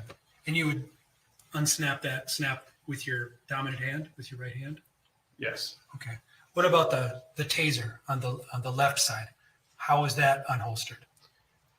Again, breaking that retention system or pushing that lever, and then using your non-dominant hand.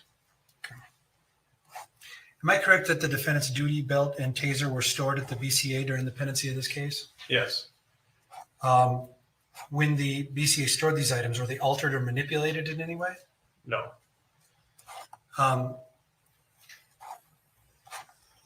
Do you agree that the belt was transported here to the Hennepin County Government Center in preparation for trial? Yes, And did you see that belt and its contents again while here at the Government Center? I did. And when you did you take some action to alter that duty belt prior to trial? Yes. And what was that? The holster, the firearm holster and the taser holster were both removed from the duty belt And why was that done? to be shown in court. If I showed you these actual items we've been discussing, would you recognize them? Yes. Okay. Let's start with the duty belt. The state offers Exhibit 378. 378 will be admitted into evidence, and you may show the agent badge exhibit.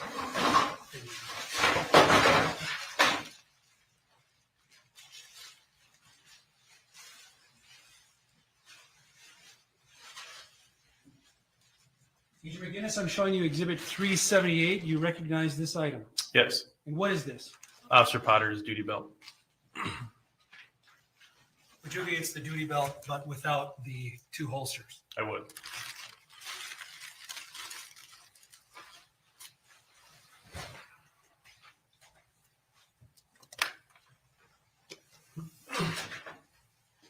State offers at this time Exhibit 379, the firearm holster. Any objection? 379 will be admitted and you may approach the witness. I'll try something.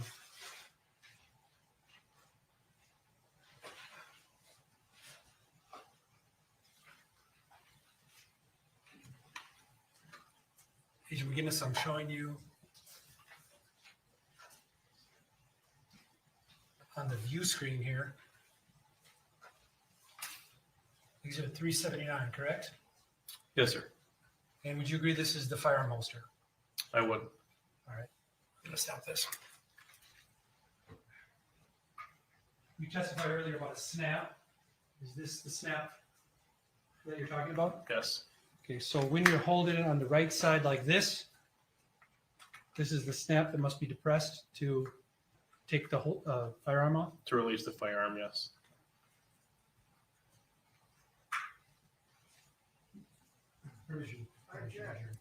Counsel, Counsel, you need to stay behind the podium. That's fine. Okay.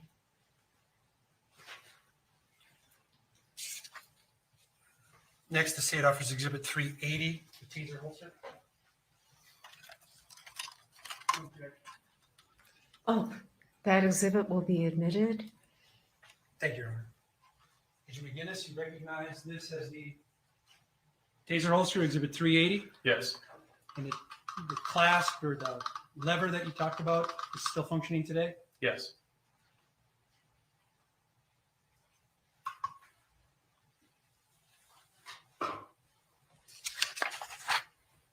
Now I want to show you the actual taser. State offers Exhibit 203. 203 will be admitted. Permission to approach and to hand the exhibit to the witness. May.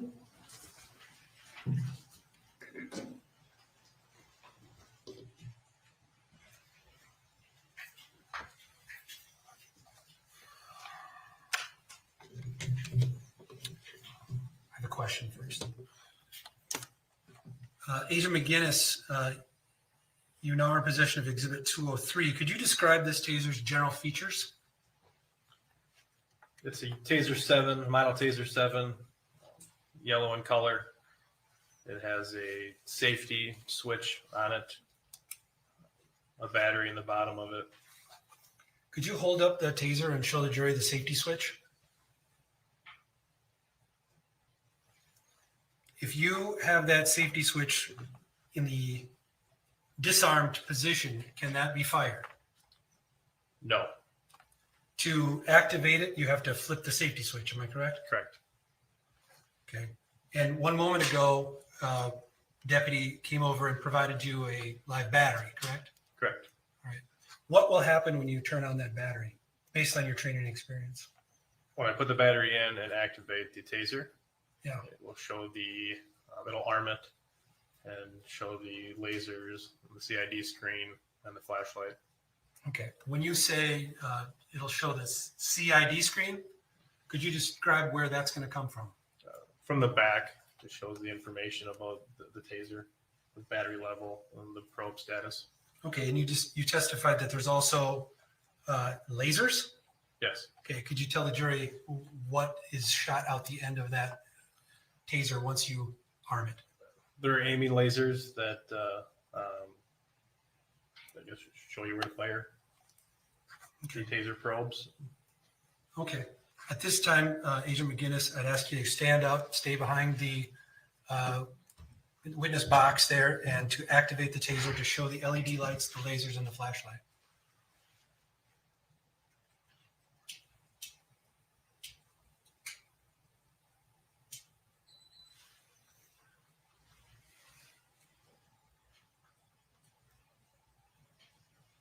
Thank you. Agent McGinnis, without pointing the taser at Judge Chu, could you please show the back end of that taser to the jury?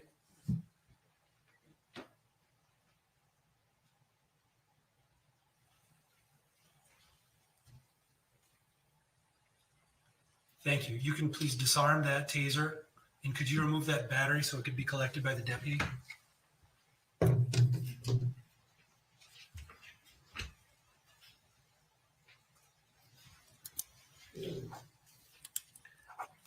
All right, I want to get back to some investigative work you did in this case. Did you ever visit the crime scene? Briefly, Okay, just to bring the firearms to Melissa Lauren? yes. In addition to the evidence that you obtained from Officer Potter, did you collect other evidence? Yes. Okay. In terms of what you gathered, would you agree you gathered a lot of the documentation in this case? Yes. That include paperwork, records, policies, et cetera? Correct. Did you also participate in a number of witness interviews? Yes. And you collected reports from various officers? Yes. I want to talk not about those per se, but your events on May 4th. Do you recall meeting with witnesses at the Brooklyn Center Police Department on May 4th? Yes. Okay, who were those witnesses? Commander Garrett Flesland and Sergeant Mike Peterson. Was that a scheduled meeting? It was. What was the purpose of the meeting? To upload Officer Potter's data from her taser. And to do that, did you have to then bring Officer Potter's taser, the one you just held in your hand, back to the police department? Yes. And what sort of data did you hope to obtain from that? The records of use, a full audit of the taser, make sure it's functioning properly, things of that nature. Okay. And did you receive insistence in getting that information off of the taser? I did. And how was that performed? Sergeant Mike Peterson removed the battery from the taser and put it in the docking station at the Brooklyn Center Police Department, and then uploaded the data onto their computer system. And then you end up getting a report from that, correct? Sergeant Peterson printed out a copy of the audit for me, yes. And then you provided it to you. Correct. Okay. What did you learn regarding who had possessed that taser prior to coming into possession of it yourself? I learned that Officer Potter was the only one that had possession of that taser, at least in the field. Okay. And when did she gain possession of it? March 26th, I believe.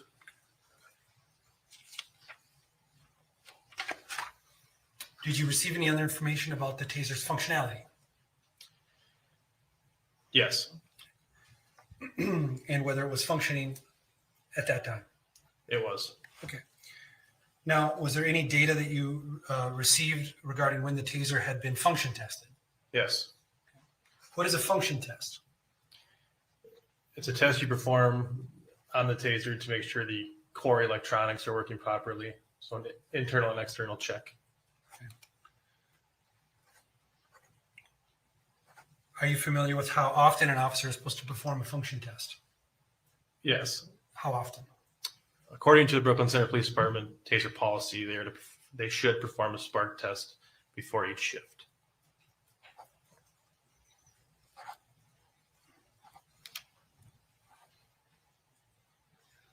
If an officer has a taser on their duty belt, how would the officer have to remove that taser to perform the function test? Yes. Now, have you heard of a function test also being called a spark test? Yes. Why is it called a spark test? The spark test name comes from when you arc the taser to make sure that it's working properly. So part of the function test is actually not only turning it on, but causing an electrical current to be shot through it. Correct. Or sparked.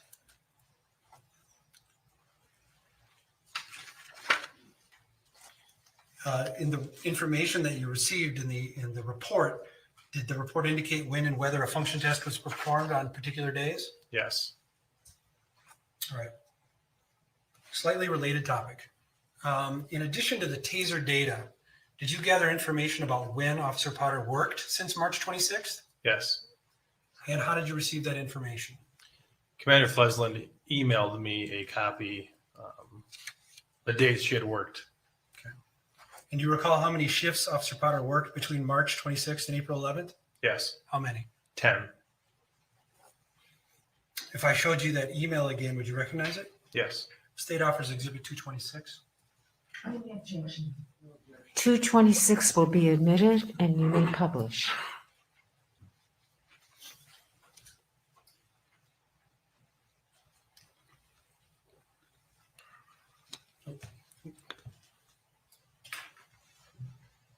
There we go. Agent McGinnis, let's zoom in here. I'm showing you Exhibit 226. Would you agree this is a copy of Commander Flesland's email to you? Yes.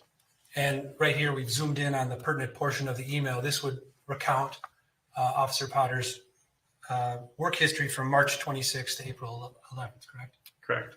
And essentially, she worked March 26th, 7th, and 8th, March 31st and April 1st, April 5th and 6th, and then April 9th, 10th, and 11th, correct? Correct. Okay. Let me take that down. Once you had that work schedule, what did you do with that information? I cross-referenced it to the TASER audit showing when function tests or spark tests were conducted and when they weren't. Did you draw any conclusions? I did. What were those conclusions? Officer Potter had conducted function tests or spark tests on her TASER 6 out of the 10 shifts. But not all 10. No. Do you recall the last occasion when she performed the function test? April the 9th. April 9th? So she worked on April 10th and 11th and did not perform the function test on either day. Correct. All right. Excuse me, one word objections, please. It has been asked and answered. Please move on. Thank you. And no more speaking objections. All right? Okay. I do want to talk more about these function tests. And I don't want to repeat your testimony, but you did conclude that there were days on which the function test was not performed, correct? Correct. Now, Agent McGinnis, you were a police officer for 10 years. In terms of your investigation, was this information that you learned about her failure to function test noteworthy? It was. The objection is sustained. Was her failure to function test, based on your understanding of Brooklyn Center policy, a violation of that policy?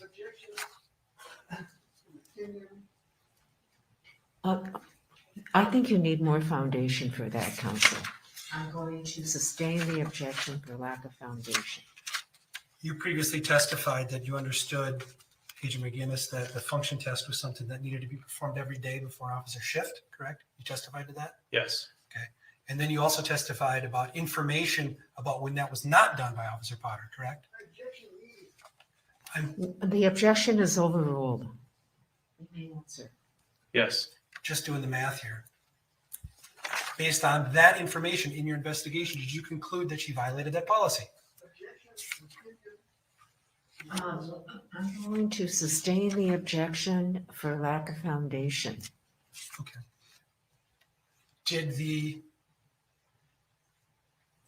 Let's say this, your results, your conclusions that she did not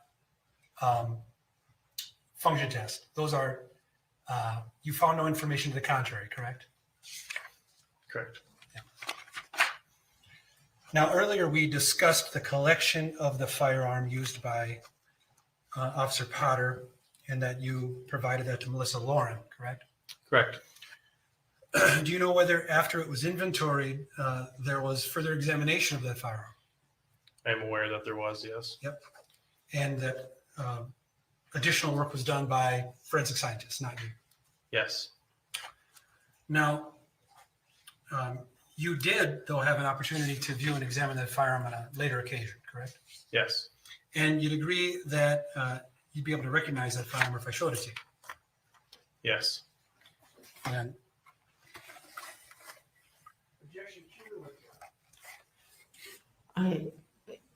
What is the question, Council? Asking Agent McGinnis, Agent, to identify the firearm, Your Honor. Well, that's already been done. The objection is sustained. Yep. Can we have a sidebar, Your Honor?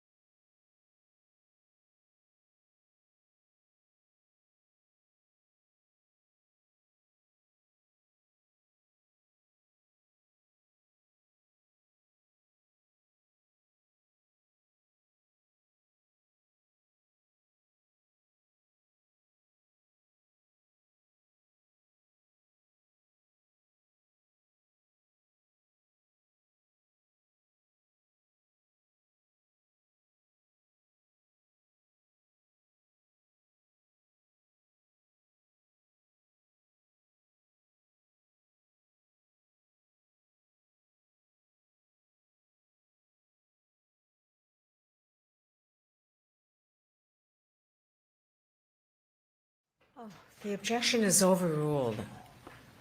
Could you show Exhibit 178 to the witness, please?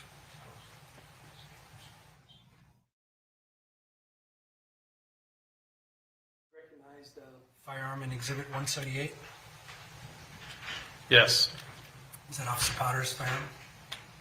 it appears to be yes. And if I showed you that same very firearm, in actuality, would you recognize it? Yes. Okay, I'm not showing you Exhibit 199. This also is Officer Potter's firearm? Yes.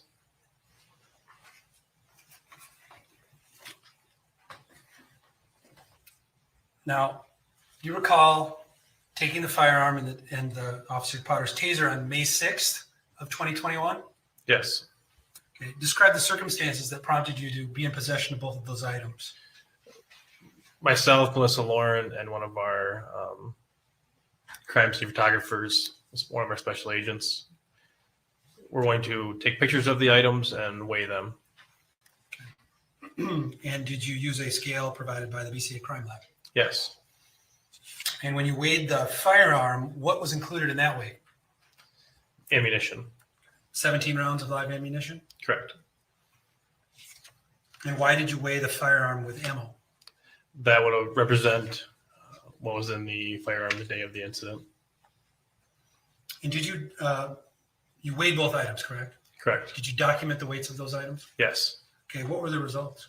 The firearm weighed approximately 2.11 pounds. The taser weighed approximately 0.94 pounds. So the Glock with the ammo weighed about over twice as much as the taser. The objection is overruled. I'll let you answer. Yes. Thank you. Now, I'd like to discuss for a moment some other differences beyond weight between the Glock and the taser. Could you please put up simultaneously exhibits 224 and 178?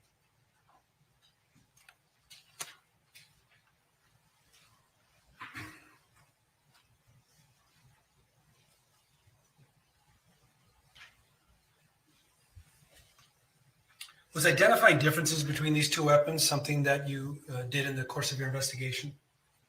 Yes. And can you identify some of the differences for the jury at this time? Yes. Okay, please. The objection is overruled. You may answer. The taser is yellow. The firearm is black. The taser has a stocky body to it compared to the Glock handgun. The grip of the taser is shorter and wider than the Glock. Let's pause on that. How much shorter is the handle on the taser? I don't know the exact number, but when you're holding the taser, I guess you can't get all your fingers on it. Okay, like your pinky finger? Correct. Okay. What about the texture of the grip? The Glock handgun is textured a majority of the way around it, including the back. The Taser 7 has some light texturing on the sides, but not on the back. The Glock trigger is curved. The Taser Trigger is flat with some serrations cut into it. The taser has an external, I guess, on and off switch or safety. The Glock does not. What does the Glock have in terms of a safety mechanism? Technically, it has an internal safety. And then it's not really a safety, but the button on the trigger, it would need to be pushed in along with the trigger to be set off. Okay. And so, and then previously you've already shown the jury in the demonstration, the lasers and the LED lights? Correct. Okay. Is there any lasers or LED lights on the firearm? There is not. And you've already testified as to the differences between the holsters, correct? Yes. And the hands, which are used to unholster the weapons. Correct. Okay. I'll let the answer stand. Thank you. Do you want to move on, Counsel? Yep. I now would like to show you another object. Permission to approach the witness with Exhibit 183. Agent McGinnis, I'm showing you an item marked for identification as Exhibit 381. You recognize this? I do. And what is this? A Taser 7. Yep. And do you know the origin of this Taser 7? I believe it belongs to the BCA. How is it different from the Taser that we've seen today? It's newer. That's about it. Unused. What about with regard to the probes? I believe there are training probes in there. So these are not live probes that are functional? To my knowledge, yes. And what about the battery based on your experience with this? It is not a live battery or is not charged. Okay, so besides the probes and the battery, is this item identical to Officer Potter's Taser? I believe so, yes. Okay. Your Honor, at this time, the state offers Exhibit 381 as a demonstrative exhibit. No objection for as a demonstrative exhibit only. Okay. Yes, 381 will be a court exhibit. It will not be admitted into evidence because it's demonstrative only. Now, Agent McGinnis, we went through some of the differences between the firearm and the Taser pretty quickly. Would you agree that a person can experience some of these differences better when holding the weapons in their hands? Yes. The objection is overruled. I'll let the answer stand. Okay. Your Honor, at this time, permission to publish Exhibits 381 and Exhibit 199, utilizing the services of a deputy by inviting jurors to place their hands on each exhibit here in court. Counsel, sidebar, please.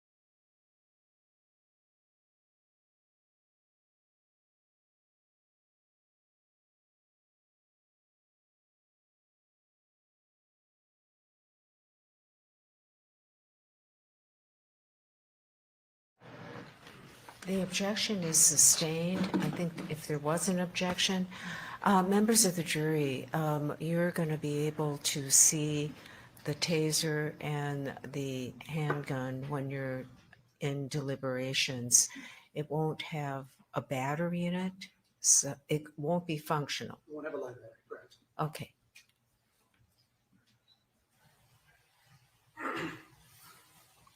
I have no further questions for this witness at this time, Your Honor. Thank you. Okay, counsel.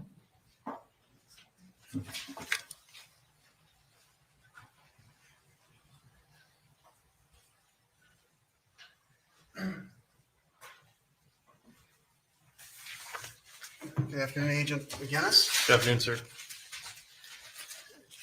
This Taser 7 is a new version of the Taser. Am I right about that? Yes. It just came out Yes.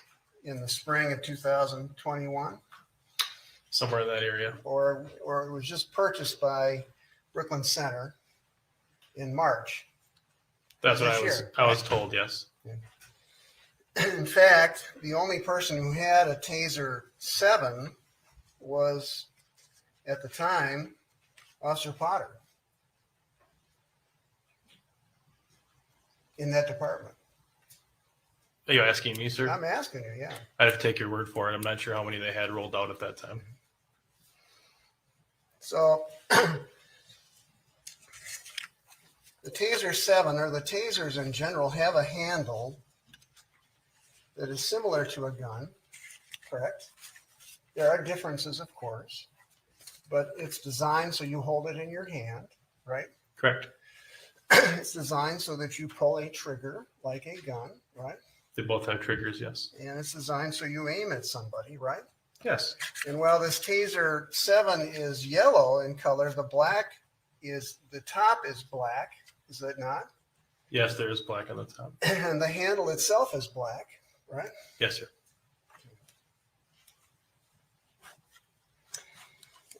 And you know from your investigation that this Taser was working all the way through the 10 shifts that Officer Potter had it. Is that correct? Yes. In fact, on that day in May, you tested the battery power of the Taser, did you not?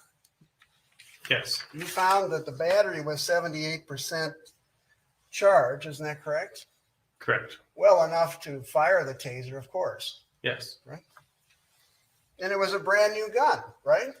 Taser. Right? Yeah, a Taser. It was a brand new Taser. Yes. So it'd be fair to assume that it would be in working order, a brand new gun. Is that correct? Taser. Yeah, a Taser. Sorry. Yes. There is a confusion here between a Taser and a gun. So you would assume that a Taser that was fully charged or charged at 78% worked throughout the 10 shifts, correct? Depending on what it started at, yes. But you have no evidence whatsoever that this Taser wasn't operable, do you? Correct.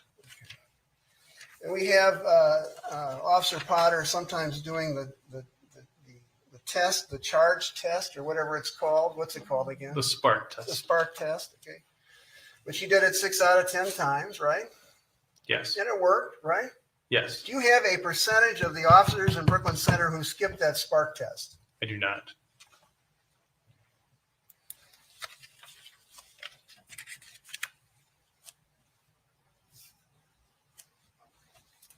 You also tried to find, or did find, an answer to the question of whether she had deployed her Taser since she was assigned that Taser. Did you not? Yes. And you found out that she had not deployed it whatsoever. Is that correct? Yes.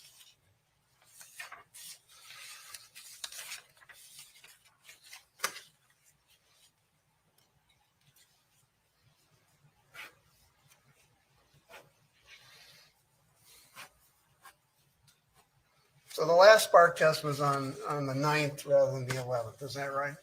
Yes, sir. You have no evidence between those 2 days that somehow, some way that Taser was no longer functioning. Is that correct? No, sir.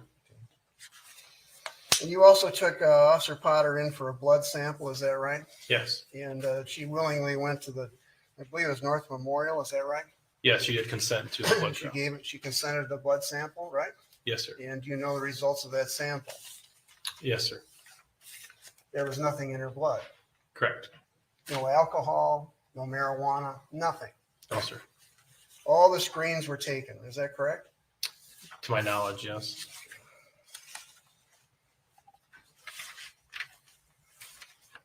May I pause for a second? Yes.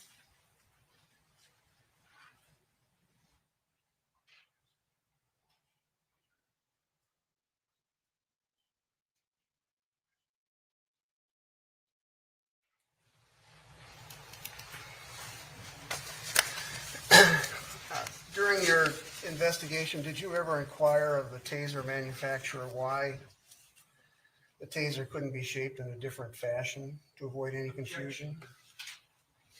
Did you ever do that? Objections go to The objection is overruled. You may answer if you know.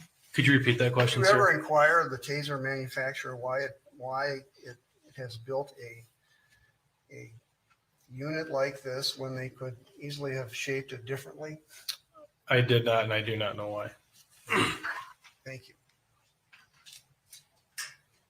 You may go ahead and be correct.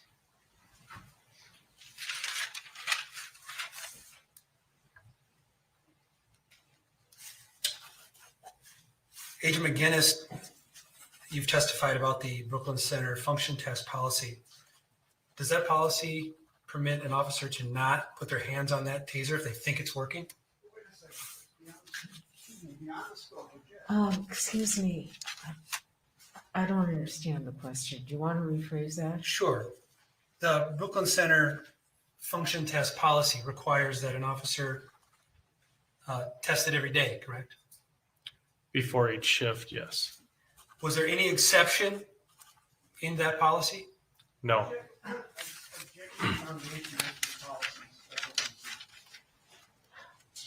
I think I had previously stated that it lacked foundation. I don't know if you've established with this witness that he's aware of Brooklyn Center policy. Respect.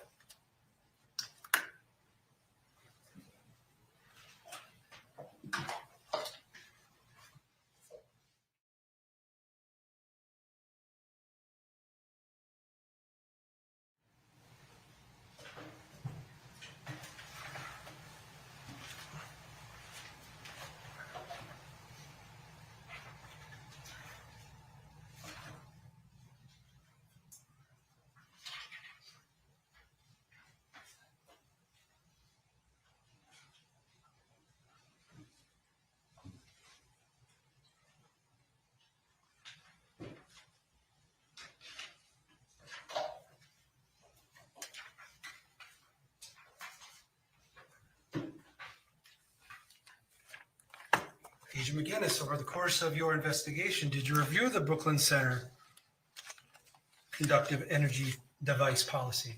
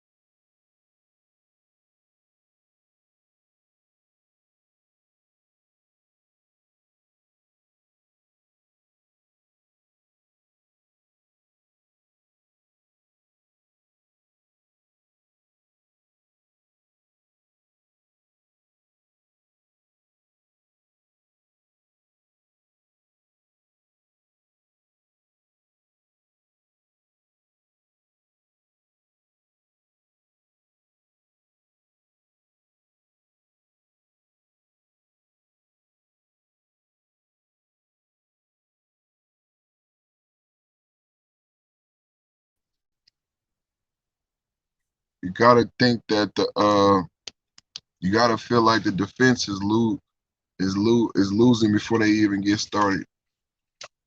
It doesn't seem like they got a handle on this case. Overruled. Counsel, do you want to ask that question? Agent McGinnis, we were just discussing Brooklyn Center, the TASER policy, correct? Specifically the function test policy. Correct. And you testified on direct examination that it was required This is very important. prior to every shift, correct? Correct. By the officer. The officer has to put it in their hands and conduct the function test. Very Doesn't say important. that, but yes. Okay. The policy does say, says, quote, members carrying the TASER device should perform a spark test on the unit prior to every shift. Correct. There is no exception. No. Thank you. Agent McGinnis, are you familiar with the model prior to the TASER 7, the TASER X26P? I believe there's one in between there. What model is that? Or it's at the same time, the X26P, then the X2. X2. Are you familiar with the basic layout of those particular versions of tasers? Yes. Do those have a similar external safety switch as what we saw in the X7? The objection is overruled. You may answer. Yes. No further questions. Thank you. Are you familiar with the custom and practices of individual officers within the Brooklyn Center Police Department?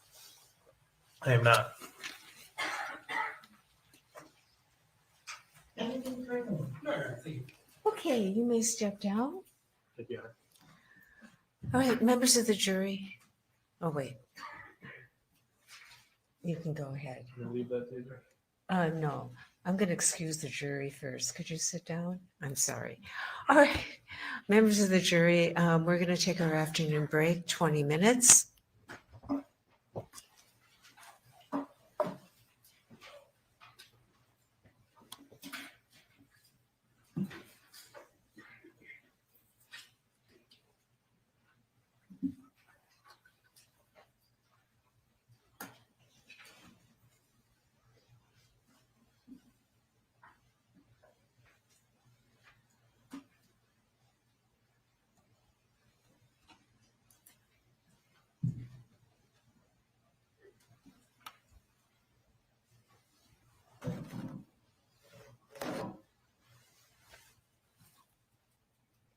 Okay, please be seated.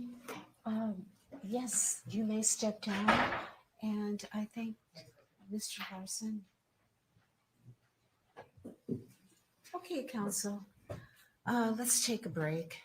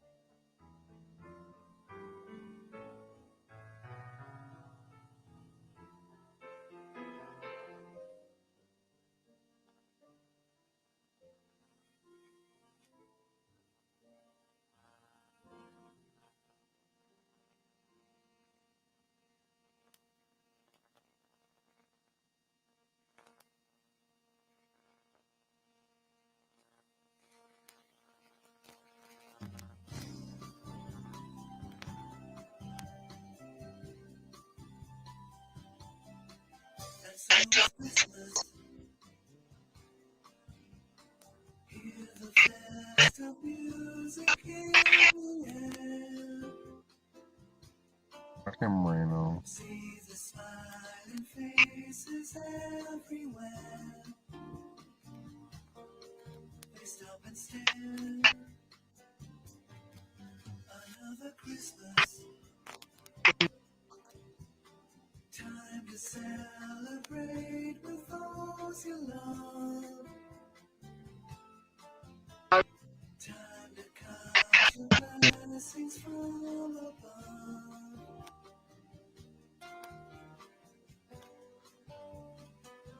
Merry Christmas. See y'all after the break. Merry Christmas. Merry Christmas. Merry Christmas. From Perk and Mrs. Perk. See y'all later. Computer Geek. Yeah, she was. Computer Geek said, wasn't she trained to know the difference? She was.